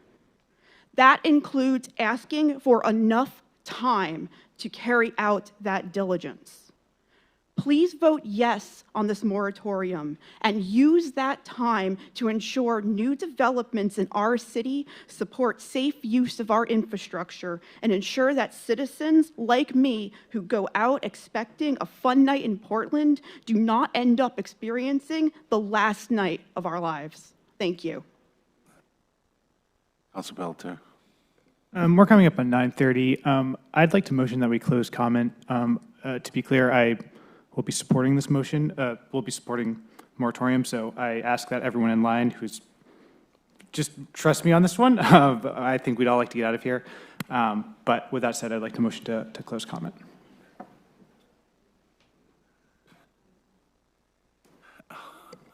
Second. There's a second?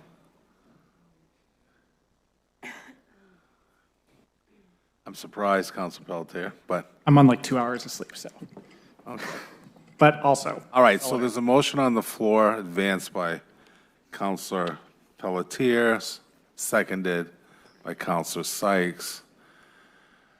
Discussion? No, not. Councilor Phillips. I just have a question, actually. I can't see beyond the people that are right here in the podium. I have no idea how many people are in the hall, so I have no idea how many comments, how many people are left in the hall that want to make a comment. 11 people left.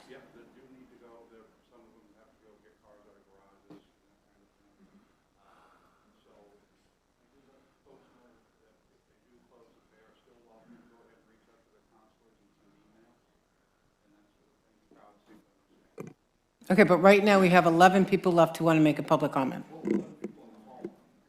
Oh, I'm sorry, I'm confused. Oh, I gotcha. 11 people plus all of the folks in here? Got it. Thank you.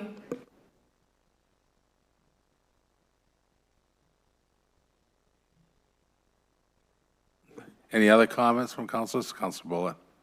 I'm of the opinion that we should hang. I mean, I'm also tired and have to go to work tomorrow, but I also want everybody to have their 3 minutes. So I think I'm of the opinion that we should keep going. The chair's going to ask for your rationale, Councilor.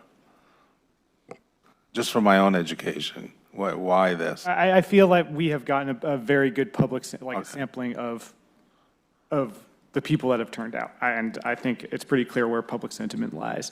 I would love to hear from every single person, and if this fails, stay in line. But that's something that we can do here, and I think it's respectful of people's time to do the vote. But again, I will stay here, and I'll be fine with it.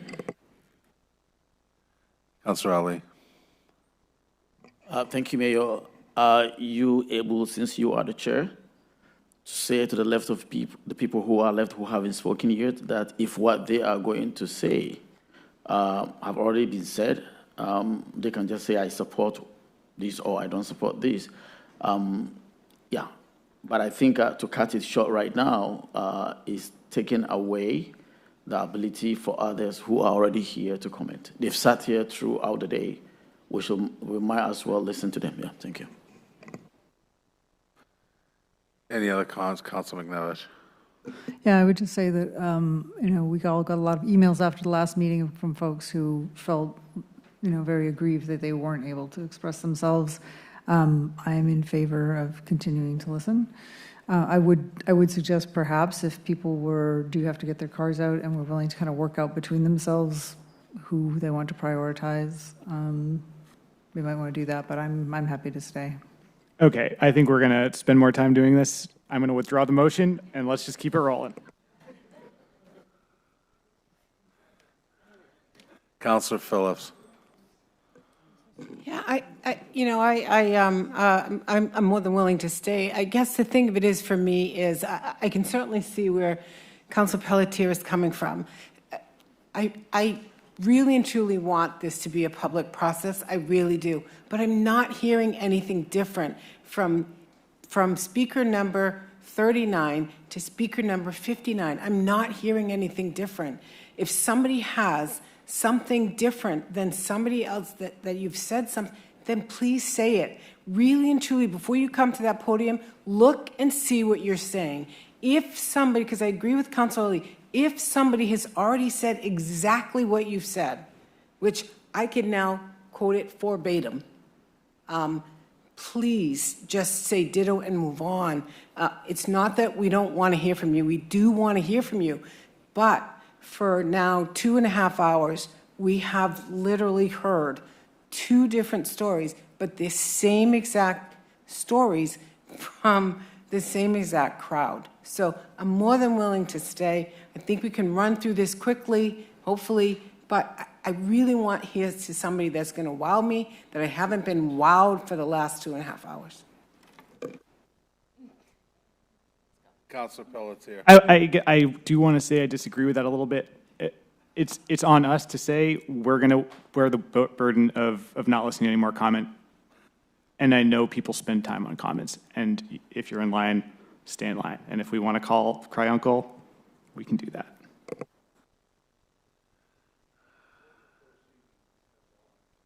The what? Okay. But that means there's still a lot of people in the hall.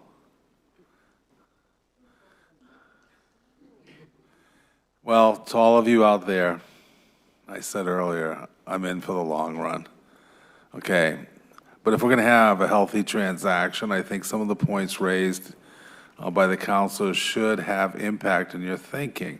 What's the one point you want to make? I mean, visiting all these side issues may be of interest, but you're getting a sense here it's not going to change the needle. I suspect each and every counselor here has already made their mind to what they're going to vote. So and that's being candid. All right, we can make believe we're going to have this big debate based on what we heard. No, we're not chit-chatting. No, we do. We do want to hear you. That's the point. I'm just trying to be candid. If you have a good point to make, please make it. Or you can leave. Your choice. All right, come forward. Good evening. You ready? Yeah, I'm ready. Go ahead. Good evening, Mayor Dion and councilors, and thank you for allowing me to provide comments. I'm Matthew Tonello. I'm a property owner at 22 Pine Street. I'm here to speak in opposition to the moratorium on performance venues. For more than 2 decades, I've directed regional operations for Consigli Construction from our offices on Franklin Street in Portland, and have been involved in the planning and execution of over 40 projects in the city over that time period. In the last 22 years, over half of the projects we have completed have been in the city of Portland that we've done in the state of Maine. Currently, we are leading the construction planning for the new Portland Music Hall. The project's design and planning team have followed all of the permitting and zoning rules dictated by the City of Portland ordinances. This project is not asking for city funding, is not asking for any variances from the city, yet it is suffering from the delays caused by the threat of the retroactive moratorium.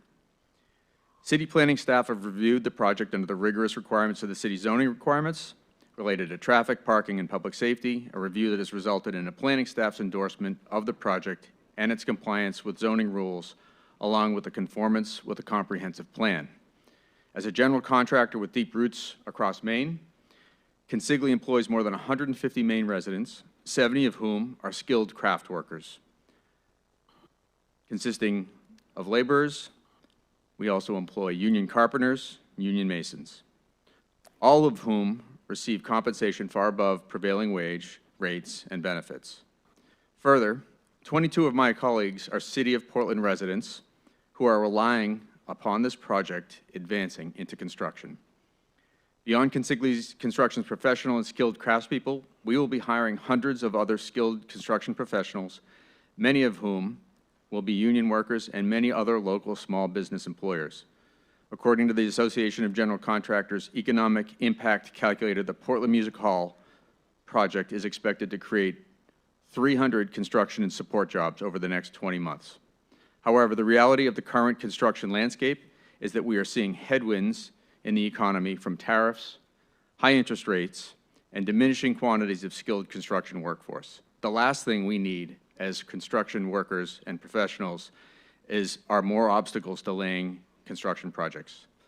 The imposition of this moratorium is a recipe for killing well-paying jobs.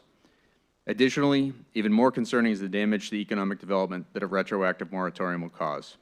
It will threaten future development, cause private financial investment to retreat from the city. Not to mention the fact that without this project, we will have to continue to endure the shuttered Portland Press-Herald printing building and a vacant asphalt site that certainly isn't adding to the city's arts community. I urge you to vote down the moratorium. Thank you. I'll go upstairs. I support the moratorium. I like that. For brevity. Go ahead, you have the floor. Yeah, Scott Patterson, 42 Robert Street. I don't speak up much, but this kind of calls for it because Portland makes mistakes. I think we learned from the opening act of this meeting, all the things you voted on earlier this evening, you wanted more time, you wanted more time. We're spending $750,000 for people to clean up graffiti and pick up trash. You needed more time to think about that. You should have thought about it. That's a little weird. But we made mistakes. We got the homeless shelter on the edge of town. That is leading to a lot of our problems. The guy who owns parking lots, he got in some issues all around here. The Bayside land deal was a mistake. Nathan Clifford for $1. Can we get to the moratorium? All right, well, the problem is we make mistakes, and I think that 180 days is at least worthy of looking at to find out more mistakes that you're going to make. Bringing this place into town, it's obviously going to be a disaster. The woman, two people behind me about the deaths, people have died on these streets from cars, right? It's this area. So I worry about the safety. That is obviously a problem that you should look at.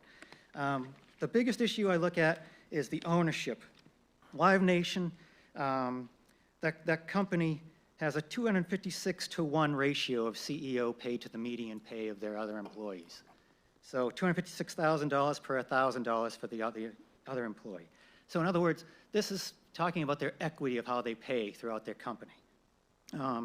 They do have people that are part-time and out of the country, so that does distort it a little bit. But these are behemoths. They're owned, 30% owned by Liberty Media. Liberty Media is controlled by John Malone. John Malone owns the greatest amount of land in the United States. He owns nearly 1 million acres in Maine. We probably have seen his yacht over there. He may even be in the audience. What I encourage is that the city thinks about this, maybe gets more creative. We need jobs, we need an economy. A wooden toy factory is what I want. Let's put that in here, get us some jobs, something alternative. Let's be creative and think about the environment that we have. A lot of cookie-cutter algorithms are being done here. There's no creativity. You just want to put in the music thing because it brings in people. Why not be creative and think of something that we can do? Why doesn't Maine get active and create an economy that's not based on just depending on rich people?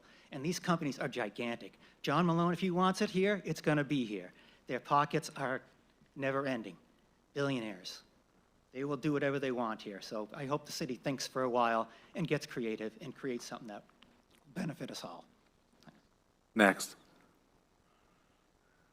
Hi, my name is Clara. I live in the Valley Street area. I moved here from Texas about a year and a half ago with just enough money for a plane ticket and stuff in the luggage because it sucked over there. We had a Walmart that came into my small town, 10,000 people.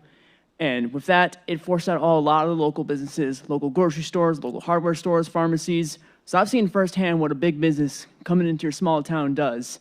It didn't help anything much for a while. Yeah, it helped the construction workers for the first year to construct it. But after that, nothing. No more jobs after that.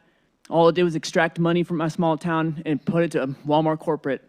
I don't want to see that happening here. I moved here because I saw how great the music scene was, how great the community was, and I took the risk and flew all the way over here by myself to experience that. I don't want to see that happen here. I love it here. I love the people here. I don't want some corporation ruining that for me after I flew all the way across the country just to live here. Yeah, I'm in support of the moratorium and hope y'all will vote for it. Thank you. Next.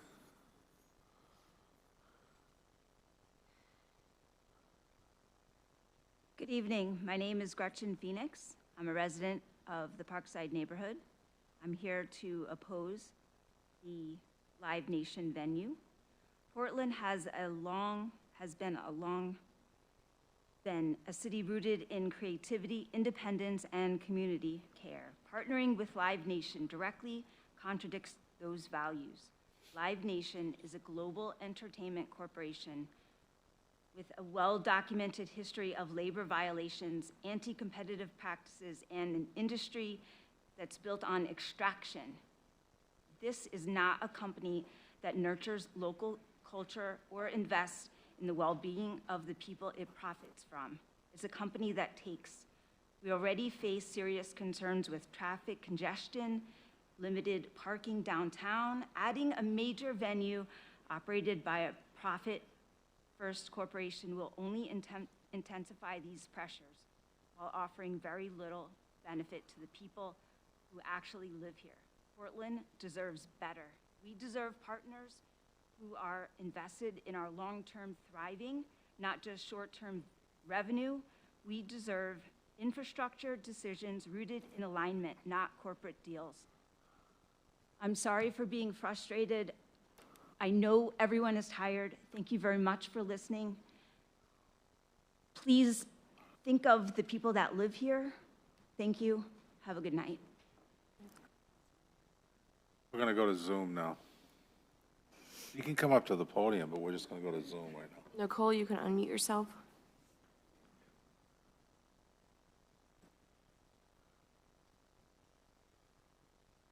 Nicole on Zoom.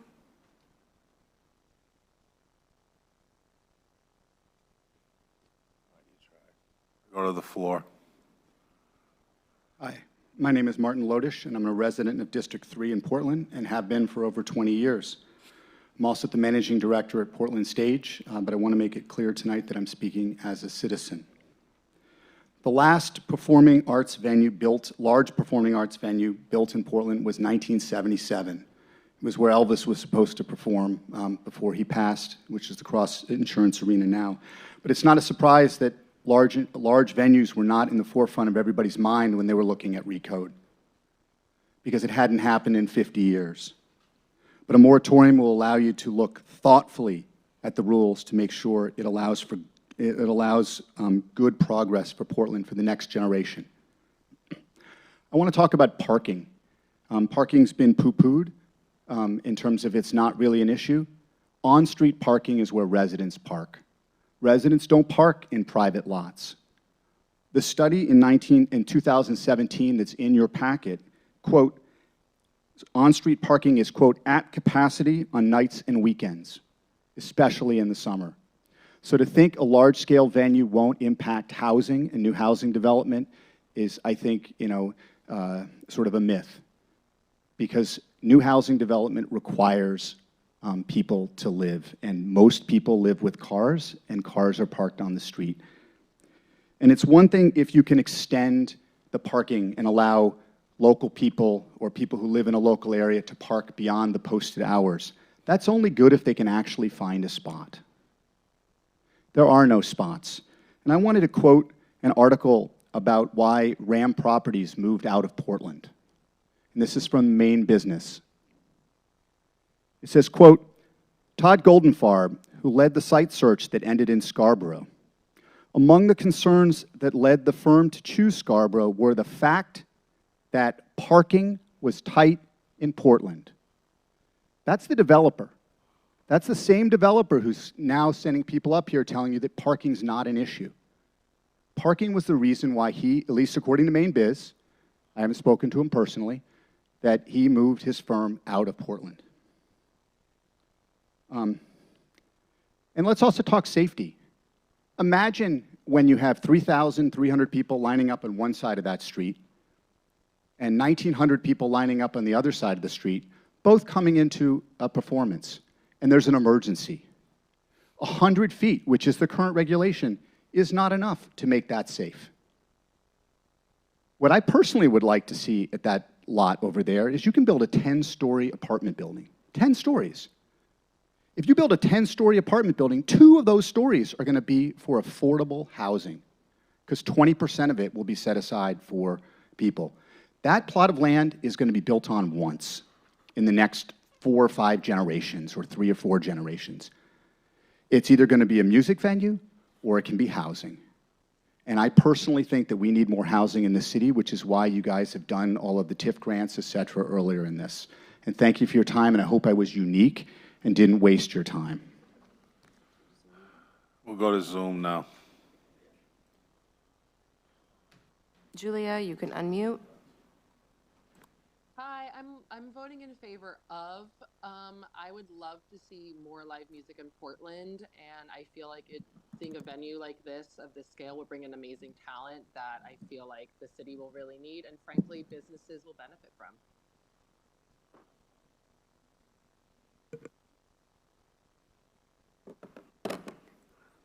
Go ahead. Good evening, council members. My name is Ali Spaltro. I'm a musician from Maine, and I tour for a living under the moniker Lady Lamb. I began my career right here in Portland 17 years ago. So I'm going to take a minute to speak from my experience in earnest, and I appreciate each of you. The Portland scene raised me. When I first walked into the State Theater when I was 14 years old, I felt like I had reached a portal to heaven. When I saw the artist Feist loop her vocals live in 2005 at Merrill Auditorium, I thought I was witnessing actual sorcery.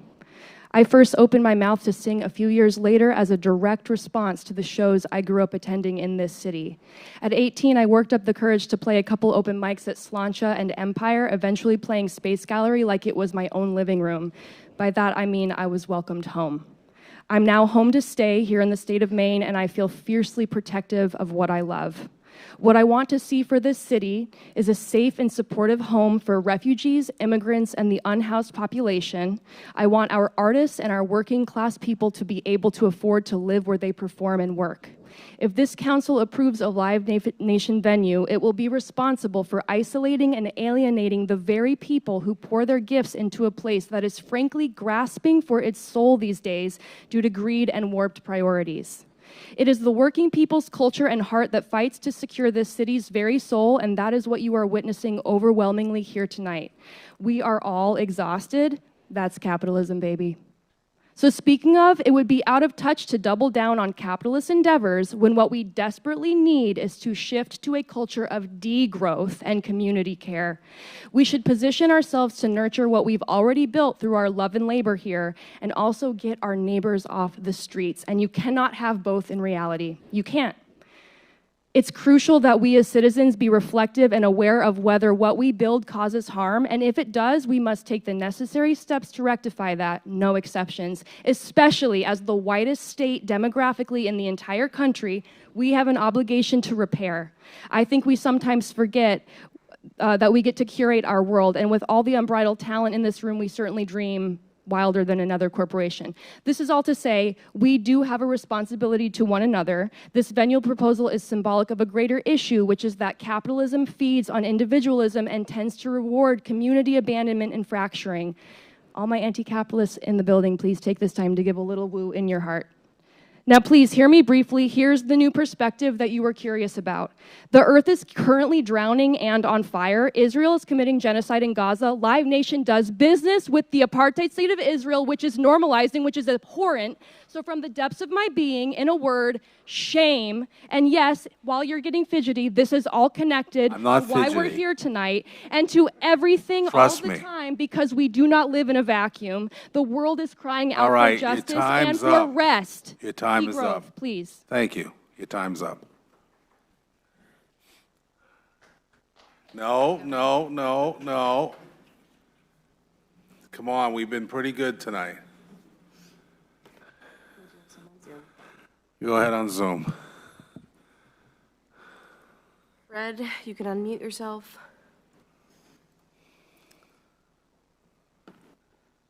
Hi, this is Fred Forsley, owner of Shipyard Brewing Company. I've been in Portland, Maine, doing business for 40 years. And this development has to be one of the best proposals I've seen in my entire career. You have a developer who's proven himself in Portland, Maine through the development of the old port, Howard Goldenfarb, and his son bring on the ability to bring a world-class venue that will bring jobs, tax revenue, and improve an area at no cost to the city that is desperately needed.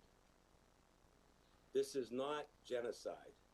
This is a great opportunity to employ people on a year-round basis, fill hotel rooms, bring people and acts to Portland, not hurt any other venues. I was on the Civic Center board for 3 years. During that time, I experienced a lot of challenges that the city has with bringing venues to Portland. The Portland Pirates, we lost them. We've lost a number of venues. This is an opportunity to fill a niche, 3,300 seats. The State Theater cannot provide 3,300 seats, 1,500 seats. The Civic Center, 7,000 seats. This will be a great opportunity, not only for every performer. People like Bob Marley may fill it, 12OC. Others may aspire to fill 3,300 seats. We'll have world-class acts 12 months out of the year, not just in the summer. This is a great opportunity for Portland, and we should not lose this opportunity. Moratoriums have not served the city well. Our Portland waterfront is devastated by moratoriums from years ago. Presently, there are moratoriums on hotels that are only delaying the one thing we have growing in the city of Portland, tourism. This will benefit the hotels. This will benefit homeless people. This will provide more tax revenue to initiate benefits to every citizen of Portland. We provide great venues in the city, small and large. This will fit a unique niche that is desperately needed. Any city councilor that votes for a moratorium, it can't even understand why they would do that, because it's not costing the city a dime, and it's creating great jobs, great opportunity. Congress Street is in great need of business. This will help them, help property owners, help the city reduce crime, and benefit everybody involved in the city. Thanks for this opportunity, and I hope you do not enact the moratorium. It'd be a bad, bad thing for the city. Thank you. To the floor. Thanks. Hoping to wow. My name's Greg. I want to bring a different face to the opposition on the moratorium. I was hoping to bring out some more of my friends to also speak on behalf of this, but I couldn't convince anybody. I don't live in Portland. They don't live in Portland, and they hate parking here. And I do too. I mean, it took me so long to find a parking place. There's pedestrians, there's cyclists in the way. I'm not going to a garage. I'm going to find that residential parking spot and find it, okay? And I mean, this is perfect for me and my friends, because my experience of Portland is I like to come, I don't want to be on the streets. There's all these panhandlers around. I want one place to spend my money. I can see some music, get some food, drink 6 Bud Lights, and then zoom out on Franklin Street, get back on the highway and out of town. So this is just, it's really great for me. I also think Portland needs to move forward and adapt. I moved from Ohio, and I think, a venue like this, we could start emulating places like Akron, Rochester, New York, beautiful downtowns. I would like to pledge a proposal that if the moratorium is passed, I think we should have a rally, 3,300 single occupancy cars next Monday, 6 p.m. We're all going to descend on the city just to prove that this won't be a problem in this town. I just want to throw one more thing out. All these other arguments from these folks, they're simply pedestrian, and you should not listen to them. Thank you.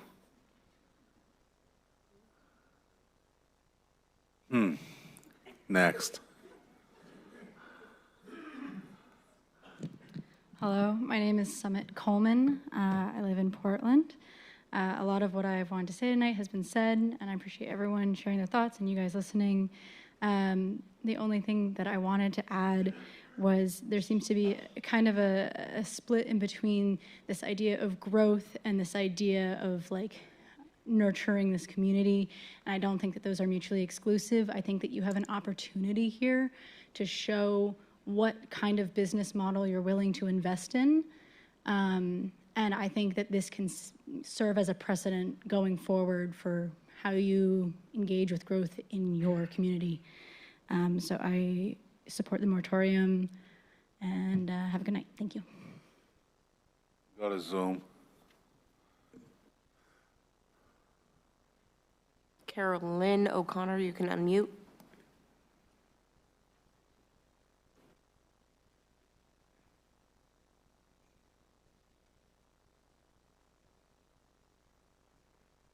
All right, I'll go to the floor.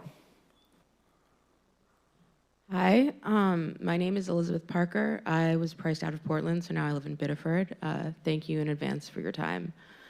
I'm an enrolled agent who, in my tax practice, works primarily with artists, including musicians and other freelancers.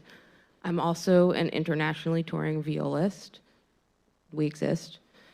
In the past year, I've performed with different collaborators in rooms around the world, from Europe to Australia, ranging from literally 30 cap rooms to 1,200 cap rooms, including both Live Nation venues and independent venues. I literally got back from a tour today.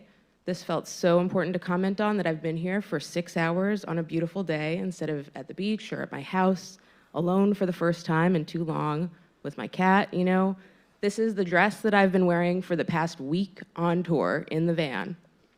And I didn't even change out of it. There's no groceries there. I'm here instead because this is so important. I want to point out that the majority of the comments opposing the moratorium have been made by people who have no experience in touring bands. And with all due respect to those folks, they don't seem to have a full understanding of how Live Nation venues treat the communities they're in, or the musicians who perform there, or the workers who work there and support the musicians. Not only have I played these venues, I see how much the musicians playing these venues and the ones working at the venues as their day jobs and support roles earn. Instead of going into potentially privileged information about my clients, I'll relate the fact that yesterday, when we were talking over this issue in the van, which held a combined century plus of experience in both performance and artist support roles, and yeah, in this dress, one of my bandmates described Live Nation as a parasite. I don't understand how the question of inviting a parasite into our community is not an issue of public health or public safety or whatever that exact specific legalese phrasing was that we need to meet to, support this moratorium. We just need more time to suss this out. I also want to remind everyone here that even if we are talking about what people are calling this retroactive moratorium, it's not just any random business. It's not about being afraid of competition. This is a business that, again, as many people have said, 40 states have agreed looks like a monopoly. Standing up to monopolies is how you encourage competition, if that's what you're looking for. Keeping businesses like this out of the city is actually friendly to greater business in the city, and I think that many businesses would feel that you were protecting them. Thank you. I'll go upstairs. Hello, my name is Farron Stark. I live in West Bayside. I've been here for about 6 years, and I'm also a musician and an artist and a teacher in the local community. I also live a really short walk from where this proposed venue would be going. I'm really concerned about the venue for all of the reasons that other people have expressed, and I urge the City Council to vote yes on the moratorium in order to fully understand the impact it will have. I'm also someone who lives on Cumberland Ave, 4 blocks away from where this venue would be going. And I believe this location is really poorly thought out for a variety of reasons. The venue is surrounded on one side, on the Cumberland Ave side, by a series of really narrow one-way residential streets. It's across the street, as we all know, from another large venue, and as someone who drives and walks and parks in this area every single day, I know for a fact, based on my experiences driving through when there's Merrill Auditorium shows, that adding this venue into my neighborhood would add congestion, unsafe traffic conditions for pedestrians and bikers and people who are attending this show, and it would cause traffic and make it difficult for me, a resident who parks in this area every single day, to find a parking space. We're a small city. We don't have the infrastructure to support this project in its proposed location. Thank you. We're going to go to Zoom now.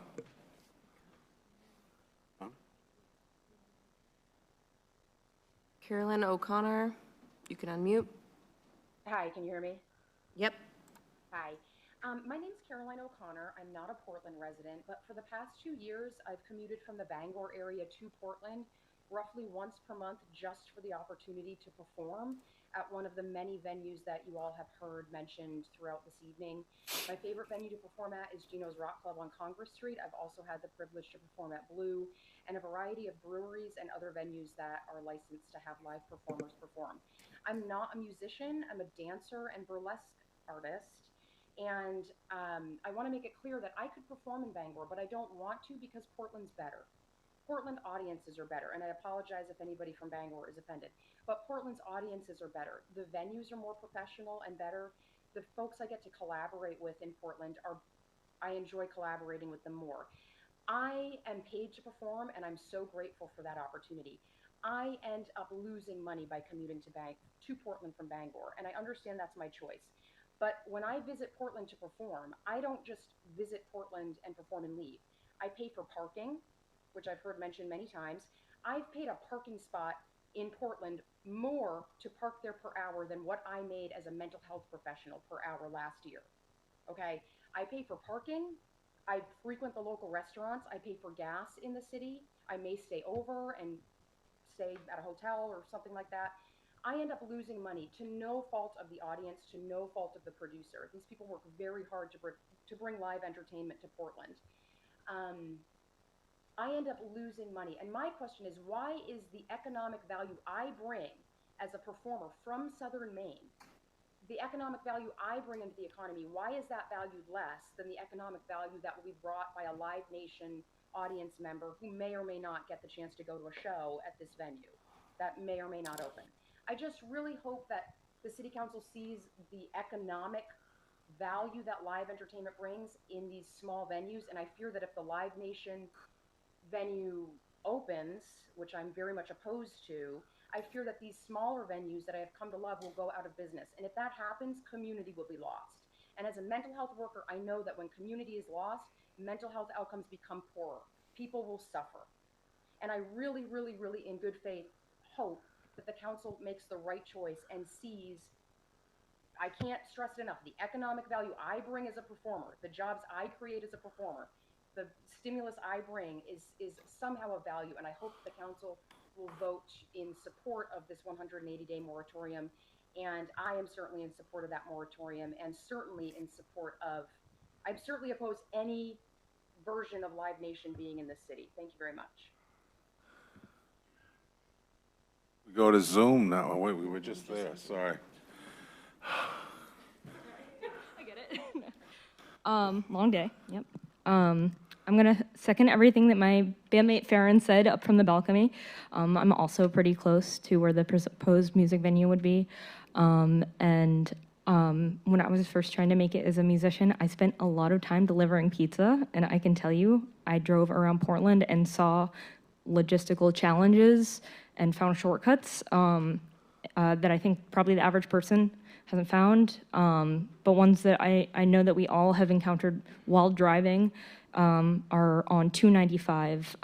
That Franklin Street exit, the Franklin Arterial exit, it backs up, and I live in fear that whenever I'm going to go on there, I'm going to be just stuck sitting on the highway waiting for the light to change. That's not the only thing I'm worried about, though.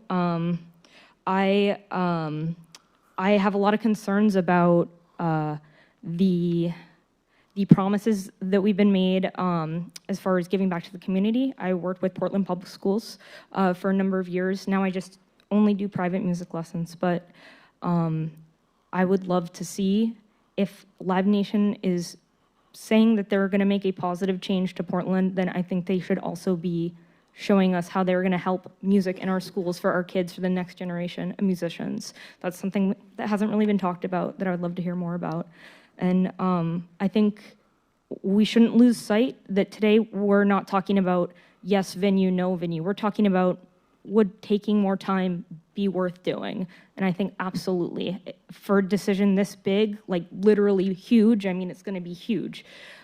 I do think that it's absolutely worth taking that extra time. And you have had so many people here today begging you to take that time and extra consideration, because 180 days, it's not a big deal in terms of the long-term impact we could be looking at. I think that that trade-off is absolutely worth it. Thank you. Zoom. Carolyn, you can unmute. Hi, my name is Kara, and I'm calling in support of the Portland Music Hall. I love live music, and I love Portland.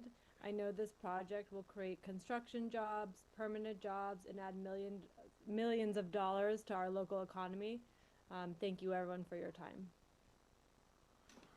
Floor. Hi, my name is Ashley. I'm a local Portland resident. I also work downtown Portland at a restaurant and venue. I think that we should just take more time with this. I think that realistically, again, as many people have touched on, parking is going to be a huge issue, especially for my friends who have been pushed out and no longer are able to afford and live in Portland. And as well as I don't think it's going to help our housing crisis, because I think that, you know, it's going to attract more Airbnbs and things like that we don't really need currently, as well as, you know, pretty much everything that everybody else has said here. And I think we really just need to take more time with this. Thank you. Next speaker on the floor here. Hello.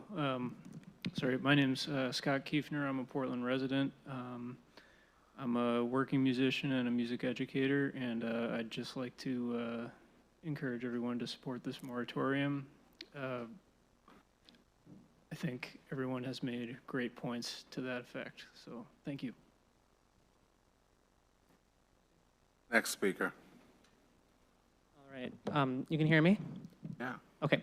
Ernest Braun, District 1. Before I begin, I'd just like to note that a friend of mine who left early asked that I just add to the record one additional voice in support of a moratorium.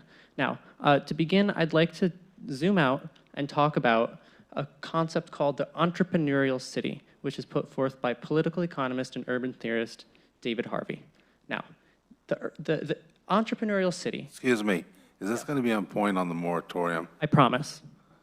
Get there quickly. I'm working on it.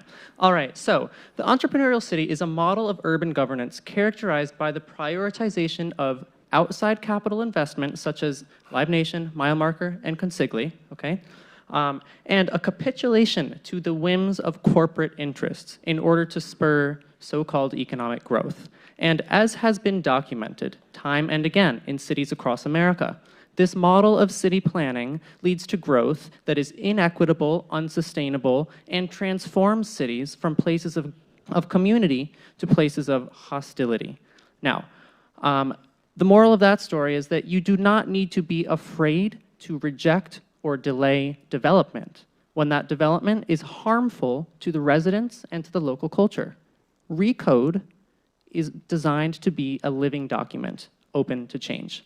Now, let's make sure we are prioritizing the needs of Portland residents, which brings me to the written comment attached to this agenda item online for anyone to read. Now, if you look closely, there are 33 emails coming from a domain name that is speak4.co.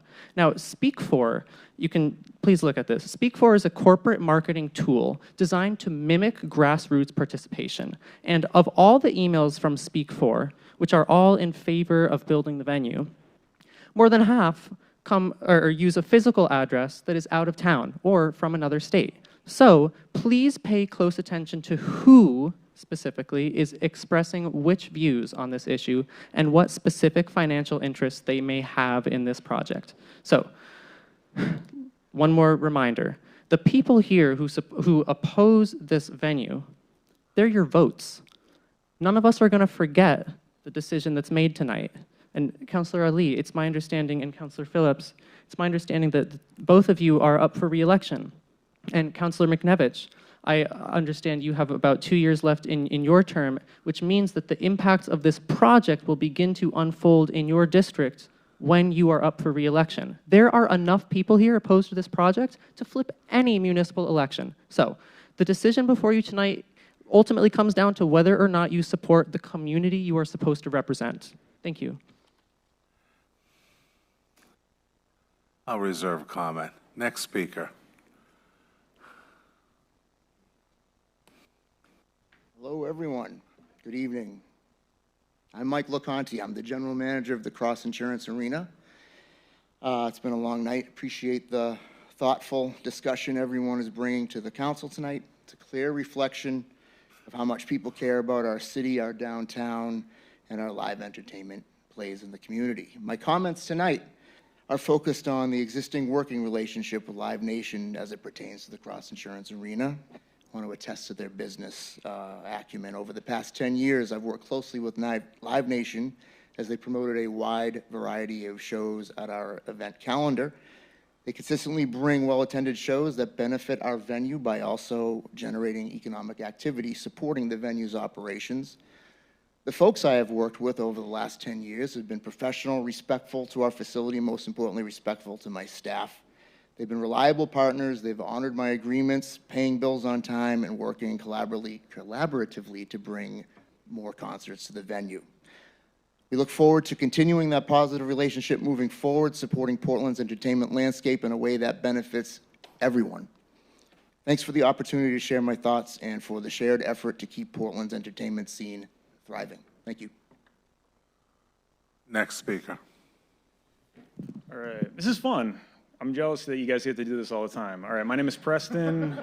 I play guitar in a band called Freak Phone, and we're playing.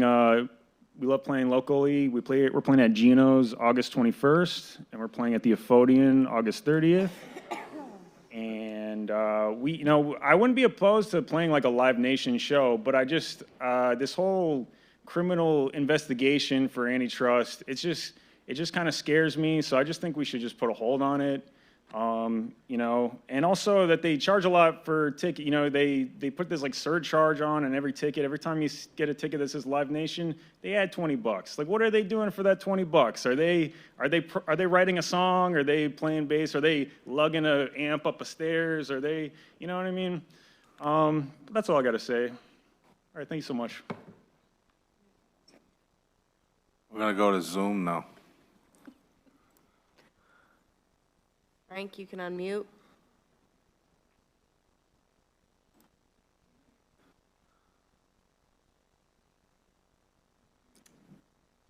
Guess not. No, Floor. I think he just, here he comes. Oh, okay. Hello, my name is Frank Curran, and I just wanted to do a comment on how I actually support the Portland Music Hall project. Growing up here and from here, I just believe this is the kind of investment that our city needs at this point. You know, I care about its future and I want to see it grow in a smart, sustainable way. And this venue will bring more year-round activity to the city and support local businesses and create hundreds of jobs and strengthen our economy, all without relying on public funding. I think this is just a unique opportunity that really enhances our city.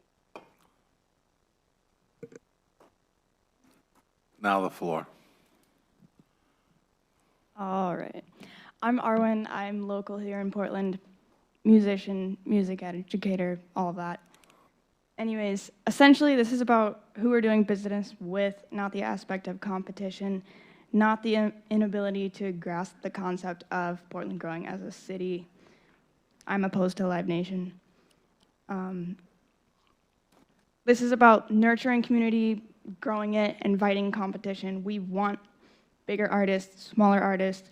We want venues that are doing different things from what we have. All the expansions, boosts in the industry. It's not that we're scared of a big venue. Thompson's Point holds 7,000, I think, and this would be around half of that. And that's a cherished part of our community. People have already spoken on that. We just want this in a productive fashion. We want affordable ticket prices. We want competition, but from musicians making music and venues that have a bit of soul and not money on the mind. So, thank you. Floor, go ahead. Thank you, Mr. Mayor, for the opportunity to speak. And thank you for sticking it out for hours, as we all have. We really appreciate that. You guys are doing something very important, which is listening to a community that doesn't come here asking for much very often. My name is Miles Smith. I grew up in Portland. I went to Longfellow Elementary School. I moved away after high school and recently moved back. I live on Pitt Street. Rather than repeat what many other folks have said, I wanted to make a few succinct points. One, in reference to the gentleman from the Cross Arena. He was here before. I assume he works for Oak View Group, which is the contracted manager of the Cross Arena on behalf of Cumberland County. In the Justice Department's complaint against Live Nation Ticketmaster, specifically names Oak View Group. It's the first point that they make, that Oak View Group acts as its protector in avoiding competition and crowding out other investors and other bidders on projects, that they work collaboratively to create a patina of competition which is not real. Speaking of not real, in my 20 years working overseas in Asia and Russia, we got very used to dealing with misinformation. I worked on misinformation projects, and it seems to me like a lot of our time has been wasted tonight by what seem to be AI-generated calls from the callers coming in who have a first name, don't tell you where they're from, can't tell you a single story about anything in Portland, can't show their face. They introduce as one name, they show up as another. I'm sorry that you guys have to deal with this. That sucks. It's a waste of your time, a waste of everybody's time. And I am very pissed at whoever is doing that to all of us. Finally, they make an argument in support of this venue that it will bring so much money to the town. This is not true. First of all, if we built a 12-story apartment building on that same plot of land, it would bring in 8 to 10 times more revenue than a ground floor development that has no residents and is dark 100 to 150 nights of the year, okay? If we want to defray the costs of living for Portland residents, we need to densely improve these empty lots on Congress Street with multi-story housing and address the housing crisis. Finally, please, as I said at the beginning, these folks don't come in here asking for much. They don't come in asking for handouts. They don't come in asking for tips. The cultural and music community in this town that I've been following since I was a kid, they just want you to listen to them on this one thing. Find a way to get to yes. Don't let the lawyers and the technicians tell you that their proposal is perfectly compliant with the law and so you have to abide by it. No one is going to understand that. No one is going to believe that. If you vote against them, they're going to say it was all about money, it was all corrupt. You're not corrupt. You're better than that. Give them what they need. Thank you. Go ahead. Hi, my name is Jack. I'm a resident of Portland, Maine. I would like to urge you all to support the moratorium on building this venue. I think that, as it's been mentioned many times tonight, there are plenty of other perhaps opportunities that we could take, perhaps thinking about affordable housing. I also just think that I love Portland's music scene that we have right now. I think that there's a huge community here tonight that is showing up in support of each other. I don't think that a monopoly like Live Nation is an appropriate choice for our community. I would like to see our community continue to thrive and support each other in the way that we have. Thanks. Next speaker. Hi, my name is Katie. I'm also a resident of Portland, and I am just here to lend another voice in support of the moratorium. I'm not against development or change, but I think that this project is really not right for our city, and I love our music community, and I want to keep our community strong. Thank you. Next speaker. Hi, my name is Maggie Gessner, and I head up the clubs for Live Nation. So as such, I work with a lot of the smaller venues and musicians that we've heard today, and I think I bring a different perspective, so I wanted to make sure I had a chance to talk. I work closely with developing artists in small clubs, those just starting to build their fan base. In my experience, they need to get into and play as many venues as possible so they can hone their craft and ultimately become the band they're meant to be. The dream for them is to move from clubs into theaters, theaters into arenas, and so on. Portland Music Hall is built for that critical next step, when an artist has built momentum and needs a larger stage to keep growing. This venue doesn't duplicate what already exists. It's a next step in the incubator that's already been established here. It gives artists who've outgrown 800 or 1,500 capacity clubs a reason to stop in Portland instead of skipping it. And it gives fans more chances to see their favorite acts before they leap to amphitheaters and arenas. In short, it's filling out the pipeline. I've heard concerns tonight that our presence might hurt Portland's independent music scene. The reality is the opposite. The opposite has been true in city after city. Take Silver Spring, Maryland, where I'm from, where we've operated the Fillmore since 2011. There were similar worries at the start, but today that venue is embraced as a key part of the community. Independent venues like Sixth and I, Baltimore Soundstage, and Union Stage have continued to thrive, and through our relationships, we've added to their business and booked shows in their venues, as well as the Fillmore. It is not zero-sum, it's growth. Same in Allentown, Pennsylvania. The Archer, which we recently opened, has become a downtown catalyst, generating new tax revenue, spurring neighborhood investment, and bringing artists, crew, and fans together in a way that lifts the entire local community. Live Nation does not succeed without a strong local ecosystem. We need all the small clubs. We need independent venues. We need local artists. We have local partners and we want local crew. They're actually critical to my core job at Live Nation, getting artists ready for that next step. Without all of these venues, developing artists can't hone their craft. They need to grind. They need to hop from gig to get ready for that next step. The entire live music industry depends on it. Last year alone, we promoted nearly 6,000 shows in independent venues across the U.S., more than triple what we did a decade ago. That is not just a number. That's real investment in communities, artists, and small business owners. That's the backbone of the touring economy. I also want to address the idea that we're somehow disconnected from the places we operate. It really couldn't be further from the truth. We're hyper-local by design. We hire locally. We build career pathways for staff, artists, and crew. We even hold positions open for touring workers so they can return home and pick up right where they left off. The concerns being raised tonight may sound familiar. They're nearly identical to those we've heard elsewhere. More venues have not meant fewer shows. They've meant more. Portland Music Hall won't replace your scene. It will grow it. Next speaker. Good evening, everyone. My name is Todd Goldenfarb, and I'm the lead developer of Portland Music Hall. I've had the pleasure of speaking with all of you during this process. Portland Music Hall will be a venue that this city will be proud of for many, many years to come. I truly believe that more music and more events mean more opportunity. We started in this town in 1972, and our goal has always been to improve this community.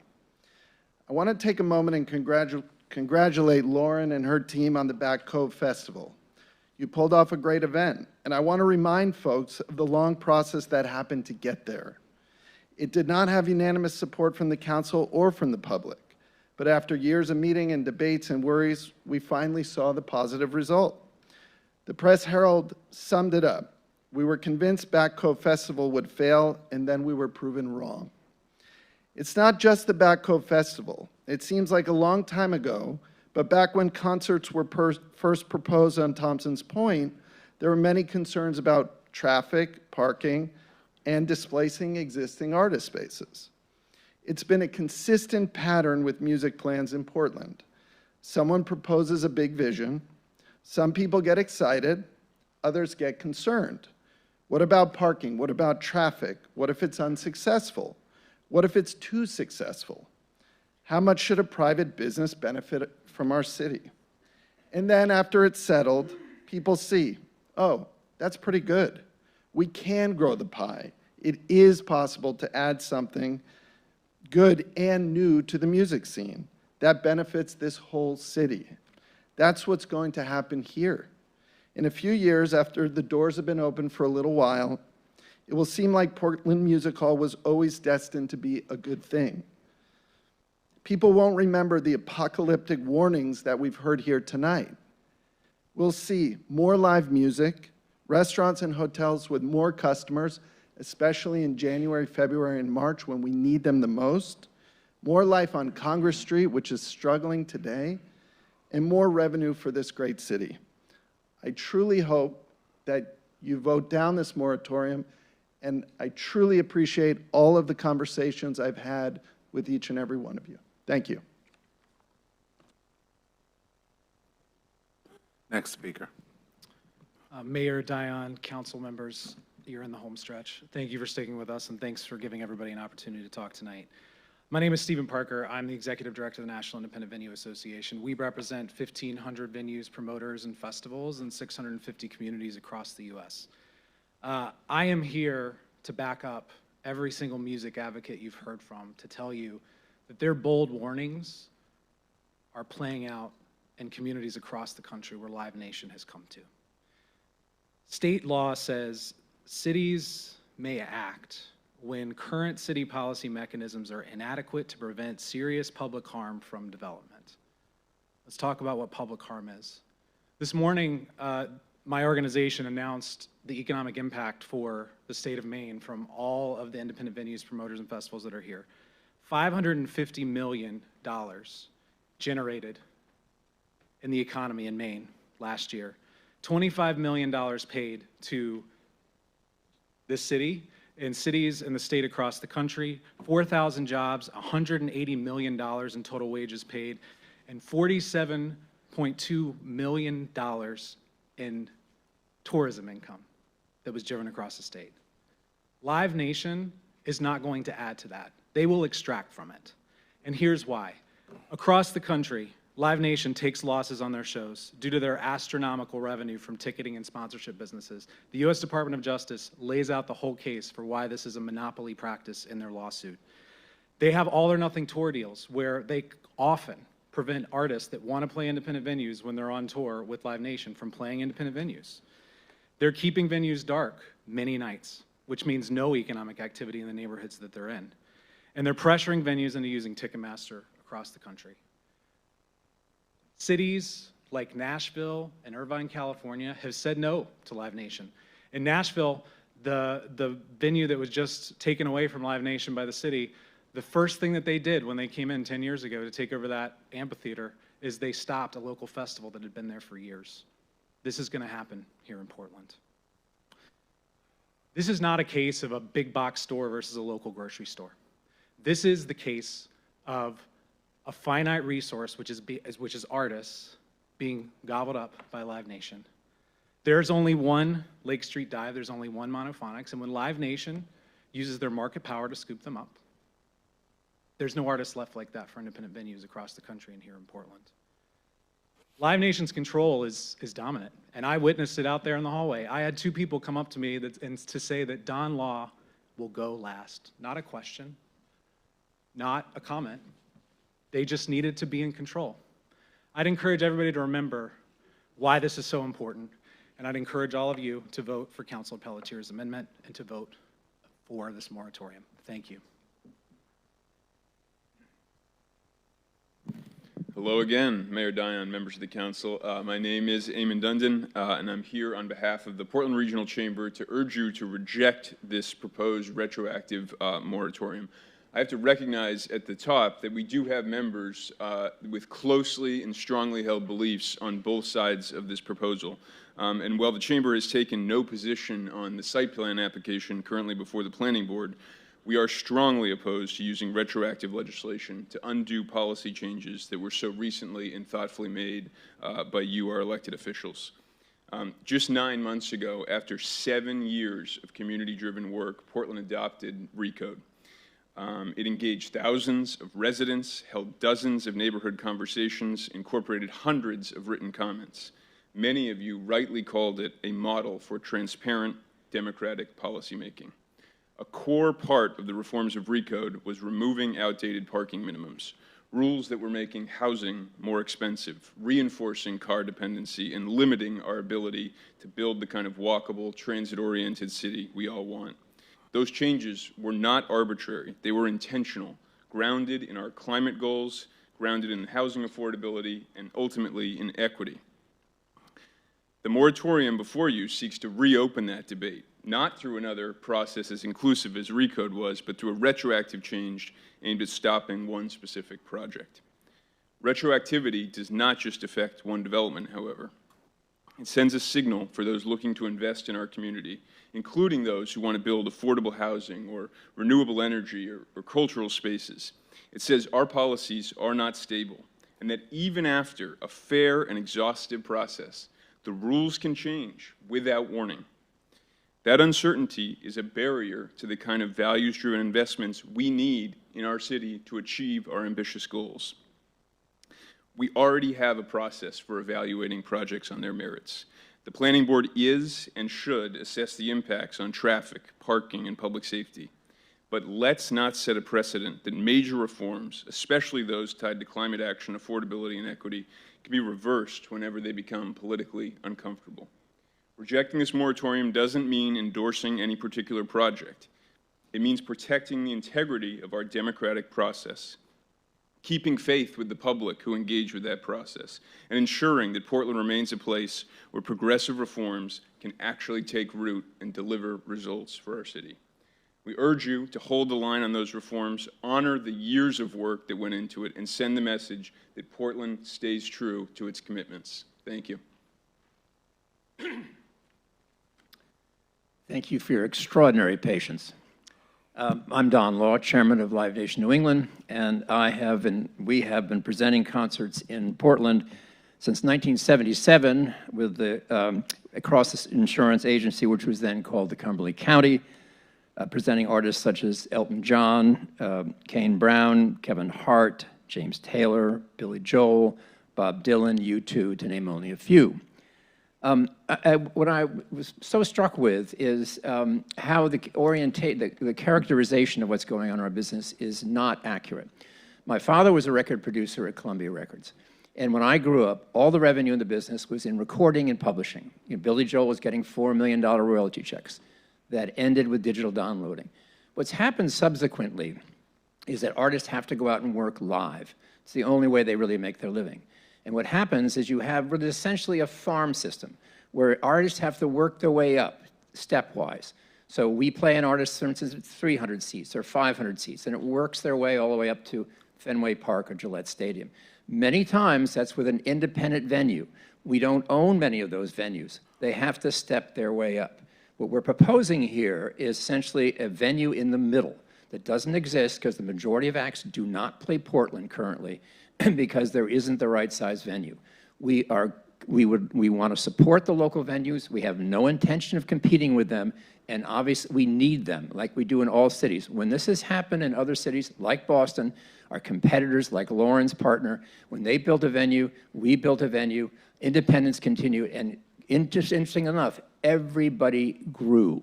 The competition grew, small and large. And there's been some erroneous comments made by a previous speaker.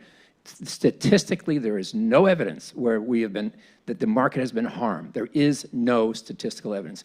The whole issue of stepwise working like a farm system now is the way the music business works. This is a slot that's unfulfilled, and this is the health of how you grow this market. Thank you. Next speaker. Mayor Dion and council members, thank you so very much for this opportunity. My name is Pastor Abraham. I'm probably the closest neighbor to this proposed location, 243 Cumberland Avenue, which is a church, First Assembly of God, has been there since 1908. Of course, I have not been there all that time. But we, being the closest place of worship to this proposed location, we have great concerns as to what this proposed project would bring about to the area. Of course, as you already know, that the other side of Cumberland Avenue is all residential, and there are 3 places of worship: the cathedral, our church, and then Salvation Army.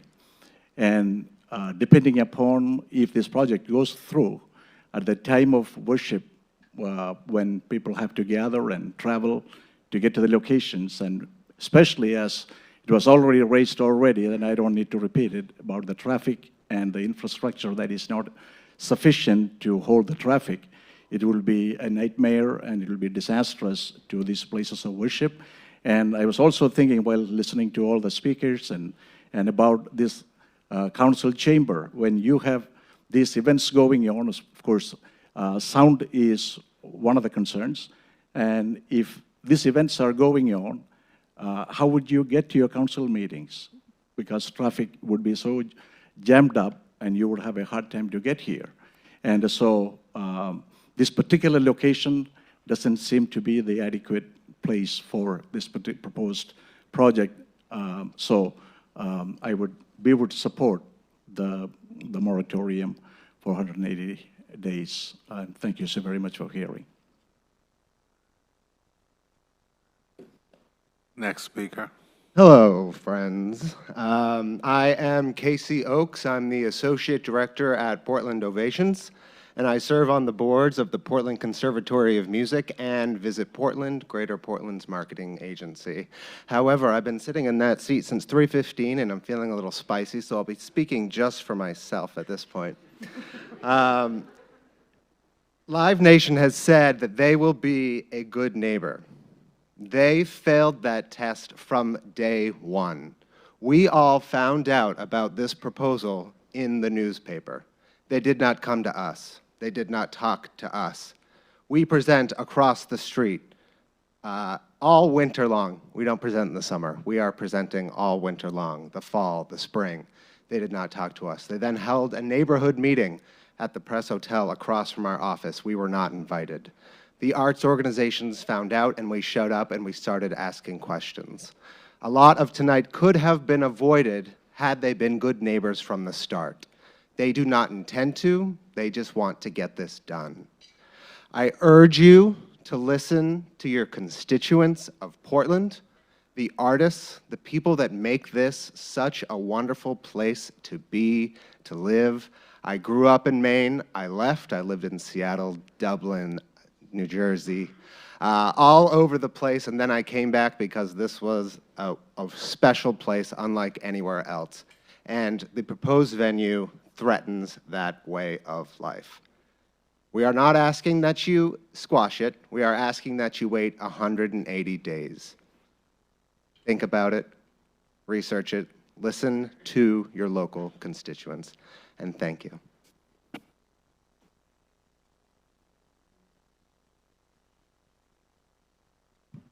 Hi, my name is Allison, and I work for the Portland Symphony.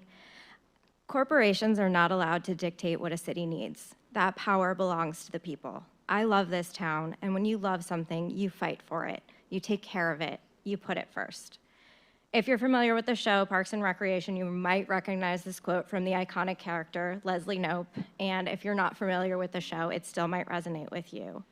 This is our home. We live here. We've grown businesses here, paid taxes here, made music here. The people speaking up in favor of this moratorium are our friends and families, our colleagues, and yes, our competitors. I'll try to keep it brief and not go into details about specific issues, a lot of which we've already raised to you via email. But I did just want to share a couple of numbers that I haven't heard shared earlier tonight. One is many people have referenced that they don't want to have to drive up to Bangor to see certain acts. The capacity of Bangor is 16,000 people.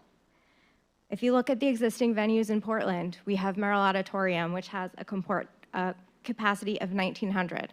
The Cross Insurance Arena can hold between 6,000 and 9,000 people, but it can also be scaled down to accommodate a crowd of around 3,000 people. And as you've heard, Live Nation regularly presents their acts at Cross Insurance Arena. They also present at Merrill Auditorium, which is our city-owned venue.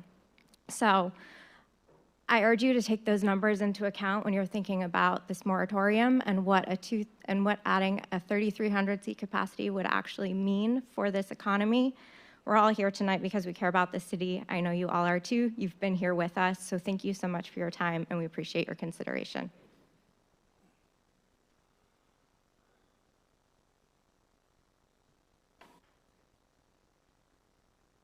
Public comment is closed.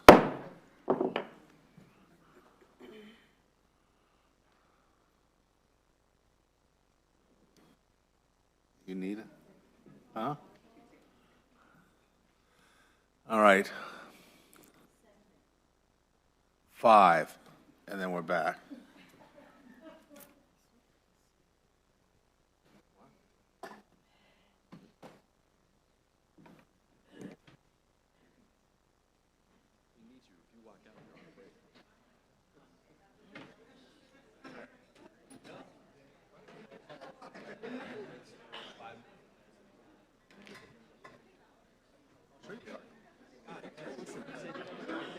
Corrective action. If you get up and leave, they're on a break.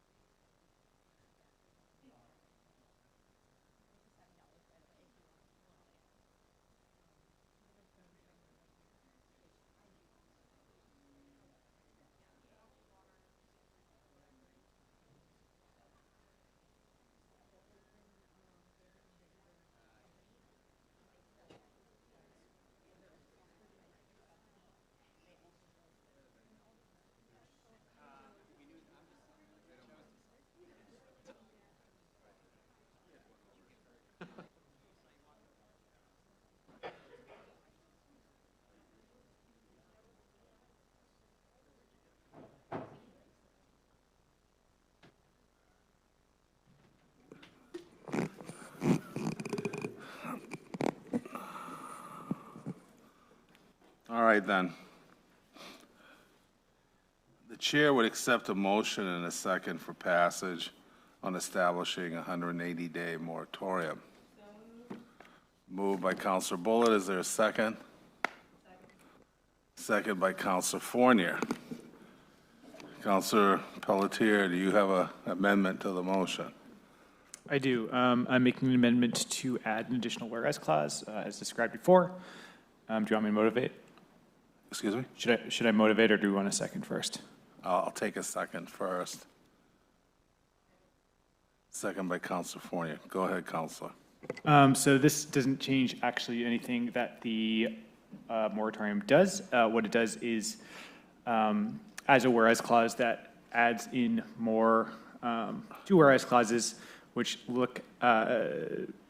make it so we are looking at the economic impact as well as the impact on workers, which I guess is one and the same. And this just allows HEDC to have more guidance going forward. I do regret not including this earlier. You know, this went to sustainability and transportation, and I know that it was frustrating for some of my fellow colleagues to, you know, try to keep things on task when everyone was talking about the thing that we talked about a lot today. And so now we get to include that as part of the conversation explicitly, which I think is important. So please support this. Any additional discussion on this amendment?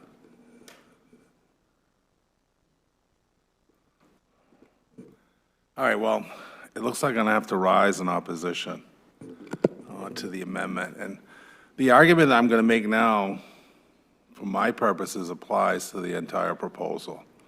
All right, I've talked with leaders from the arts community that visited with me. I had conversations as late as this morning. For me, and somebody said earlier about, and don't listen to the lawyers. When you're a lawyer, that's such an interesting side comment. Don't listen to them unless, of course, you're in real deep doo-doo. Then call the best one that your brother-in-law knows, right? So I'm just sharing that as a perspective. We spent a lot of time on RECODE. There's been incredible assessment of parking and traffic. And the bottom line is the applicant has submitted proposals to the planning board. And as a matter of policy and practice, this body defers to the planning board to make decisions in the administration of our zoning ordinances. And the zoning ordinance, to my mind, only my mind probably, is agnostic. It doesn't matter who the business applicant is if they satisfy the conditions that are expressed in the current code, then by right, they should be able to move forward. All right, so that's my hesitation with the moratorium. It comes now as something different. Now, in terms of, it'll come up as public harm or private harm. Private harm is what happens in business competition. Public harm is when you have an anticipated natural disaster and you have to act. Again, those are my opinions. They're not controlling. The issue as to what kind of business model Live Nation presents is irrelevant to the decision on the construction of a facility that satisfies all our standards and codes. This idea of, it's kind of interesting actually. It's like, this is the end of our music community as we see, or at least a significant threat to it. But by God, in 180 days, it ought to all be okay somehow.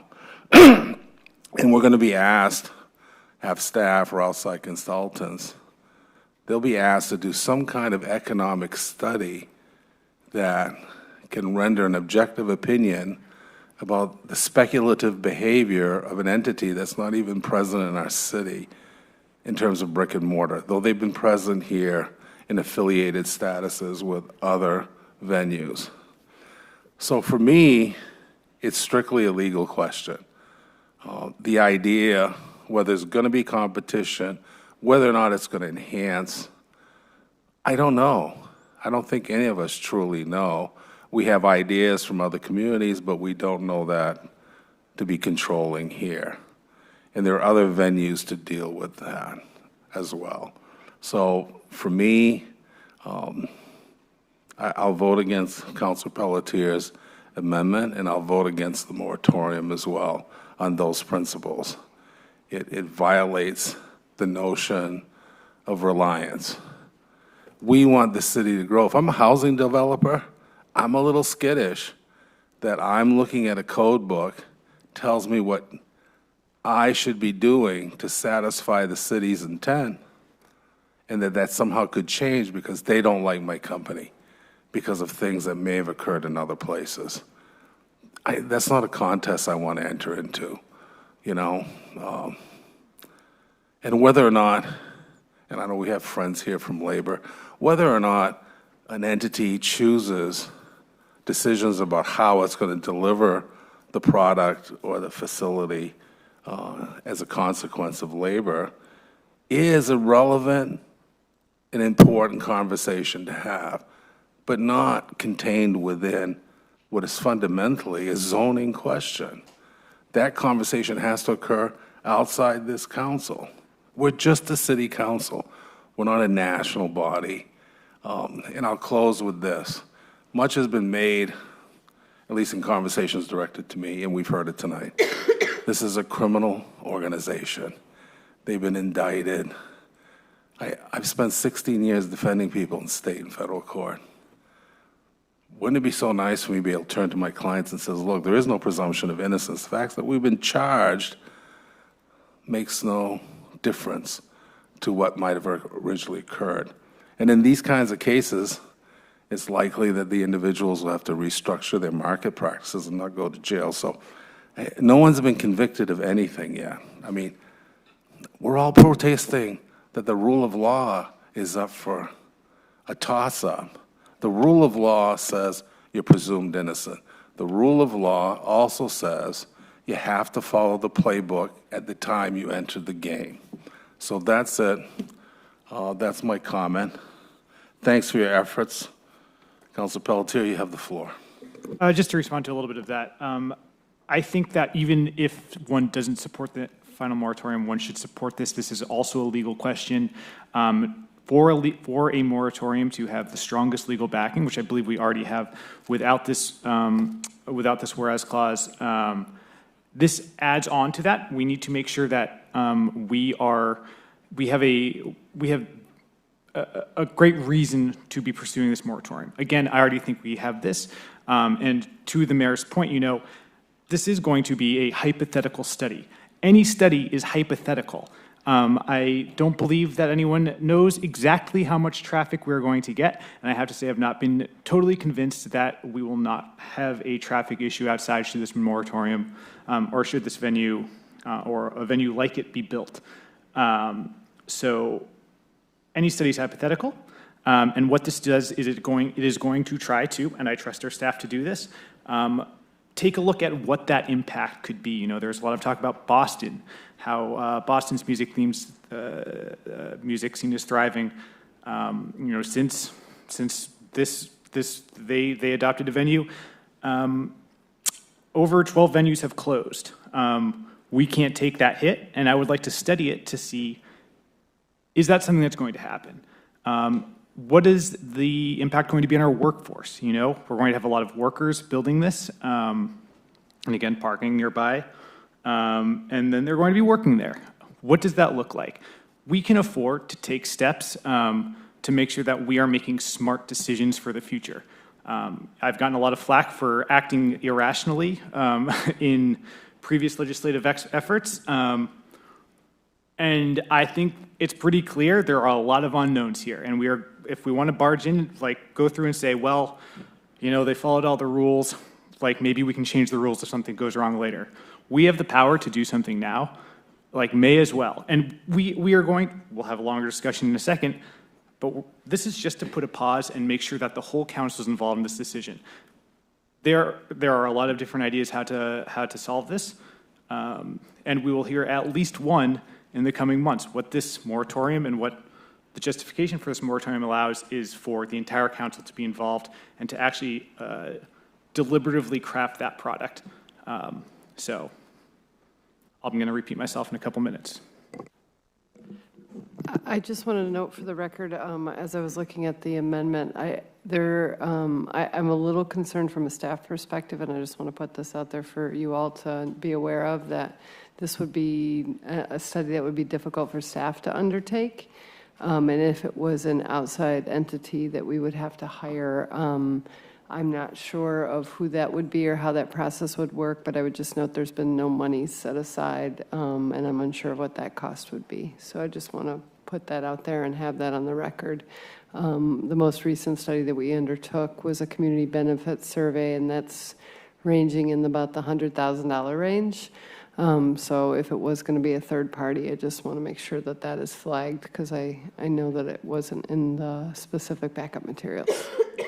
To be clear, this does not order staff to do anything. This is simply a whereas clause. So we are not spending that money. That check is not being signed. I hear that, Counselor. Yeah, thank you. And I think I got concerned because I saw the word must. And then whenever I see the word must or shall, it makes me a little nervous. So I noticed that that was the word that was used in there. So I appreciate that clarification. Any other comments from counselors? Councilor McNevish. I'm struggling a lot with these additions just because there are just so many economic factors that can influence why any of these outcomes might occur. It'd be really hard to narrow it down to the things that are or are not potentially being driven by the presence of this facility, of the practices. I would love to have that crystal ball. I think economic forecasting in general is pretty woolly. It purports to understand circumstances that it really can't. So I feel like I'm not in support of these amendments to the moratorium. But that's it. Any other comments? All right, then. Call the roll on the amendment. Counselor Poirier? Yes. Counselor Grant? Yes. Counselor Sykes? Yes. Counselor Ali? No. Counselor Pelletier? Yes. Counselor McNevich? No. Counselor Bullitt? Yes. Counselor Phillips? No. Mayor Dion? No. Passes 5-4. 5-4. 5-4. Mm-hmm. Mm-hmm. All right, the amendment passes 5-4. All right. The second amendment is one offered by me, has to do with the effective date of the moratorium. Hold on. It's from February to March 26, right? The language would change the effective end date from February to March of 2026. Do we have a specific day? March 9th. Is there a second on that motion? Second. Second by Councilor Pelletier. All those in favor of the date change? Roll call. I was looking at Councilor Phillips. It was. Counselor Fournier? Yes. Counselor Grant? Yes. Counselor Sykes? Yes. Counselor Ali? Yes. Counselor Pelletier? Yes. Counselor McNevich? Yes. Counselor Bullitt? Yes. Counselor Phillips? No. Mayor Dion? Yes. All right, then. Chair will now ask for discussion on the principal motion as amended by Councilor Pelletier's proposal and mine in terms of date.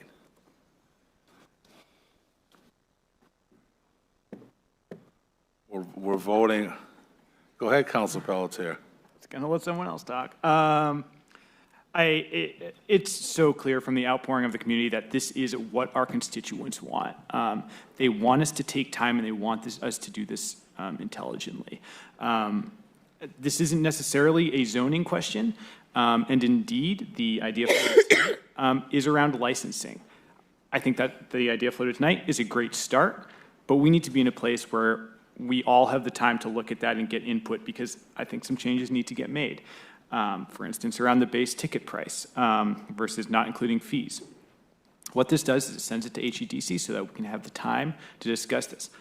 We're already going to be effectively, for the developers, in a little bit of a limbo state, and this is respectful to them, in my opinion, although I'm sure they disagree, by saying it's on pause right now. Everything's in pause. It adds some certainty to the situation so that we can get in there and actually discuss it. This moratorium doesn't need to last 180 days. We can come back, say we have a solution or an idea, and then end that moratorium. This is, I have always been told that the process is the most important thing in the world, and this introduces a process rather than coming and voting, next month on something that has not maybe had enough time to cook. I really support this moratorium. We will be voting on solutions no matter what. I can guarantee that, and this allows us to do that in an intelligent way. And I promise that's the last thing I'll say. Councilor Grant. Thanks. Can you confirm you can hear me? I know when I spoke before. We can hear you. Okay. I'm going to try to keep this short, respecting everyone's time and everyone's tolerance for me being remote. I've picked up a couple, I think, important kernels of political wisdom over the years. I'm going to deploy one of them here tonight. It's a little tiny quote I'm going to read you. So it goes like this. When arguing with a new center of power, don't get sidetracked into vague ideological debates about who is right and who is wrong. Fight for specific. I'm going to vote for the moratorium here because I want to fight for a very concrete, a formal role for this council in a decision of this magnitude for the city. Wrong-footed, if you will.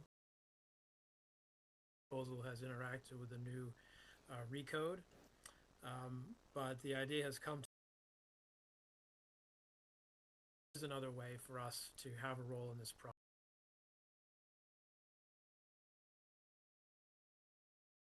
Keeping faith with the public. I don't think it's satisfactory to just brush our hands and say it's on autopilot and there's nothing more that we can do. More that we can do to make sure that our community is protected and that any new venture of this size fits with our community. So I'm going to vote for the moratorium now. I may be prepared down the road to reconsider before the 180 days is up if we pass something that's satisfactory to all of us or enough of us as an end game. But I want to preserve that, and I want to make sure that we do this next step well and correctly. So for that reason, I'm gonna vote yes here tonight. Thank you. Any other comments from the councilors? Councilor McNevich. Thank you, Mayor. Yeah, I'm going to tag along with my colleague there. I came into this feeling that the amendments to Chapter 4 that we had come up with were a good path. I still think that. I felt that they were potentially able to stand alone as a process, independent of the moratorium. It's important to know that if this project passes through the planning board, that the conditions that exist that are already requiring some community benefits would still stand. This would be in addition what Councilor Grant and I have come up with. But upon reflection through the night, I feel that we came up with this and it's solid and it can be further developed. I would like to give my colleagues the opportunity to weigh in a bit more on it, and that there may be a couple of other pieces where policy choices could be made that would improve the overall project. So yeah, I didn't entirely expect to find myself in this position after coming up with that amendment, but I am in a position now where I will be voting for the moratorium.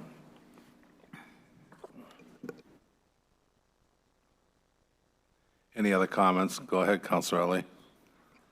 Thank you, Mayor. I have a question for Corporation Counsel, or maybe Councilor Grant, or Sarah, you can also answer that. When are we going to look into the proposals that is coming forward from them? The proposal that's coming forward from Councilor McNivish and Grant? Yeah, and Councilor Grant. Yeah, and I believe the goal is to get that on the agenda for a first read on August 25th. That's the current plan. That agenda doesn't exist yet, but I think that's the plan right now. Yeah, that's what I had requested. Yeah, I know that Councilor Grant did call and talk to me on the phone about this, but I also have some questions pertaining to it.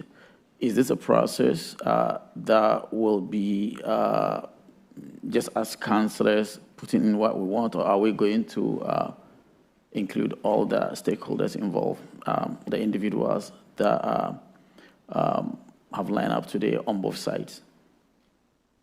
You mean in discussion of the proposed amendment? Yeah.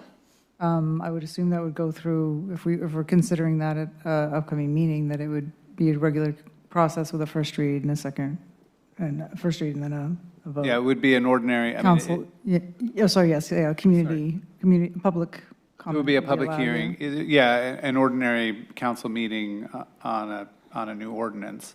And so it would come forward as a first read. The difference in this case is there's some urgency to it, and there's it hasn't been suggested to take it to one of the committees yet. It would be coming directly to the council, to the entire council. First read and then a second read, at which point the public would have an opportunity to comment, just like any other order or ordinance. Yeah, thank you, Corporation Counsel. Actually, my question is, let me rephrase it. Are you going to engage our constituents? Because I don't want us to get there and then have another line of people saying that this is not okay, you have to change it. Do you plan to engage both the developers and also the constituents that we have? I think community and constituent outreach is important, yes. Yes. Okay. All right. Well, thank you if you plan to do that. Thank you. Well, I just want to say something. If you do that, this won't be resolved quickly. It's off to committee, whether or not there's community participation, or, because as it was explained to me, this was going to be an amendment reflecting previously understood terms that are going to be resolved in the planning board, and then it would just be mirrored in this next. If you're going to do more than that, I just think it's fair to say this is not going to be a quick study. Well, I mean, in looking at it, I feel like it is pretty straightforward. I think that was part of the, I mean, Councilor Grant may want to weigh in, but I think that was, that was part of what the calculus was in thinking about this as something that we would bring forward directly to the council.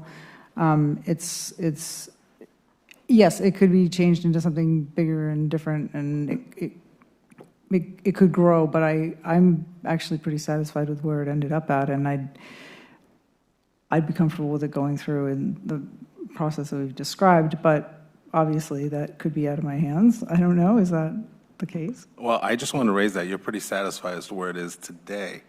That would be similar to some of the thinking that could occur in the planning board or occurred in this body in developing zoning, is that we're pretty comfortable that this is what we intended to do. Councilor Pelletier said he was done talking, so I'm going to take a similar pledge. Who does? Councilor Grant. Well, I'll get to him in a minute. I just want us to pause for a second. We're really agreeing to satisfy individuals that we're going to trespass into business operations of a private entity in order to achieve these goals. I mean, this is our constituency, but there's also a broader constituency in Portland that may also be concerned or not about this issue. And I can tell you that I've talked to members in the arts community that are too afraid to come forward because they don't want to face adverse consequences for coming and supporting this initiative. So I'll stick to what I'm going to say in terms of my vote. I appreciate Council Pelletier's approach in presenting the amendments. It was done in a very reasonable fashion with boundaries that make sense. But I just wanted to pause and think about what we're doing and what we're communicating to the entire business community, which we seem to not like until we actually need them, kind of like the police. We wish they were invisible till we call 911.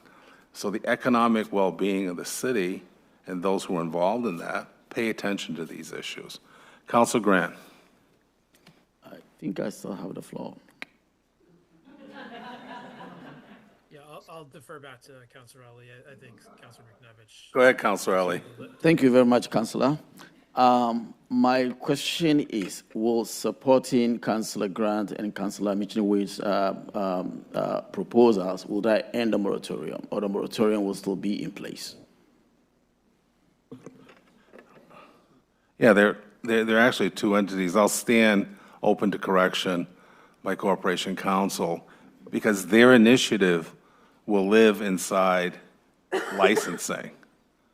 All right, what they wanted to do is to convert the process of achieving a community benefit from an applicant to be housed inside so that, one, to be an assurance of neutrality in the negotiations, and two, that there be scope and scale as to what could be negotiated for. Because otherwise than that, if you go too far, and I hate to be a lawyer again, it becomes a constitutional taking. You're kind of asking somebody to pay to play. Okay, so there's some boundaries. So that lives in licensing, and it's a reasonable thing to explore. But it's separate from the moratorium.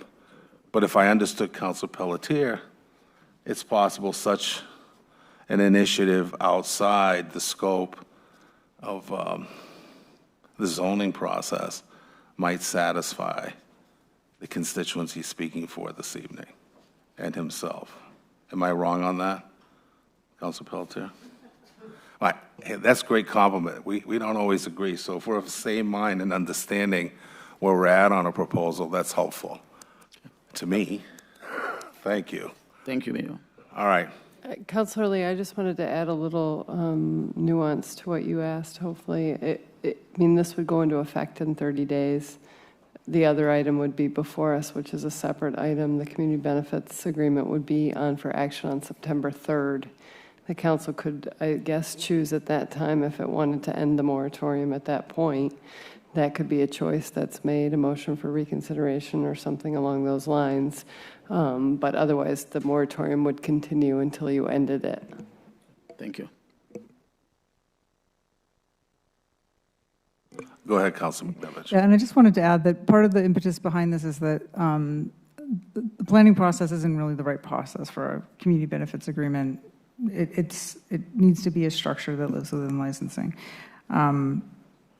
It reminds me of other license processes that we've been through where we kind of cobbled together some solutions, like in terms of the management plans for shelters, when really those standards should live in a licensing document, but we didn't have that. And so this is sort of taking the pressure off of the planning staff and the planning board to come up with something that really should live in a separate policy, and that we generally would want to have, I think, codified into policy as opposed to just being a unique iteration every time something comes up.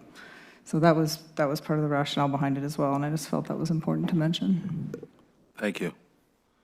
Any other comments? Mayor, can I just note a couple issues that I just want to make sure that the council is considering. One, Danielle had mentioned a minute ago that this ordinance, the moratorium order, doesn't go into effect for 30 days. So I want to make sure that it's clear to everybody. It's no surprise tomorrow night when the planning board holds its hearing. It's not in effect. The moratorium is not in effect yet. So what happens tonight, absent emergency passage, doesn't impact the planning board's actions tomorrow. I want to make sure that doesn't come as a surprise to anybody. The other thing, and I know that the Councilor McNevich's announcement earlier about the changes to Chapter 4, I think Councilor McNevich had suggested earlier, it's a sort of a separate proposal. it may have the impact, or the council may be ready to terminate the moratorium if it passes tonight. After that, after that ordinance passes. But the legal standard, again, is for the council to look at the issues that are addressed in the statute, the two issues that have been mentioned a couple times tonight. But the legal standard for passing a moratorium is to prevent is that it has to be needed to prevent a shortage or an overburden of public facilities that would otherwise occur during the effective period of the moratorium, or that is reasonably foreseeable as a result of any proposed or anticipated development, or the moratorium must be needed because the application of existing comprehensive plans, land use ordinances, or regulations or other applicable laws, if any, is inadequate to prevent serious public harm from residential, commercial, or industrial development in the affected area. So, and that, I think the council has talked about both of those things tonight. They're both addressed in the order. Again, 180-day term, that doesn't start until the effective date, 30 days from tonight. And it can be extended. There's been some discussion. It can be ended anytime the council decides to want to end it, with or without change to the city code.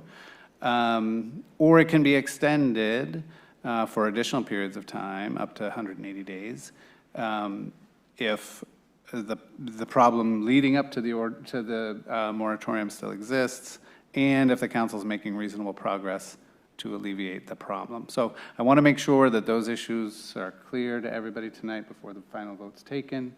I'm happy to answer questions about those things, but just a couple points I wanted to raise. Thank you.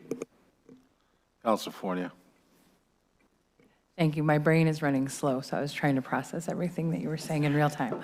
I wrote what I was going to say down because it's now 11:28 and my brain is really not functioning very much anymore. But thank you guys all for coming out and for sharing the impact, your lived experience, whichever side you're on. This engagement is what we need on every issue, not just this one. But if this is getting you interested, I'm hyped. I think it's great. I think one of the things that's been interesting is we've had a lot of people not from Portland telling us what Portland needs. And we've also heard from a lot of people who live and work in Portland what their lived experience is and their very real worries and anxieties about this organization and this venue coming to our city and disrupting this very fragile ecosystem that we have here. And so I don't think this means never, but what I do think is, we worked through RECODE. It took 7 years for us to do that work. More than 7, actually. And so during that process, I don't think a project like this was contemplated. And so I think this lands us in this very weird spot where we're going to have to work through this kind of messy, murky water together, learning and discovering how do we make this work. And so I do think, I also very much believe that if you want to do business with the city of Portland, I would hope that you would have some flexibility and patience as we work through these unknowns, as we contemplate and listen to this huge outpouring from our community that says, hey, we're concerned, we have worries, can we please pause and make sure that we do this the right way so that we don't have to go back and put Band-Aids on things in 1 year, in 2 years, in 10 years? How can we do this together collaboratively so that's how that we're doing development? And so I'll really just finish with, I think we can hold multiple truths and find that there's a balance between developing our city while preserving what makes it special. But that means that the conversations, to someone's earlier point, those conversations have to start from day one. That engagement with the community has to start with that day one. The engagement with stakeholders and understanding who is in this ecosystem starts from day one. And if that's not happening, then we're not doing it right. And you're going to land, I think, in the same spot where we're working through how do we slow this process because we didn't get all the right players at the table. And so with that, I'll be supporting the moratorium this evening. Thank you. Councilor Pelletier, go ahead. Given that we had technical issues last month. We had what issues? Technical? Technical issues. Yeah, okay. And given that the planning board meets tomorrow, And given that, a quick head count may indicate this is possible, I'd like to move that we pass this as an emergency so that this is not, the planning board does not have to deal with this tomorrow. Is there a second to that motion? Second, I second it. All right, so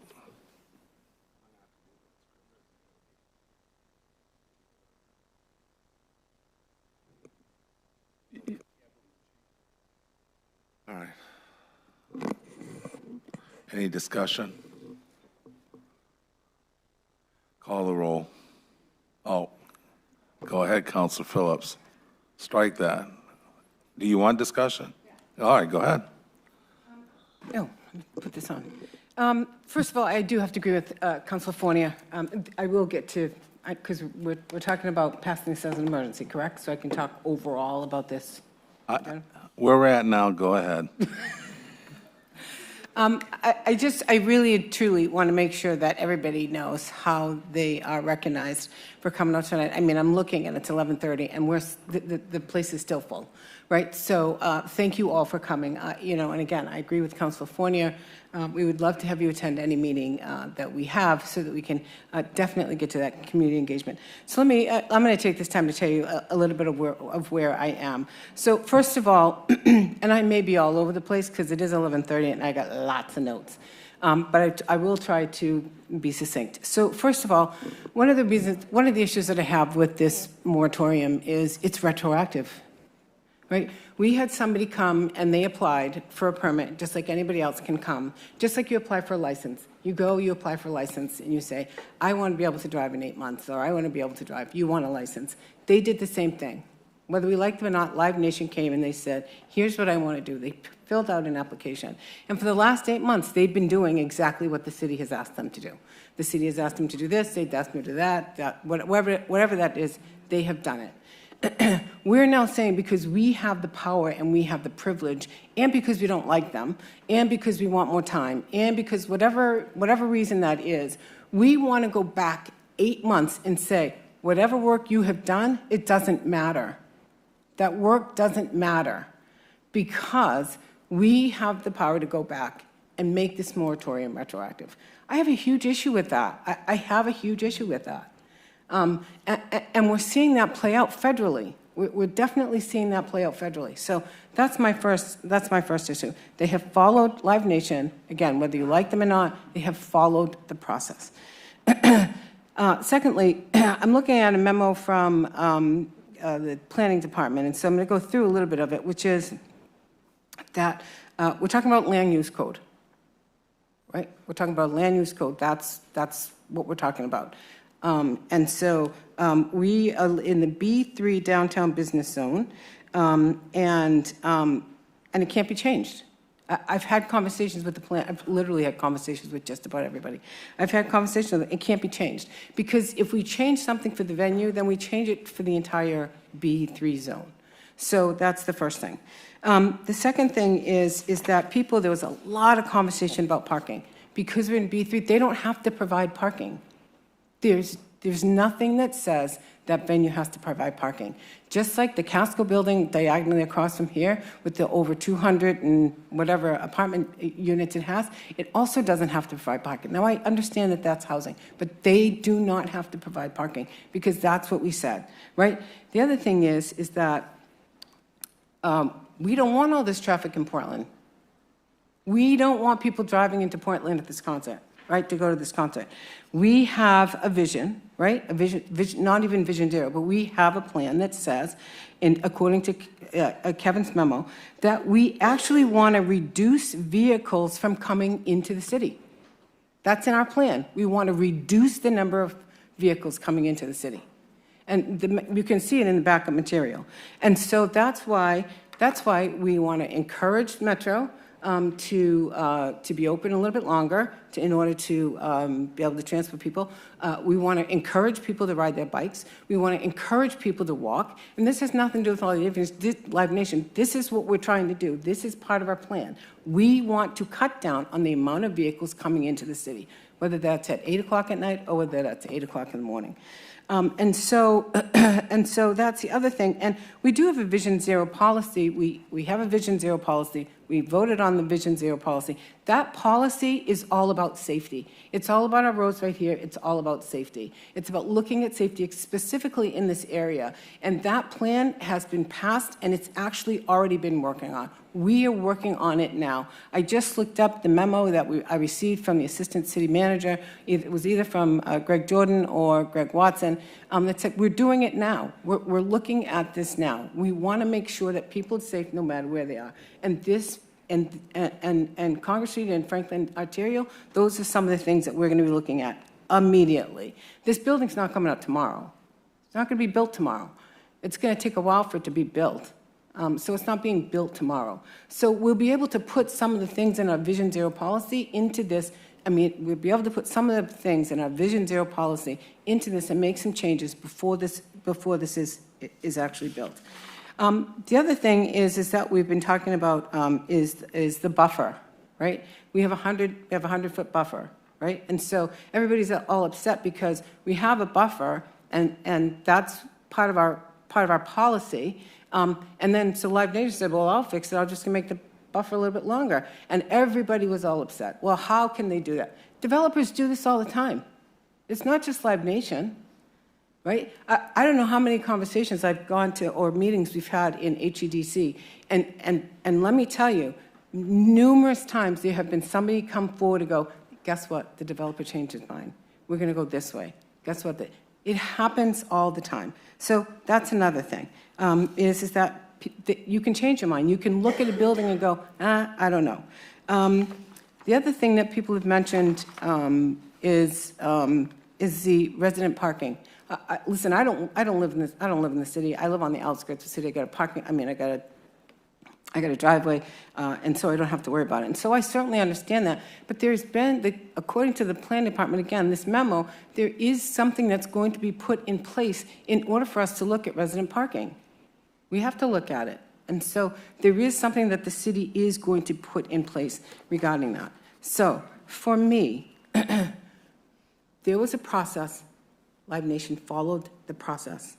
And because they followed the process, and because it's not fair, it's just not fair to have them go back retroactively. The other point I also want to make before I go on to that, or before I continue, is there's a lot of people that talked about housing, right? There's housing going in that lot over there. I don't know if the folks know. I just checked in with the director. There is housing that's going in over there. So we are using that plot of land, right, to build housing. Not to mention the fact that I used to work in that building when I was a kid.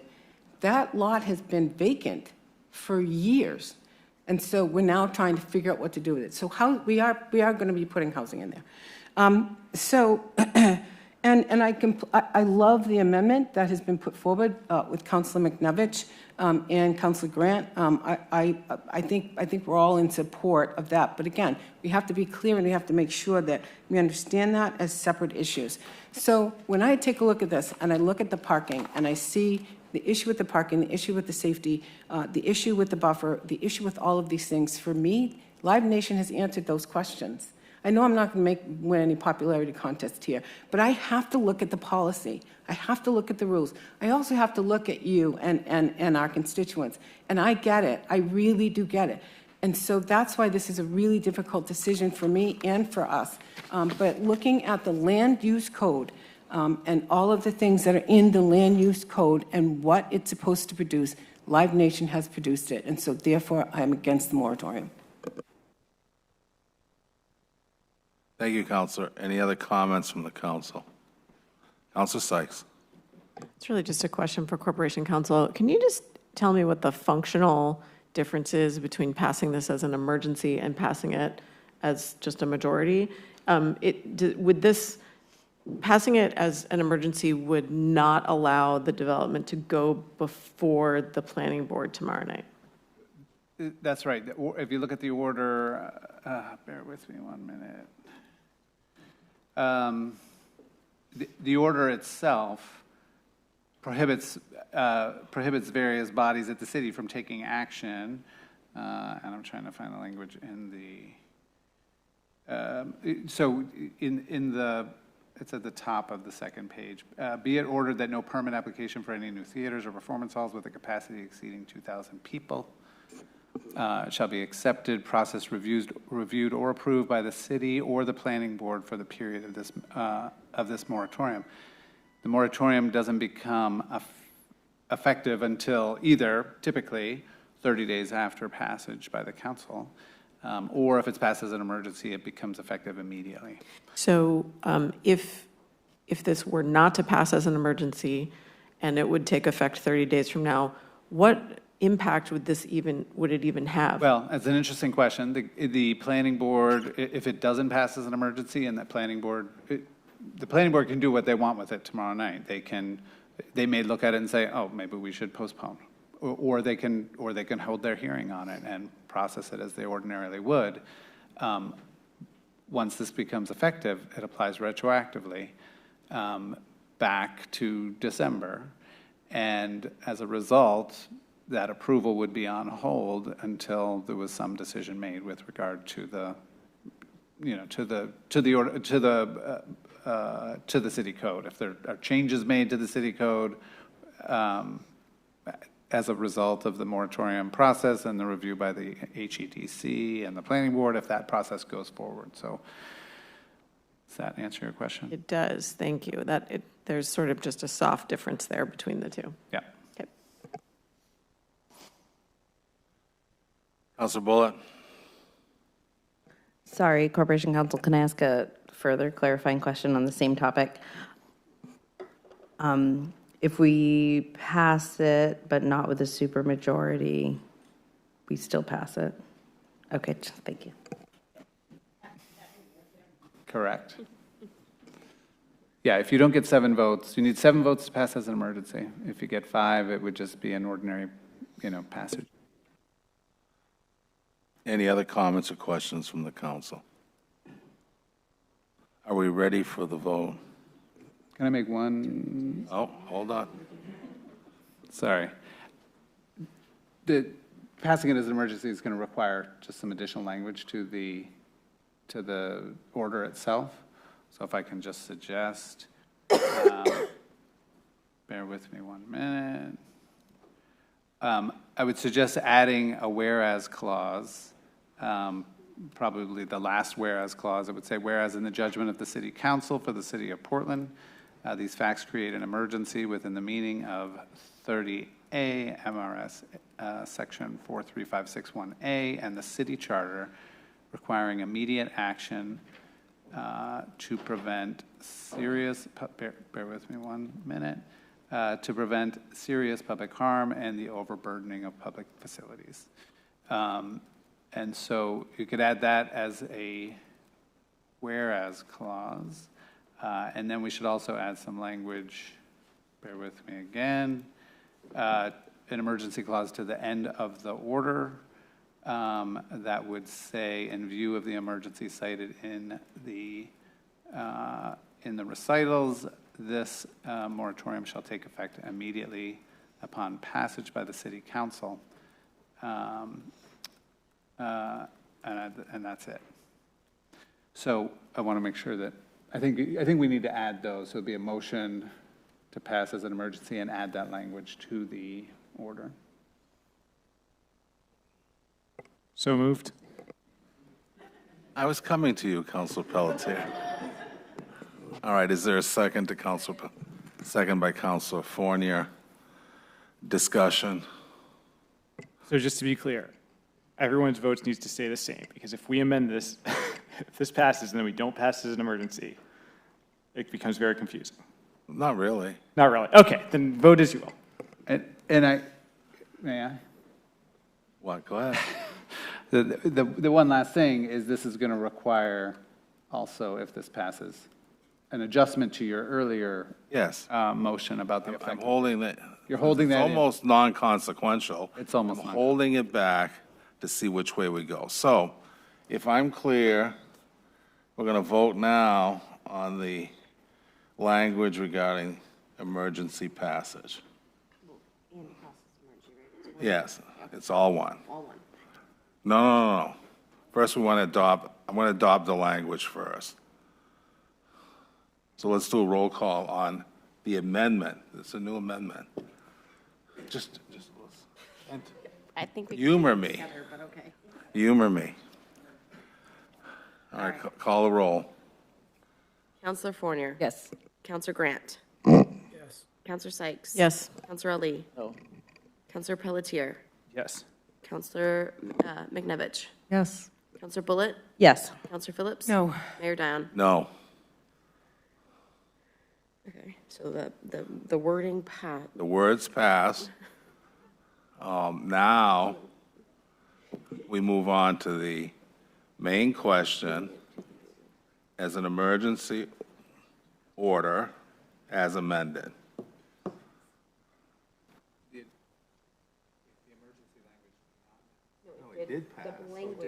Three of us object. I want to preserve our right to object all the way down the line. Including the emergency language. Just the language. The language passed. And we're going to have to vote on, I just want to get the language passed. We object. No, just the language is what. Just the language was, I just wanted a motion on the language. Now that we have the language, it passed. Now we have the main motion as amended. As an emergency. As To be clear, we amended it so that we added a whereas to say that it's an emergency. It might not pass as emergency, but I think we're just going to roll with it. I don't mind losing, but I don't go down easy. I'm sorry, I'm kind of like with where Councilor Sykes is. We didn't need 7 votes to pass the language? No, we do when we pass it out. I'll try one more time. And I thought Council Pelletier did a job explaining. We changed the language to have a predicate, a foundation for it to be considered as an emergency. We've achieved that. There were 3 of us objecting. The majority rules. Now we have the language in place. Let's now, what? I mean, I'd like to get out of here at some time in No, my lifetime. I understand.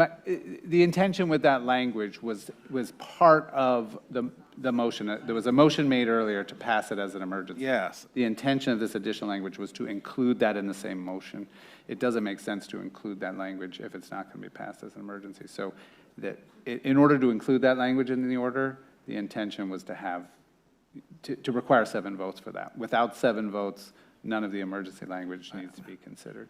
No, I actually understand that. Okay, okay. So let's call a roll on the emergency order. So if the language. We just did.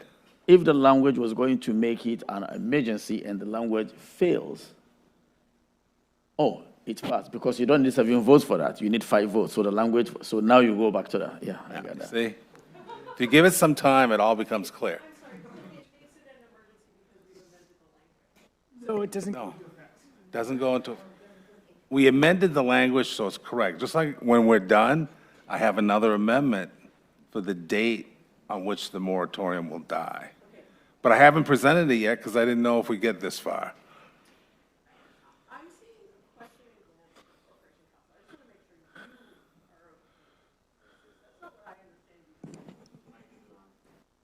My mic?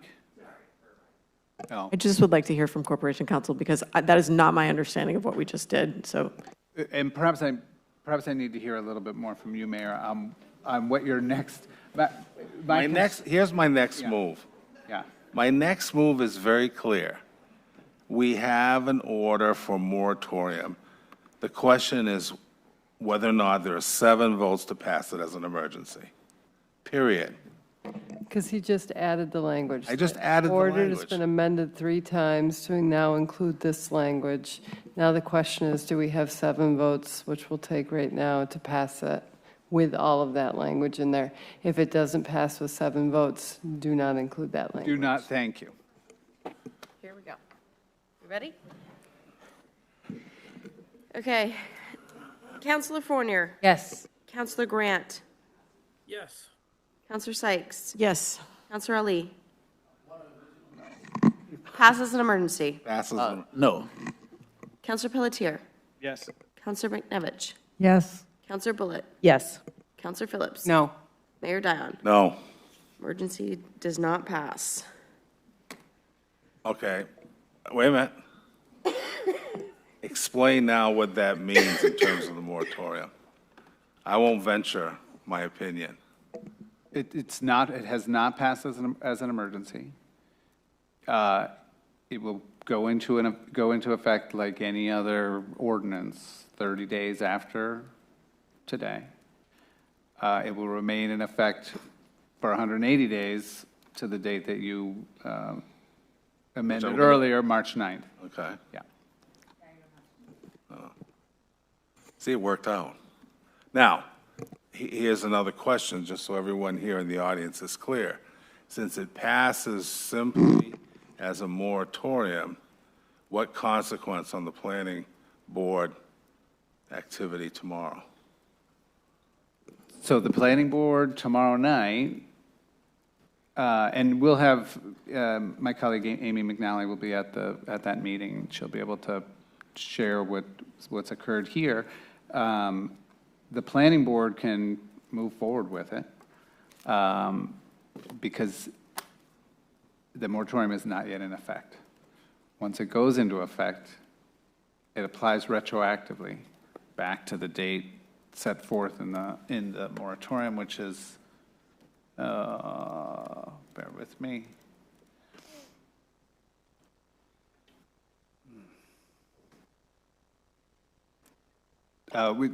It's drafted to apply retroactively to December 1st of 2024.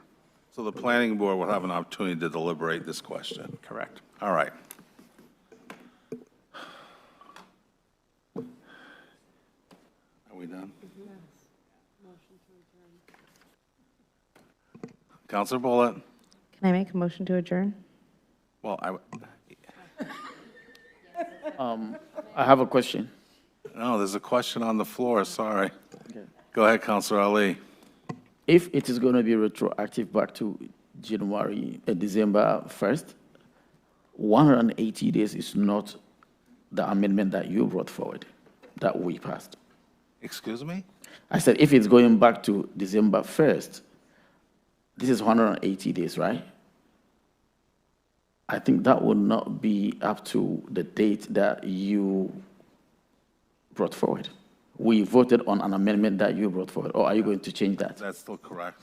The amendment that the mayor brought forward is the termination date, the 6-month termination date of the moratorium, which goes from September 10th. On a non-emergency. That's right. September 10th plus 180 days takes you up to March the 9th of 2026. Right. The retroactive date is the date that it's where the applicability of the moratorium begins, which was back in December. Okay.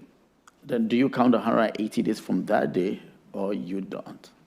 Say that again? Do you count the 180 days from that retroactive date? Or No, you count the 180 days from the effective date. from the effective date? Okay, thank you. All right. At the risk of everything, are there any other questions or comments from the counselors? All right, I will entertain your motion for adjournment. Is there a second from Counselor Bullitt?